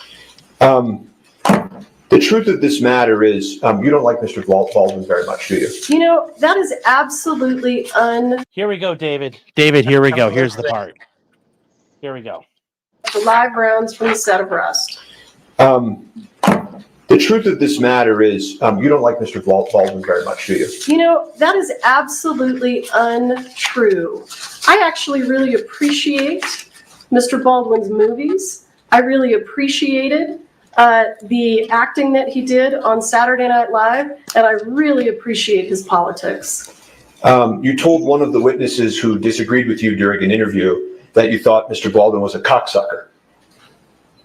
I do not recall saying that. I know that that was something that Mr. Baldwin would say on the set of Rust. I don't recall saying that. Do you deny that under oath? He has it. He has Yes. He has an affidavit from someone. He's got it recorded somewhere. Oh, I guarantee you these people recorded their conversations with her. That's awesome. And look at her face. She's like, she He's didn't put like, her glasses on her head. How quickly can I think here to get out of this? Because Yeah. he's going to impeach me if I keep going. Yes. Yep. That's awesome. And if she gets impeached, you're done. Yeah. Keep going, because I think he says Without having more information, I can tell you that I do not recall ever saying that. And if I did say it, I invite you to point it out to me. You called him an arrogant prick to another witness. To who? To what witness? I'm asking you, did you call him an arrogant prick during the witness interview? I don't believe. That's a telltale thing. It's kind of like Judge Glanville. Not who told you that. Yeah. Not that. No, I've never said that. Yeah. Not I never said that. Who told you that? Who did I say it to? Whose lips are loose? Yeah. Who snitched that? Who snitched me out? Which also means she probably said it to a lot of people. Well, that's all right. Fair enough. Yeah, that could be true. It's like, well, I said it to everybody. So you gotta Yeah, be more I'm like, specific. I've done so many crimes. I don't know which one I did. I robbed which guy?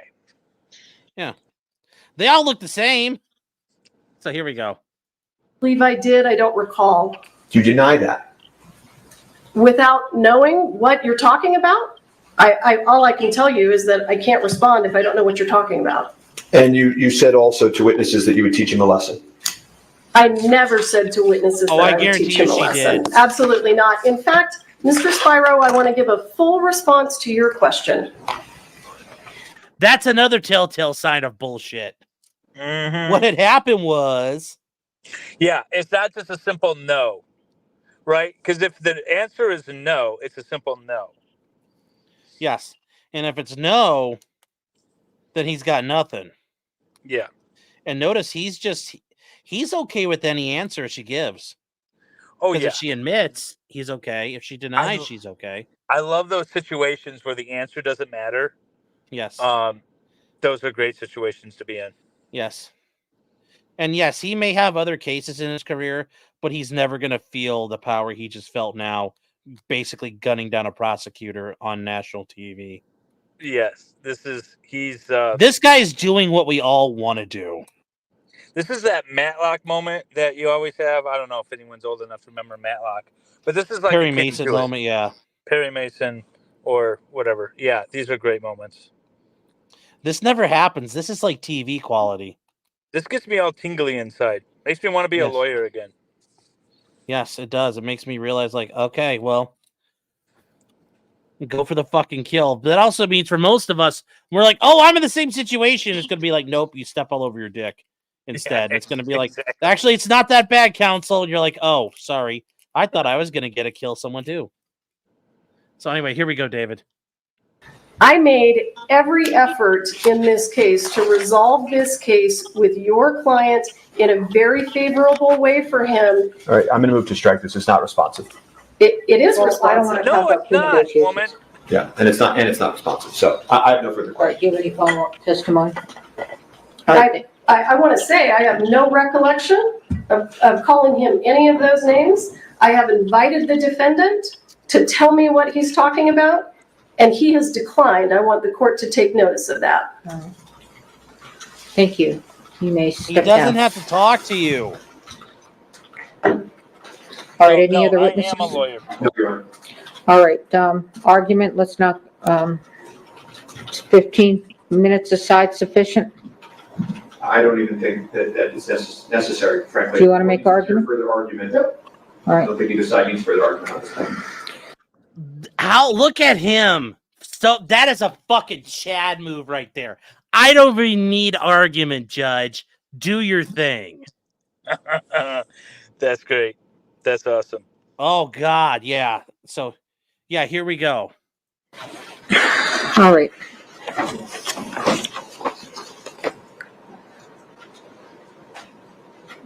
So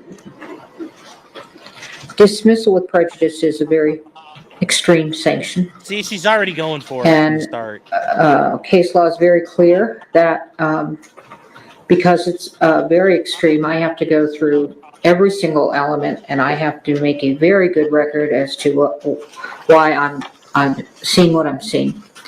So, in order to establish a Brady violation, the defendant must show that the prosecution suppressed evidence, the evidence was favorable to the accused, and the evidence was material to the defense. So let's go through the elements. Suppression of evidence. The definition of suppression of elements, this is Case versus Hatch, is while the first element requires proof that the prosecution suppressed or withheld the evidence in question, it does not require a finding of bad faith or any other culpable state of mind on the part of the prosecutor. This prong is satisfied. The Santa Fe County Sheriff's Office and the prosecution failed to disclose the supplemental report to defense and provide defense an opportunity to inspect the rounds collected into evidence that Mr. Teskey gave. Is the evidence favorable to the accused? The second Brady element is whether the suppressed evidence was favorable to the accused, either as impeachment or exculpatory evidence. This prong is satisfied. The suppressed evidence is favorable to the accused. It is impeachment evidence, has even been offered in this trial as impeachment evidence, and is potentially exculpatory to the defense. Critically, the exculpatory value cannot be analyzed at such a late juncture because of the non-disclosure. Is the evidence material?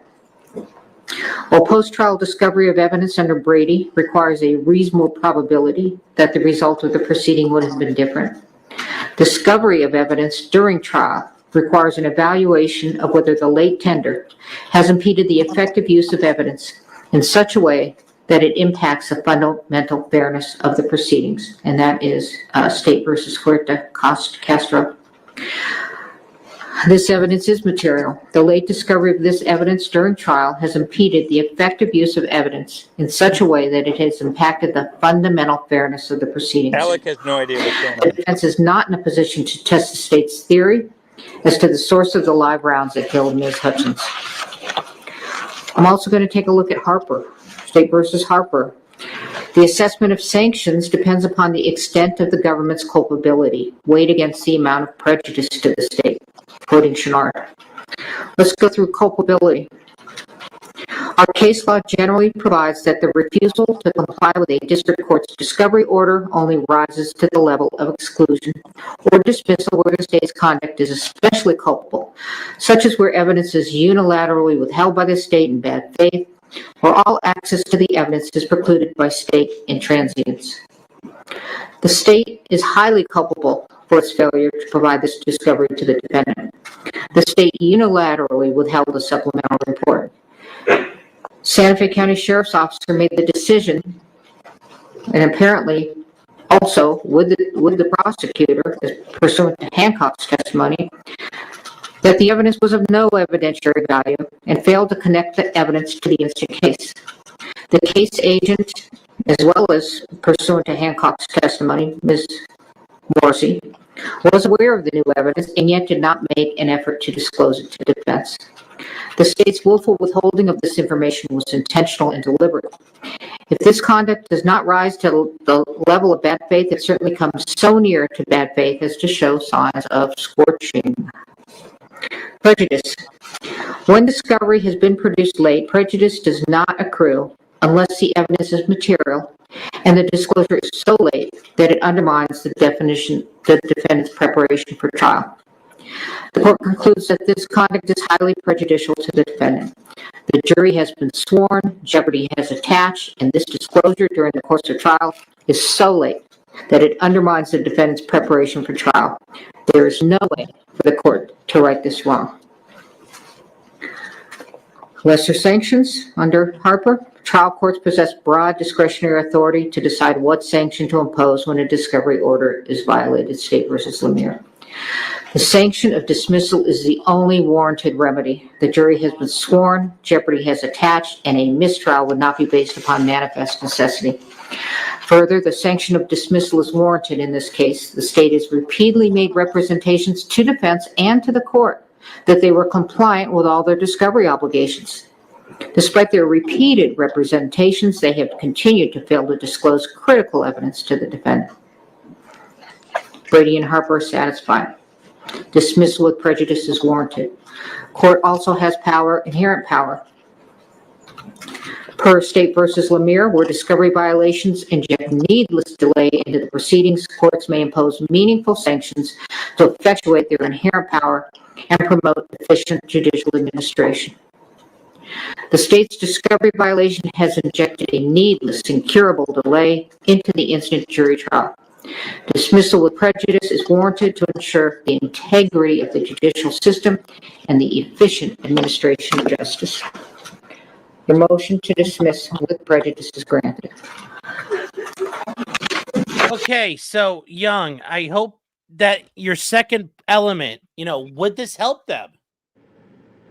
Well, like I was looking at it, so if Alec Young, I hope that answered your question. If, How is he exculpatory? We don't know. And the problem is because you don't know, it's too late to find out. Well, I didn't hear all the testimony, but the judge seemed to indicate that the evidence was clearly exculpatory. Now, I don't know why, because I didn't listen to it all. But if the judge's position is that it was clearly exculpatory, then element 2 is met. And the only rationale, I don't know, I wasn't listening to the evidence, but wow. Again, I just wish that this would be applied to more cases. It happens all the time. Yeah, it should happen all the time. Mm-hmm. Cool. Well, hey, I'm at a family event. I just saw the ruckus, and I wanted to jump on with you. Thanks, David. Yeah, I appreciate it. Hanging out. Thanks for having me. For MLS God of Law, everybody. Yeah, go check me out. Yeah. I've got a stream, maybe. Do you have a Lego stream this weekend? No, and I'm not even doing Jody. I'm so distracted this weekend. I got family in town and all kinds of stuff going on. So, but I have next weekend. Next weekend I've got Cope and Sheath. So check it out. All right, take care, guys. Yes. All right, take care, David. And Luke, yes, exculpatory because it makes it less foreseeable the bullet in the gun would be in the gun. Maybe, but either way, they never got the chance to find out what it could do. They might have changed their entire defense strategy based on that. So, yeah, it's very, very important. And yes, the cops decided it wasn't evidence, and that's not acceptable. It's not acceptable. So, you have super chats to go through? Oh, God, yeah, we got super chats to go through. Holy Jesus. Okay. Unknown Hero says for $2, so I guess they chose no deal. They chose correct. Well, this is 4 hours old, but yes, they chose correct on Hung. Robert Lawrence gifted 5 memberships, and Sellers gifted 10.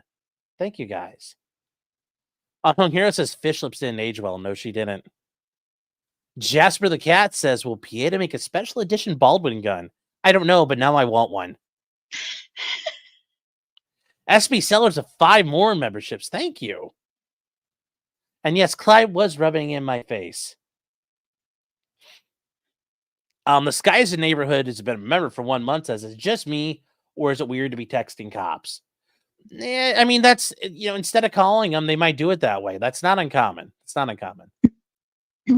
Unhung Hero says, Carrie Bros, I don't feel so good.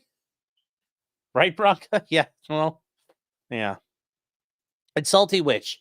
Thank you for the $10 saying, how is this bullshit irrelevant? Alec is in trial for bringing ammunition on set. He's not, but how did that get there? Could it have gotten there? Now there's an extra stream of ammunition sneaking on set. This has nothing to do with him pointing the trigger at Halyna and pulling that trigger if the behavior is reckless. You're right. But if he had the idea, I saw all those things and they were brass. At some point, he can argue, well, there were, who knows what was what. There was all kinds of ammunition everywhere. But you know what the bigger point is? He never got the chance to find out and make a decision. He was denied his right to a fair trial. Skies in Neighborhood for £5 sterling. The Kings sterling. Says the evidence drop-off is so weird. Contaminated chain of custody? No. No, I mean, that's people bring it in. Yes, there would be an issue about how he found it, and that would go towards its weight and credibility. But no, the chain of custody at that point is pretty solid, but it's just like, where did he find it? Where did it come from? SB Sellers gifted 5 more memberships. Garrett gifted 5 memberships. And Bushmaster 937 gifted 5 memberships. Guys, thank you very much. Remember, Grays, keep walking. This is a green neighborhood. Debbie O says, this really pisses me off because I want Baldwin to face a jury. Morrissey just wants to be in the movies, not seek or provide justice. I mean, yeah.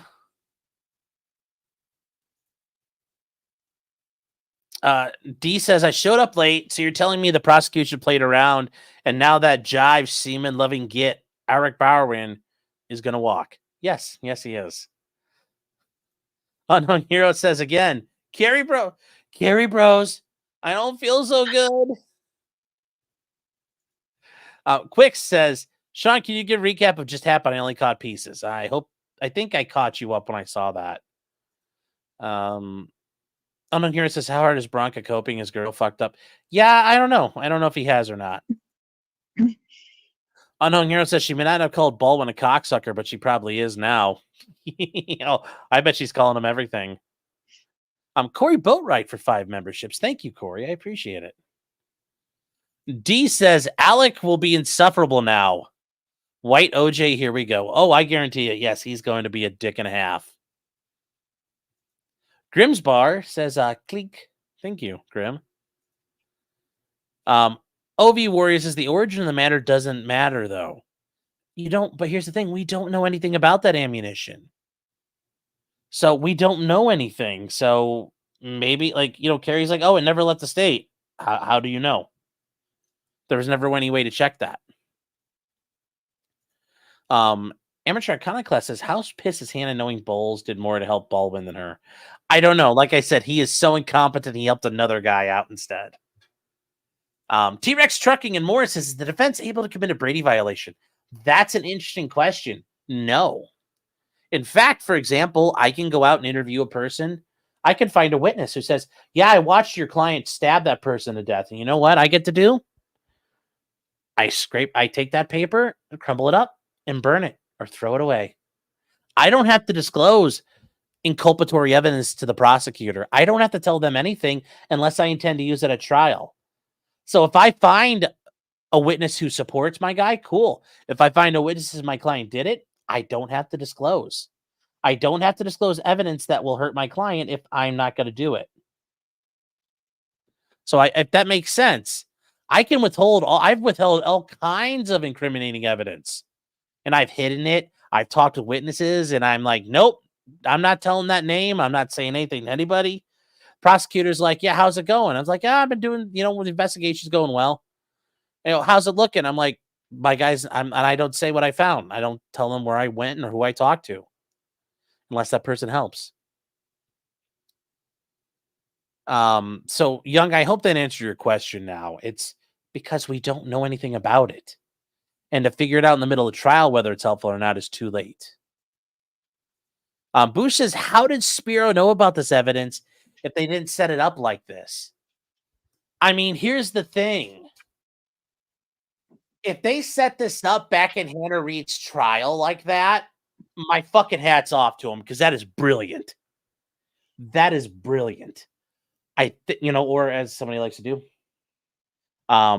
What I think more likely happened is they've been in touch with those guys like Troy Teskey and Thel Reed, and they figured out some information, and then they held on to it to see if the state was going to fess up. I don't know. Or it came to them all of a sudden. Who knows? The Sky's a neighborhood again for £5 sterling. The King sterling says, didn't think the evidence would have been a massive blow to the state's cases. All can still focus on the trigger pull while it wasn't disclosed. Yeah. It's the rules that get you. Sky's neighborhood says, do you have to disclose if your client testifies differently from the evidence you find? I mean, if they go up on the stand and I don't know you mean if they lie and I didn't know they were going to lie? I mean, at that point, no, because I didn't suborn the perjury. I mean, but that becomes a sketchy issue. But if I go up there and they say completely something different, well, no. I mean, I don't have to do anything about it. I just have to then weave my way through what I know so I don't lie or help him lie. That becomes a very dangerous minefield, though. So.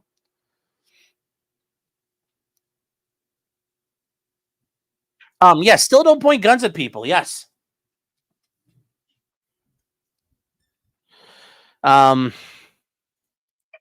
Campsite Z says, so when you talk to the prosecutor and they ask you about it, you tell them you brought cadaver dogs to the burial site just to make sure they couldn't smell a body. Yeah.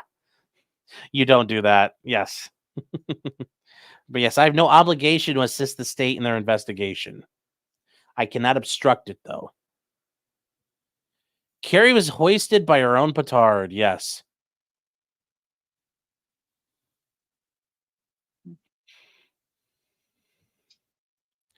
Chaucerian Fraud says, let a murderer go because some irrelevant evidence does not hand it to the defense. I'm not sure what justice even means at this point. This is how it should go in every trial in America when the state does something wrong. The state should be held accountable and should make sure they get it right. Remember, we would rather have 100 guilty men walk free than one innocent man go to jail. Weren't there Brady violations during Karen Reed? Yes, there were. Bush says Carrie said the FBI and the cops looked at the ammo and said it wasn't the same. Okay, but Alec has not had the chance to cross-examine that. He doesn't know anything about it. He didn't know anything about them looking at it.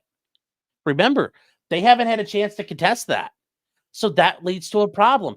They can't just go, oh, well, fuck it. Carrie said so. No, they have the right to say, fuck this lady. I want to check.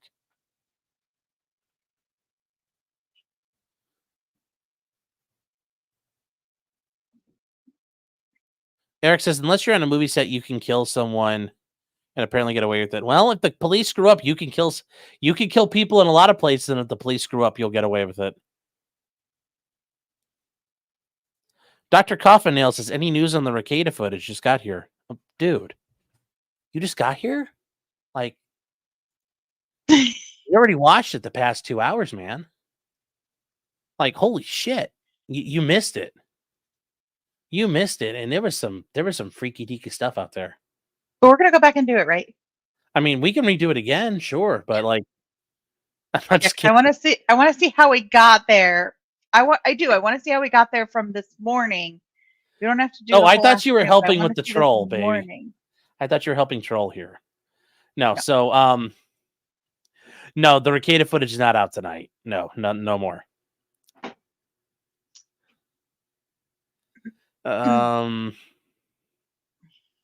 Carrie was on point right up until today. Yeah, well, that's normally how it goes. How did you go bankrupt? All of a sudden, pretty much. Tell me to check DMs. Okay, I'm checking DMs. I check a DM. Oh, here's Hannah's motion for a new trial. We'll see. Okay. Well, it was filed already. Oh,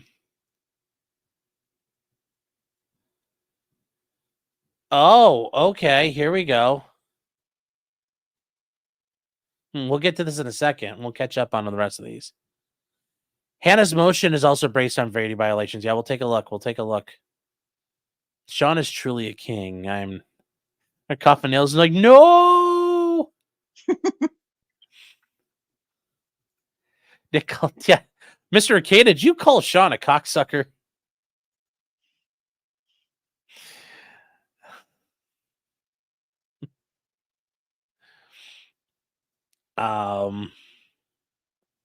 Let's see here. So Dr. Coffin Nails, basically what happened is the prosecutors got caught withholding evidence about other groups of live ammunition that were found that may or may not have been brought onto the set, but we don't know. And because of that, the judge declared a mistrial and dismissed in Alec's favor. So that's what happened. Oh, everything's over. There's no more. I'm waiting to see if there's like after party coverage. I want to see. No, it's not there. Damn. There's no more live. Sorry, guys. I just wanted to see Baldwin and his attorney speak, but I'm sure he'll make the rounds to all the news yes places in the next week. Yeah, yes, Luke, I checked the DM. It's all good. We'll bring it up in a second.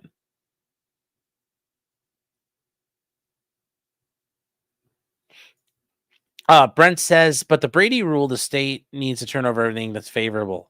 The rounds were favorable because they look the same. Yeah, and you know, but we don't know where they came from, how they got there. Yeah. Yep. Hannah needs a new lawyer before going to a new trial. 100% she does. It's all over but the coping. Yes.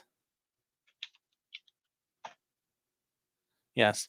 Dr. T-Rex says, do any of these ways help Hannah Gutierrez read on appeal? No, because whatever happened at trial, that cake's been baked. Think of it kind of like you're baking a cake. All right. When you go to trial, you're baking a cake and you put it all together, you decorate it, and you give it to the jury. And the jury either says, "Woo, your cake's good," or they go, "Oh my God, this tastes like shit." An appeal is where you're like, fine, I'll go show you. And you go to the next table and you say, here, try my cake. And the Court of Appeals looks at it and goes, well, it does look like a cake. And they try it. And a lot of times they go, wow, this tastes like shit. Sorry, this is not a good cake. And then you go to the Supreme Court of your state and they'll go, we don't want to eat this. It looks like shit. And they throw it out. So that's how this goes. She's got a motion for a new trial. That's separate. That's called post-conviction relief. That is independent of her appeal. So her appeal is already kind of locked in.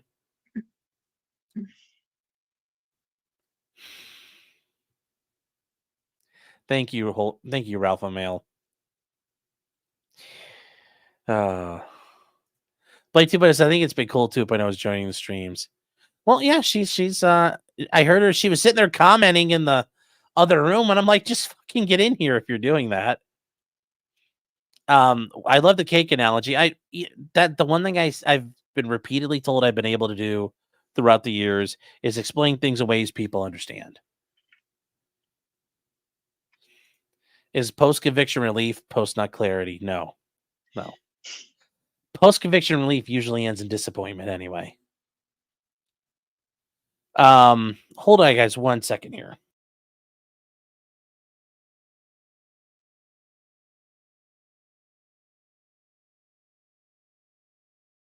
I guess I'm supposed to carry the show now.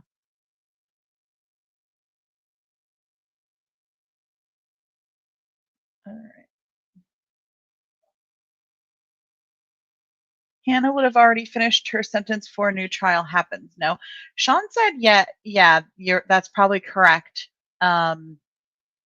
Earlier, but what it could do for her is,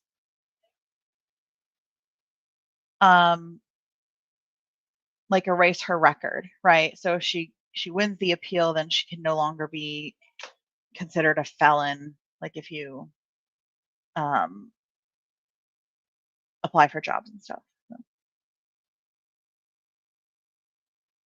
Let's see. Tell us Sean's secrets. He pretty much tells them all to you guys.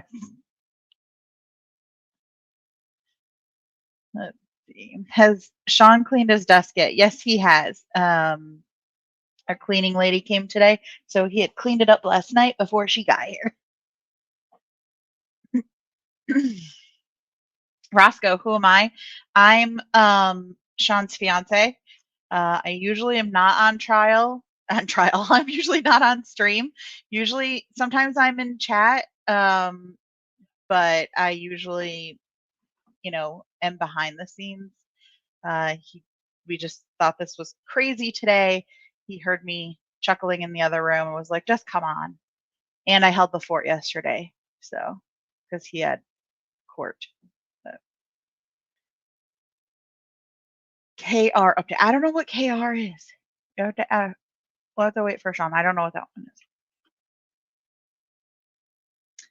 is. Mr. Squiggles. Yes, I'm Sean's fed.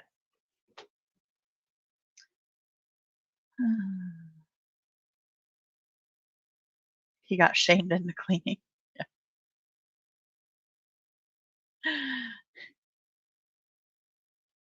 Let's see. Am I a lawyer too? I'm not. I know nothing about the law except what I hear Sean say, and then I randomly repeat things. But yeah, not really. Oh, Karen Reed. I don't know anything about that. I don't know if there is an update. I don't know if Sean has an update on that, but he probably does. Young, there was a moment today where the judge came down and asked the tech lady to pull out ammo as judge read off a list. She wanted to see if she thought they would look similar. Yeah, that's part of why I want to go back through this morning, because I was sort of paying attention and watching. So I had seen some good parts. I wanted Sean to see it because he was in court this morning, so he missed it. It would be good for him to actually see all the good stuff and go, watch it. And I think some of you guys probably missed it too. So, I mean, granted, we know the end, but I like to see how we get there. Sean is a practicing attorney. Yes, he is. He will not be doing YouTube full time anytime soon. So unfortunately, that does, mean that sometimes he's limited and cannot do trials live, but he does try to make up for it and, do it as soon as he can, either, when he gets home or, a couple days late, but he does try to get to it. Let's see.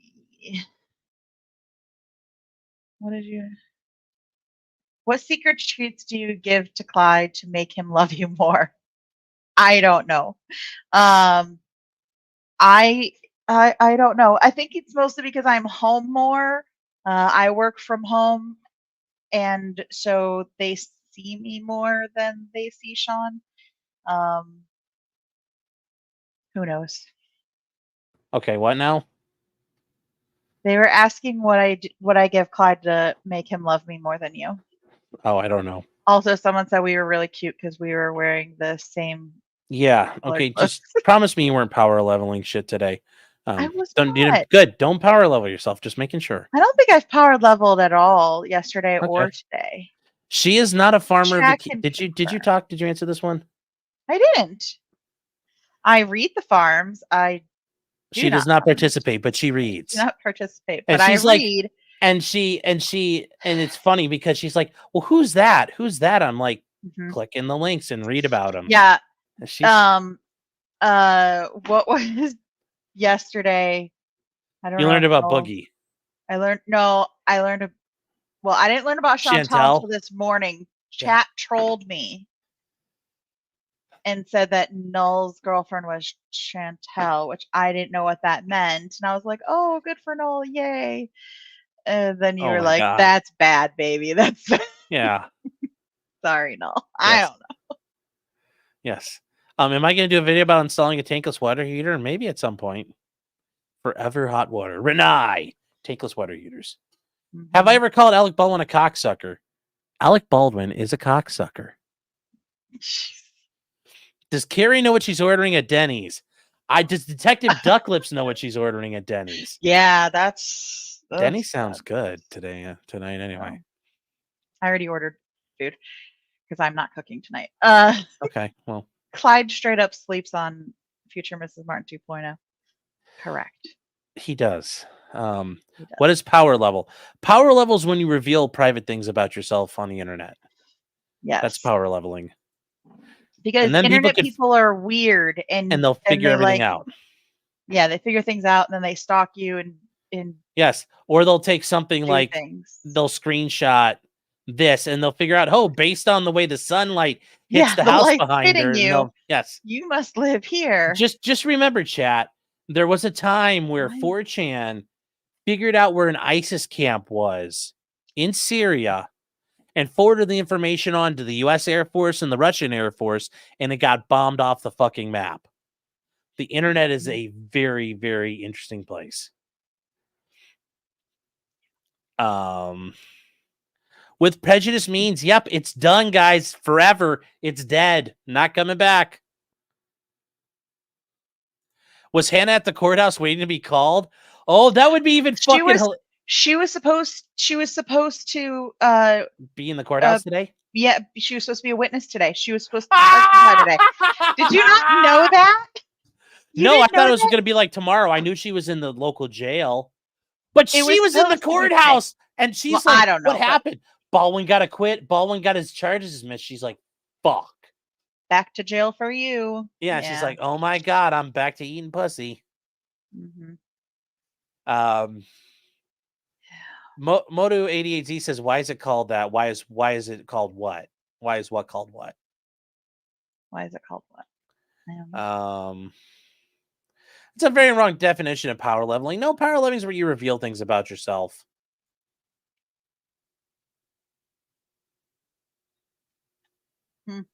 Just like he will not defy his flag. Yep. More importantly, Sean, you have made a donation and got a ticket for my giveaway. You can't win if you hadn't made a donation and got a ticket. I'm not sure I want to know what that is. I know. What is that about? I don't know. What are we giving away? I don't know. I'm not sure I want to know. Well, hiding your power level is a Dragon Ball Z reference, but it's also a thing on the farms. You hide your power level on the farms. Yeah. Sean confirmed on 4chan. Dude, I was on, you guys talk about shit posting and trolling on the internet. Like, I grew up in it. I was raised by it, molded by it. I was nearly a man before I could have civil conversation on the internet.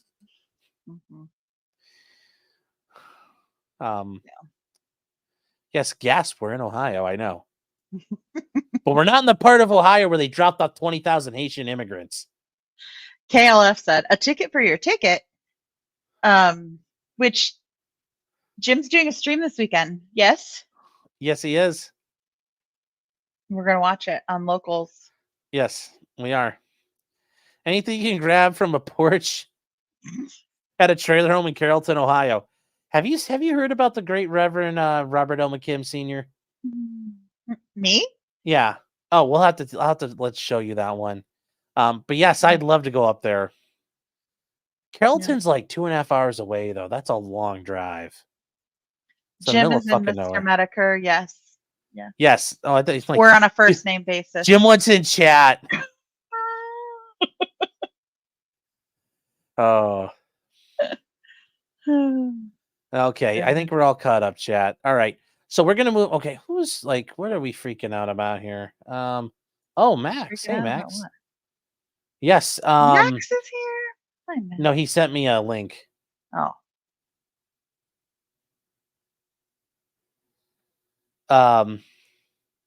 So let's see here. This is the document. This is the document that Luke sent, and Max, you also sent a link to, but you guys both did. I appreciate it. Who was first? Luke, by far. There you go, Luke. All right, so let's go through this chat.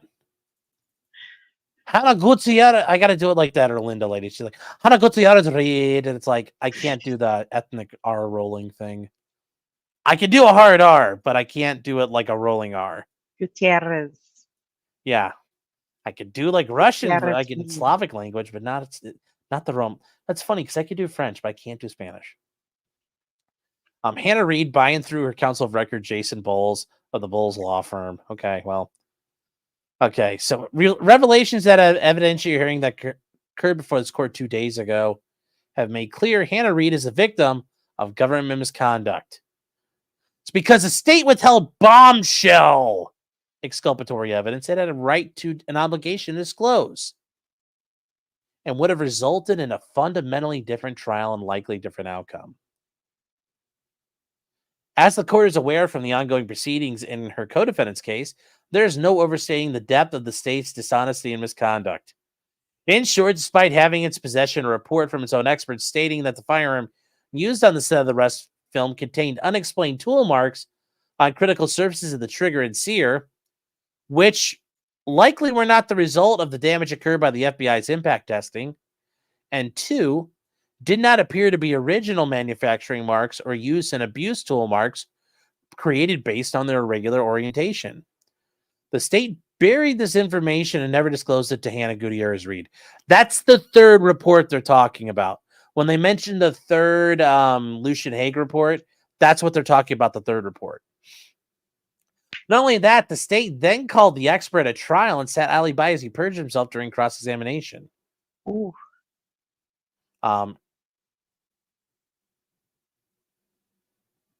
I think that's who they're talking about because, yeah, it's. But wait, he didn't testify in Alec's trial yet, but wait, in Hannah's trial he did. In doing so, the state suppressed exculpatory material in violation of U.S. and New Mexico constitutions, suppressed the testifying witnesses' written statements of violation of Rule 5-501A5 of the New Mexico revised whatever, and then 3, committed additional violations of U.S. and New Mexico constitutions during trial. This conduct is beneath what the court should expect from a duly appointed officer of the state tasked with doing justice. It's certainly beneath what Hannah Reed deserved. And further, the impact has been devastating. She now sits in prison serving an 18-month sentence on the basis of what we know was a proceeding that was rendered unfair and unconstitutional. This court should not countenance the state's deplorable behavior. Deplorable. The state belated revelation is a textbook example of new evidence warranting a retrial. Ms. Gutierrez Reed imminently will be filing a motion with the Court of Appeals to remand her case back to this court so that she can seek relief under post-conviction relief.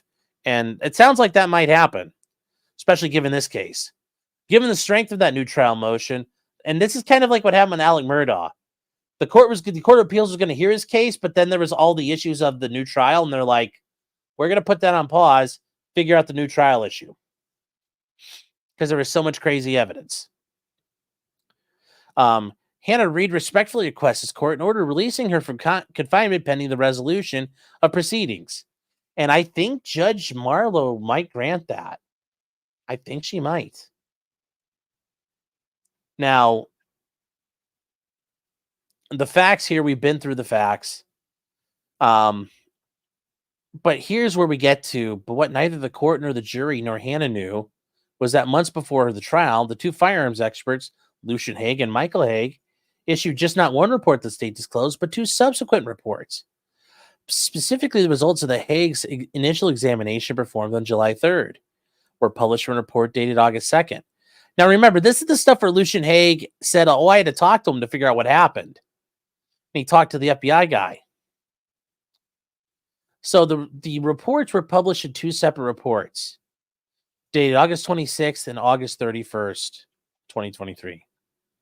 The third Hague report found the unexplained tool marks on the surface and that it was unlikely the tool marks were the result of damage occurred during the FBI impact testing, and they don't appear to be original manufacturing marks or machining marks and abuse tool marks, meaning it doesn't seem like the hammer hit it.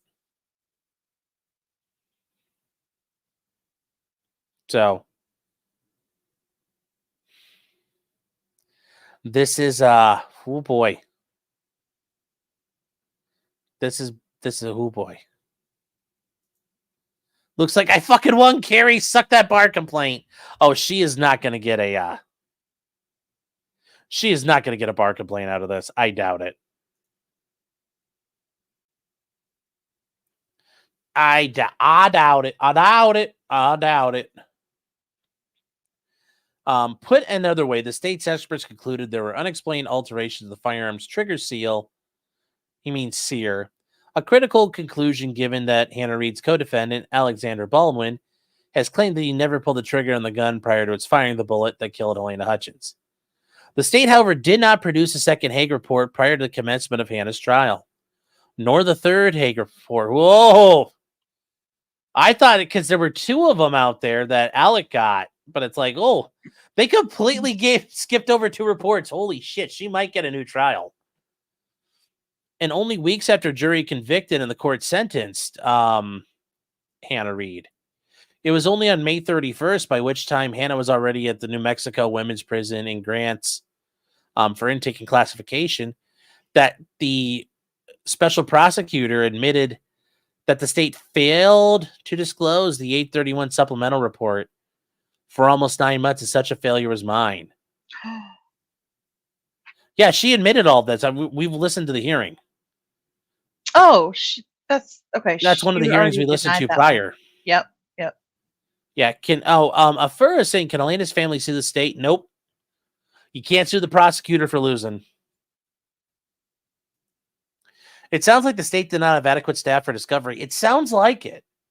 Because Kerry fired all these people. Well, all those people knew what was done. And the problem when you have, like, you're a special prosecutor, you're not running a full-time office for this. Yeah, shit gets lost in the mix. I doubt a New Mexico prison is fun for a white girl. Oh, she's going to be like a zoo exhibit. They're going to be like, oh, look at the white girl. Come here, chica.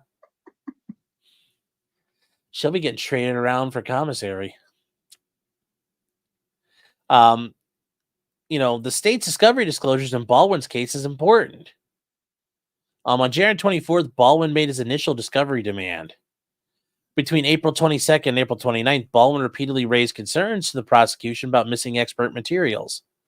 And then on the 29th, Baldwin apparently learned of the second Hague report when Lucian Hague made reference to it during his pretrial interview. And it was then more than a month later that Baldwin learned about the third report during the interview of the Sun. Meanwhile, the state was actively, and that's the fucked up part. Meanwhile, they're actively fucking prosecuting Hannah. And the court imposed a sentence, and during trial, her attorney examined Lucian Hague about the precise exculpatory materials raised in the third report. And this is from the transcript. And he says, okay, sir, in your inspection of that weapon, that Baldwin revolver, did you see any modification that would have changed the firing characteristics? No, not at all. He says, okay, sir, so other than the FBI testing breaking these components, you didn't see any other evidence of modification or damage? I did not.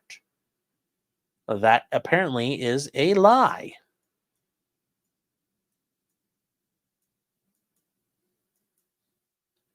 Apparently he did.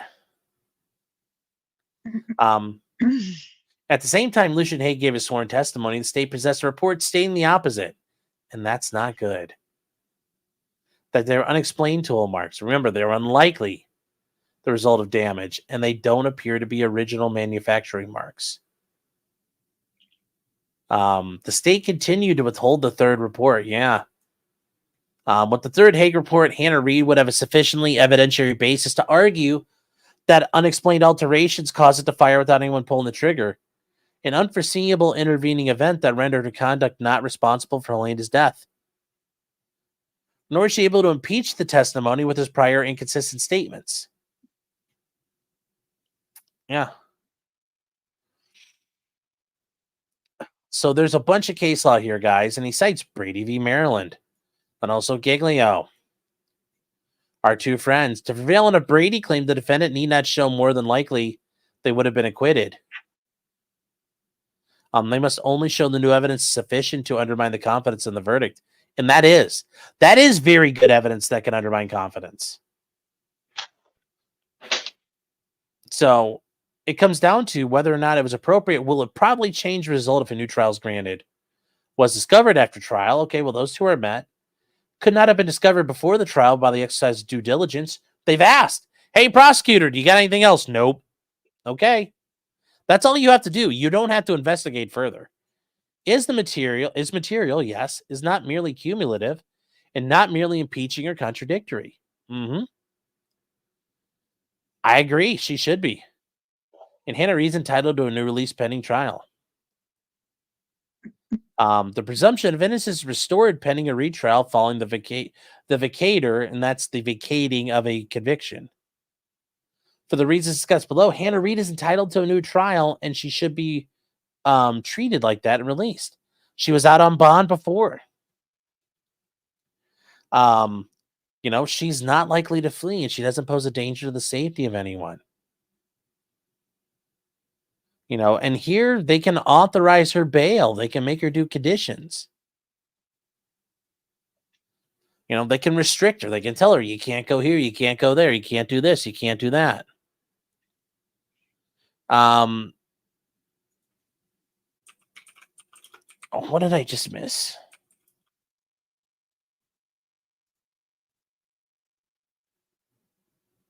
Ooh, Solon said they're going to have to find a new special prosecutor if they retry her. Who said that? Soul Wound. Is that right? Oh, I mean, it would make maybe. sense, maybe. right? Maybe. Would she have the option to not use Jason Bowles if they retry her? You mean Hannah Reid? Oh, yeah, she could say, I can't afford an attorney. Give me the fucking public defender. Yeah. She probably should do that. Cyberpunk, you're asking what does Supra mean? Okay, hold on. I got to go back and find it for you. So you're looking in see Supra. Supra means see above. Okay. So it means see above section 1B or IB. So I don't know where he's referring to in here, but he's saying you're allowed to, that's saying it's Latin for seeing above. He's not a Toyota Supra fan. So for all the reasons when it granted bail, it should find she's not likely to flee or pose a danger. It's true. She had no criminal history outside of this case and was cooperative and compliant. Yep. The length of the sentence imposed is a relevant factor. She's facing 18 months. She shouldn't have to sit and wait forever. So yes, I think she is entitled to a release. And she is entitled to a new trial. I agree she is. I agree she 100% is entitled to a new trial. How much more of this is there? Jesus, does he keep going? Oh, I was about to say Bowles is not a long writer. That's why I was like, there's no way he wrote 38 pages of shit. So she's entitled to a new trial. And it's from Berger v. United States. So how long will it take them to actually hear this? I don't know. This is a famous quote that many prosecutors, they put this on their wall or they put it over their door. But it's a quote from Berger v. United States, and it says, a prosecutor may prosecute with earnest and vigor. Indeed, he should do so. But while he may strike hard blows, he is not at liberty to strike foul ones. It is as much his duty to refrain from improper methods calculated to produce a wrongful conviction as it is to use every legitimate means to bring about a just one. That is a thing prosecutors will beat their nuts raw over that comment. They use this quote all the time.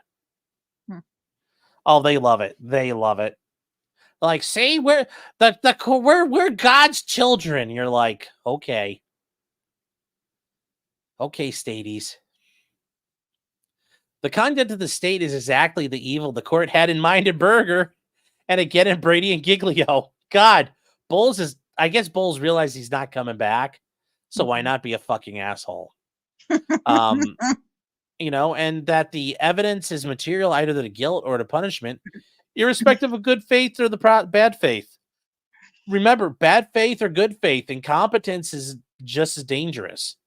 And you heard the judge. She said they were so incompetent, it almost looks like bad faith.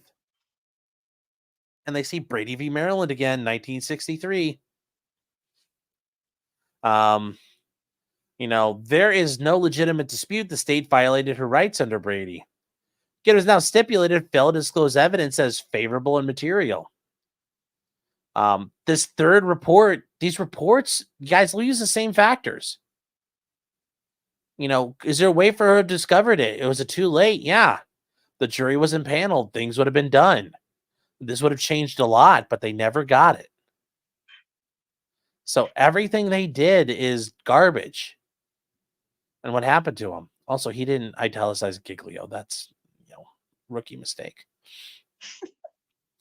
Anyways, when they talk about the he's rehashing this part that he already did, but now he's bolded and italicized it. Do you see any modifications? No. Other than the FBI testing, you didn't see any other evidence of modification or damage. No, I did not. And now see, it says the fact Gutierrez Reed asked the question. It's because your client, the defendant's the one being it's them doing it, even though Bowles is asking it. And Lucian Haig perjured himself. Well, did he perjure himself or did he mess up? In response to dispel any truth. That this would have been exculpatory. Yeah. Also, calling it perjury, I would call it that too. Why not? You're bagging on these people, but yeah. But anyways, the evidence qualifies as material when there is any reasonable likelihood it could have affected the judgment of the jury. And reasonable likelihood is a very vague standard, guys. It doesn't take much. So, yeah, and they just point out whatever the state's intentions, there's no dispute it failed to disclose the reports. The state's failure to disclose the third Haig report until months after her trial constitutes a violation of her due process rights. Yes. So she's entitled, they violated due disclose the evidence material and they prejudiced her. So she's entitled to a new trial, and I think she'll get it. I think she'll get it. And the alternative, the court should grant her release pending appeal. So that just becomes an issue of, is she entitled to a release on appeal? And I think so. And for the foregoing reasons, the court respectfully requests this order her immediate release for confinement pending the resolution of the issues. And she could take it back and say, I'm granting a new trial. And yeah, we'll be back to do a new trial. So there we go, chat. There we go. Cool. Yeah. Is Kurt licensed in New Mexico? No. I don't He's think licensed so. in Texas and Virginia. Yeah, but do any of those have reciprocity with New Mexico? You have to you can't just show up. He would have to pro hoc Well, fiche in, sure. or he could pay money to do it. I don't know. I don't know if they have any reciprocity. Yeah. So, can the judge dismiss her case too? Yes. She could say, I'm going to give you a motion for a new trial. We're going to have a hearing. And she could say, and then Bowles, her new attorney, could say motion to dismiss and say, granted, done. She could do that. Alec's going to celebrate tonight. I'm sure he will. He should go out and celebrate with a couple of revolvers and go, Yahoo! That would be hilarious. How will this affect the civil lawsuit against Baldwin at all? Not really. It's not going to change anything. I mean, they can't use the fact like he's no longer like a conviction would help, but it still doesn't change the shit on the set. So, T-Rex said I sent a super chat you may have missed. I'll get to it. I'm sorry. I'm rolling back through.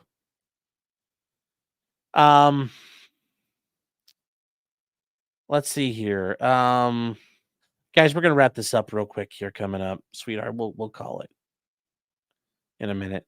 Otto says I would hire Sean and Andrea on appeal. Well, I'll make sure Andrea doesn't have to worry about your appeal. How about that? But thank you. That's very kind of you.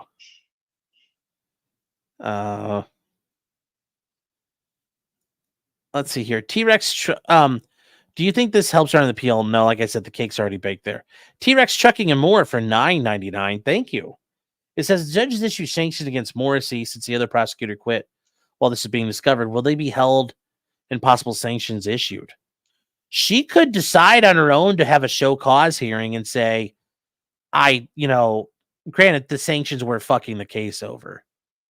Generally, like sanctions for sanctionable conduct, this isn't one of them. Like, Carrie's not going to get a bar complaint. This judge will just probably see her as, like the state's fucked up in front of her before. So, like, life will move on. So yeah, nobody's getting nuked over this. I doubt it.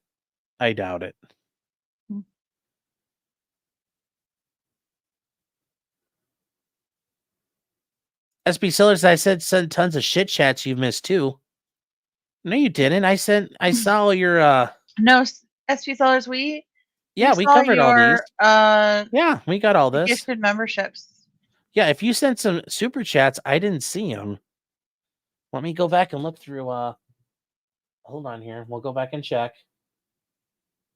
Okay, I thought it was just. That's okay. We'll see. Uh-oh, who's this?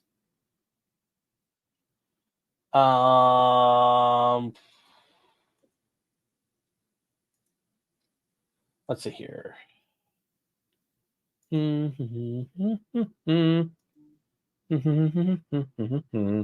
right, let's go through this, SP Sellers. I'll double check if you sent in some super chats.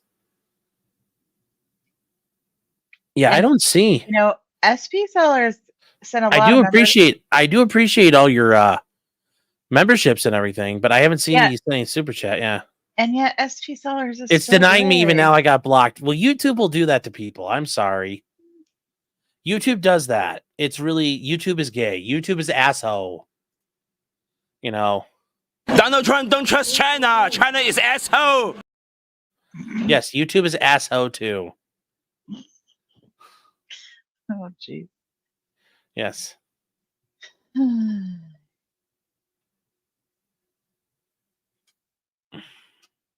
Hannah might hire Barnes. Okay. How much do I need a super chat for your wedding to be officiated by Reverend Bob? No, we're not doing that. We have somebody that's going to. Yes. We're all set there. Thank you, officiate. Roscoe. No, there are not enough super chats to make that happen. There are not enough super chats to make that happen. I wouldn't want to be. He would have to be frisked for weapons first of all. So, Google is gay. Yes, it is. Let's see here. Trent Thorough says this emboldened Nick to go to trial. Government corruption. I really hope Nick is not looking at that saying, "Oh, I could do it." You know, I am inspired. That's not how you should be looking at this. Max Smith says the prosecutor quit in the middle of trial. Yes, the lady who gave the opening quit. She quit today, like right before the hearing I came into. She's like, "Fuck this shit, I'm out." Mm-hmm. Which is really weird. You you don't get to do that. You have to say, Your Honor, I wish to withdraw from the case. Right. Which also, didn't Morrissey say she quit because it was a public trial? I mean, she knew it was going to be a public trial. Yeah, which still, you don't just get to quit. Like, I don't see how that worked, but yeah. You don't just get to go, fuck this shit, I'm out. So, I don't know. Using a mirror card to super chat, LOL. Max Morris says YouTube is a China. Yes. See, there's Max. Max. Hi, Max. Yes. He says Bronco will take the case to get them in the police. Oh. Yes, the vows are going to be super chats. We're thinking about doing that, where you guys can, it's got to be a red super chat. They'll have to be red super chats only. And in American dollars, like no giving Miss 100 like Chinese pesos. No, we're not doing it that way. It's tempting though. Yes, it's tempting.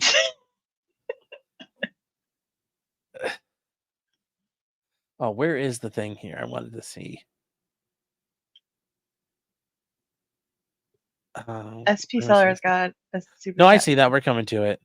Oh, should Nick hire Spiro for his appeal? No, Spiro does not do. I think Spiro's like, but I also think that he's riding so high now that he's going to get cocky and like. Yeah, I mean he got Elon Musk out of SEC charges. Like I'm sure he's fine. She quit today, young, 100%. She was like, "Fuck this shit, I'm out." Yep, Erlinda.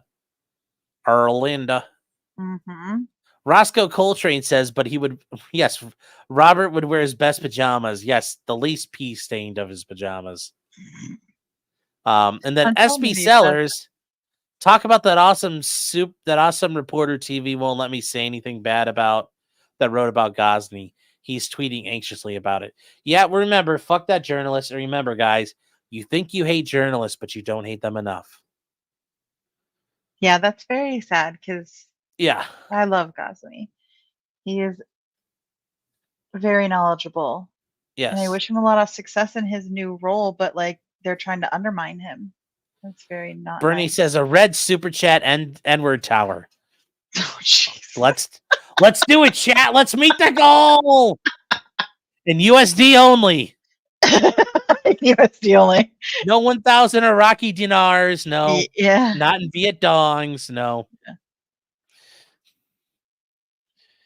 Oh, goodness. All right. So are we coming back to do the morning? Yeah, we'll come back later. Also, we're gonna come back, chat, because a judge in Texas has said that making your own alcohol it's legal and it should be allowed. So a judge has ruled it's okay for groups in Texas to run a still. So it's yeah.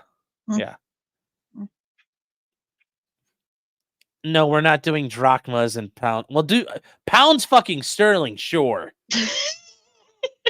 Yes. Yeah, acceptable currency is US dollars and pound sterling, yes. British pounds, GBP, yes. For 100 pounds sterling, the King Sterling. Oh, Rakita can't afford Alex Spyro. Yeah, he can't do that. What if it's $101 super chats? No, that's not count. If somebody does $101 super chats of themselves, fine. But chat does not get. You don't get to do Power Rangers and build off each other. You can only build on yourself. Yeah. So. Oh goodness. Oh, yeah. No Indian rupees. We are not doing Pajit stuff here. Nope. Yeah. What time are you coming back, babe? Oh, I don't know. It's 8 now, 10 o'clock. We're going to take a break. Yeah. Yeah, it'll be like 10 o'clock. And maybe some others will join you. Federal judge in Tejas, yes. Send invites out to others. Yes. And then I'll I'll see join if Jeff chat. wants on because this is going to be cool. Yeah. Yes. Charlie, I pledge $101. Yeah, well, like 100 Clyde coins. Thank you, Charlie. Sorry, it doesn't count. Guys, the neighborhood says 100 Clyde coins. 100 Yes. Clyde coins. Yes. Street. Yeah. I'll accept a Krugerrands, so will I. I'll accept Krugerrands. Yes, Clyde coin. Clyde coin, chat! Off der Mond! No, it's not actually a thing, guys. Do not buy it. It does not exist. This is even look for This it. is not a sale. Do not go do it. $100 in bullpeen. That'll get you like 4 of them. Yeah, Clyde will eat those in a day. I know Krugerrands are like $2,300 each. That's why I said I'll take them. He's a bullpeen monster. Like he loves them. Yes. Yes, there was a cat. Yes, that was Chewy. Yes. Yes, Sean fake cancer confirmed. No, I'm just cringe and my show is cancer, chat. There actually is a Clyde coin. False. Kia Patrick says, I'll send you 10 troy ounces of silver. That would be interesting. I'll get half an end tower up. Yeah.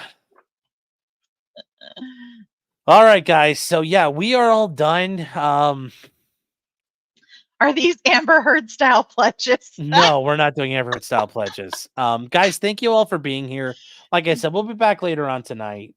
I think we'll be talking about the alcohol stuff. We might, if you guys really want to do Alec Baldwin later, I mean, we could do Alec Baldwin tomorrow. Let's just process it. Let's talk about this judge allowing people to do alcohol. Let's see if it's worth looking at. Yeah. But I want to thank everybody for being here. It's been a hell of a day. And chat, thanks for allowing me to hang out with you guys. Yes. You probably won't see me for another 6 months except in chat. Yes. But thank you. And remember, until next time, chat, just because he did it, just because Alec Baldwin took that gun and went kapow, it doesn't mean he's guilty. Yeah. No, it doesn't. Good night, chat.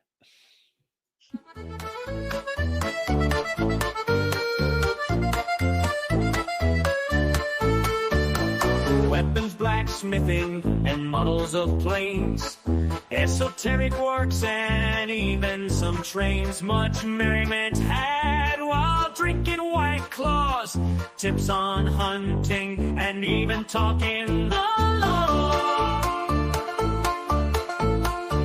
Whatever you do, just don't talk to cops, even when they nab you on illegal stops. Just 'cause you did it doesn't mean you're guilty, but please talk to a local attorney. Was that the fat guy